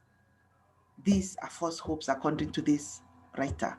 Integrity lies in the hearts of men and women. And when it dies there, no constitution, no law, no court can save us. Finally, colleagues, I came across this set and I have a purpose for saying this. Pity he who has no job, but woe unto he who has a job but does not give their best. And I'm saying this because in my experience, HR practice, I've noted there are many young Kenyans with no jobs. And there are many Kenyans with jobs, but really not within their professional calling. And they are there because they have to earn something. Pity he who has no job, but woe unto he who has a job but does not give it their best. Therefore, I'm calling upon HR professionals, my colleagues, that we give the very best to our jobs. And God will use us to bless other people and to bless this country and to bless our organizations. And with that, I say thank you very much. And thank you, Solomon, and thank you, everybody, for the opportunity. Thank you. Wow, thank you, Dr. Ray. It's just been looking at the comments and people saying great insights. You've just dissected the psychology of the person, of the human resource and be able to relate it to issues of ethics and anti-corruption. So thank you so much. Before you let you go, just a second to answer a concern by one of us. What are some of the best practices we can borrow from other counties that are least corrupt?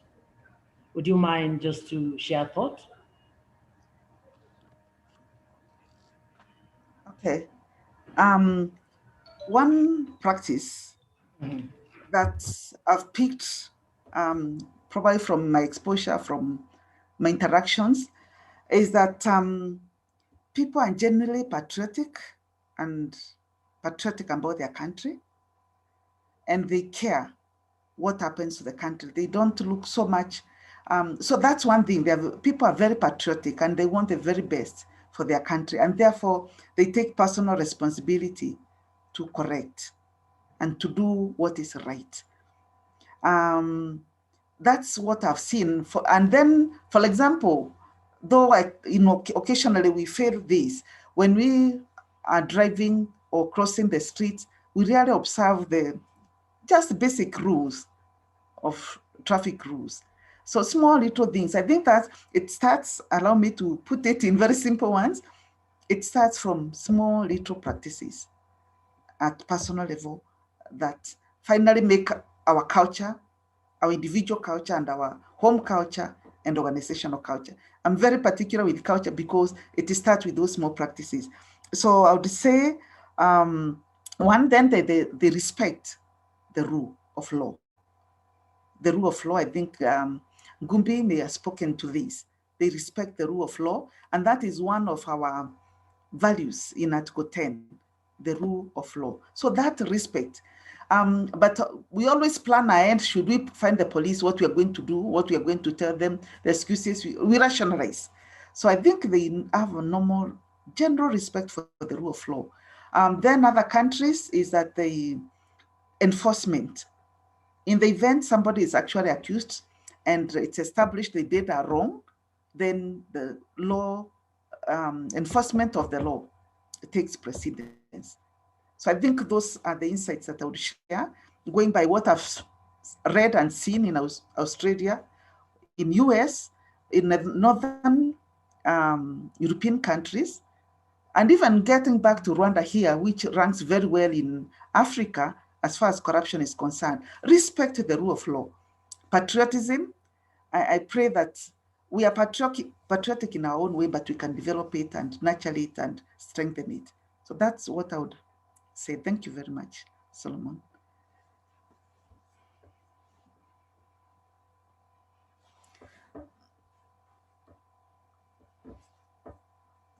I'm seeing a question. Allow me to do we consider lack of basic needs as a predisposing factor to corruption? That's always a debate. I think, Solomon, you'd agree. Yeah. That's always a debate. Lack of basic needs as a predisposing factor for engaging in corruption. However, we've noted that there are very old women, many people on the streets, despite their poverty levels, they'll never do a wrong thing. Yeah. And I was taken aback by a few characters in the newspapers that were reported. This tout who found, was it 30,000? Yeah. Somebody lost it in the vehicle, and he was rendered to make sure the person got his money. His poverty was not a hindrance to him doing the right thing. So times that question is always debated, and the answer is, it is really a personal choice to do the wrong thing as a result of poverty. However, definitely that can also put pressure. So, and I remember I quoted somebody who said, yes, this may happen, pressure. These factors can, in a way, push somebody. So it is unbalanced, but we can actually pick examples of people who have been able to say no to corruption despite them being poor. And I remember I wrote a book for the commission called, I think, A Story on Hannah, Honest Hannah. Again, an example of a young school girl. Many years back, she should have finished university by now, who corrected 1,000 bob, and she took it to the teacher, despite the fact that the mother was very sick at home, and the fact that they didn't have a meal that previous night. But she had been taught, always return something that does not belong to you. So it's basic values, and I think of everybody, every presenter talked about our moral values, and that's something we need to nurture as a country. Thank you. Great, great. The discussions, we can talk and talk, because again, the presentations finishing up by Dr. Tari have been quite, I would say, intellectually captivating, then challenging our hearts and our minds just to thinking about what is the best thing to do as we, from an individual perspective, from an organizational perspective, and then from a corporate perspective, what is our role? So again, I want to take this opportunity to thank Dr. Gitonga for your time. Thank you. To thank Mahinda that had to move out for a while because it's another presentation to make in another seminar. Thank you, Fred. And also to say thank you greatly to Eric Gumbe for taking your time. Ladies and gentlemen, you have stood, you are now at 250.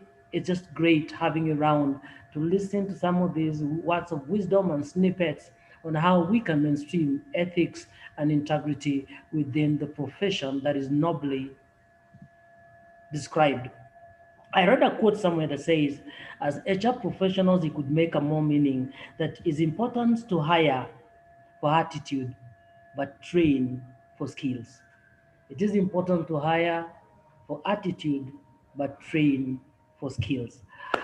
Allow me, therefore, to get this webinar back to the Executive Director, Madam Kuresha, if you're around, just to have the last word. Appreciate the presenters on behalf of the Institute, and then finally, we can call it a day. It's just been fantastic listening to all of you and the presentation. They are top-notch. Madam Kuresha. Madam Kuresha. This is Milka Oau. Sorry, Madam Koresha joined another meeting, okay, which I think is still on. So apology for that. Thank you. Thank you. So Madam Milka, we are coming to the close. I just wanted, is the Vice Chair in? Just to say a word of thanks, the vote of thanks for all the members that attended, and specifically our panelists for doing a fantastic job. Allow me to check with him kindly.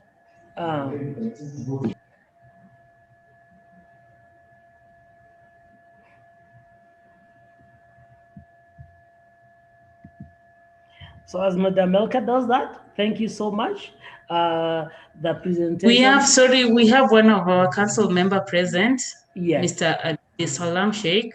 Yes. He can, on behalf of the Institute, give a vote of thanks. Kindly welcome him. Thank you, thank you. Abdisalam, kindly. Yeah, thank you, Milka. Thank you, Mr. Solomon. Thank you. And I want to take this opportunity on behalf of IHRM. My name is Abdisalam Sheikh Mohammed, a council member. I've been there throughout the session, and I think it has been very, very informative, very, very educative, very insightful. I want to thank the Institute for organizing this very wonderful and great program. And I want to thank also EACC for partnering with the Institute in this very important program. In fact, I never thought EACC is so much endowed with so much information and all the the good things that are happening internally within the organization. And I think many people outside there maybe are not aware of this good work EACC is doing in terms of reshaping the thinking, in terms of equipping Kenyans with all this knowledge. So I just want to say it has been great. We benefited a lot. And I hope and look forward to maybe more sessions in maybe more specialized areas so that this message can actually sink And I think to the HR professionals, we have been educated today. So we have a lot to take back home to where we work in our own institutions, in our own, at the personal level, I think, and back again to our communities and societies. So I think today, if nothing else has happened, I think we can say that we have been, today, what do they say? Today we have been actually been convinced or persuaded rather that we can become agents of change and agents that actually will stand with our country and institutions in fighting corruption and in spreading ethics and integrity amongst our people and communities. So once again, thank you to the EACC and the panelists. Thank you to the participants, and thank you to IHRM for this wonderful session. May God bless you all. Bye. Thank you, Bana Abdul Salam. Greatly appreciated for your nice words of thank you. Could I get back to Milka and ask Milka, if you don't mind, to end with a word of prayer for us? Thank you, Solomon. We can end with a word of prayer. Father, in the name of Jesus, we thank you, bless your name. We come before you this afternoon with our hearts full of thanksgiving. We thank you for the wonderful presentation that we had. We thank you for the partnership that we had with the ACC. We thank you for the members who have been here listening to this. We pray that we gonna fulfill and practice whatever we've planned today. We thank you and we bless your name. For it is Jesus' name I pray. Amen. Amen. Thank you. Thank you all. You can now leave at your pleasure. God richly bless you. Asanteni sana. Sorry, Thank you there so was much. this, Bye. Sorry? Mr. Solomon, there was this request by many members about how to access the material. And I think no feedback was given. I think there's need for feedback on that, please. I did. What will happen? My colleague Frederick Minder would organize with the panelists and the executive within the institute, and they'll find a way of getting the presentations to all the participants. Wonderful. Thank you so much, Solomon. Okay, thank you so much. Karibuni sana. Thank you very much, Solomon. Thank you Bye. too. Bye. All the best. Bye. Bye. Bye, Dr. Bye-bye. Mm-hmm. Bye. Bye, Daniel. Thank you.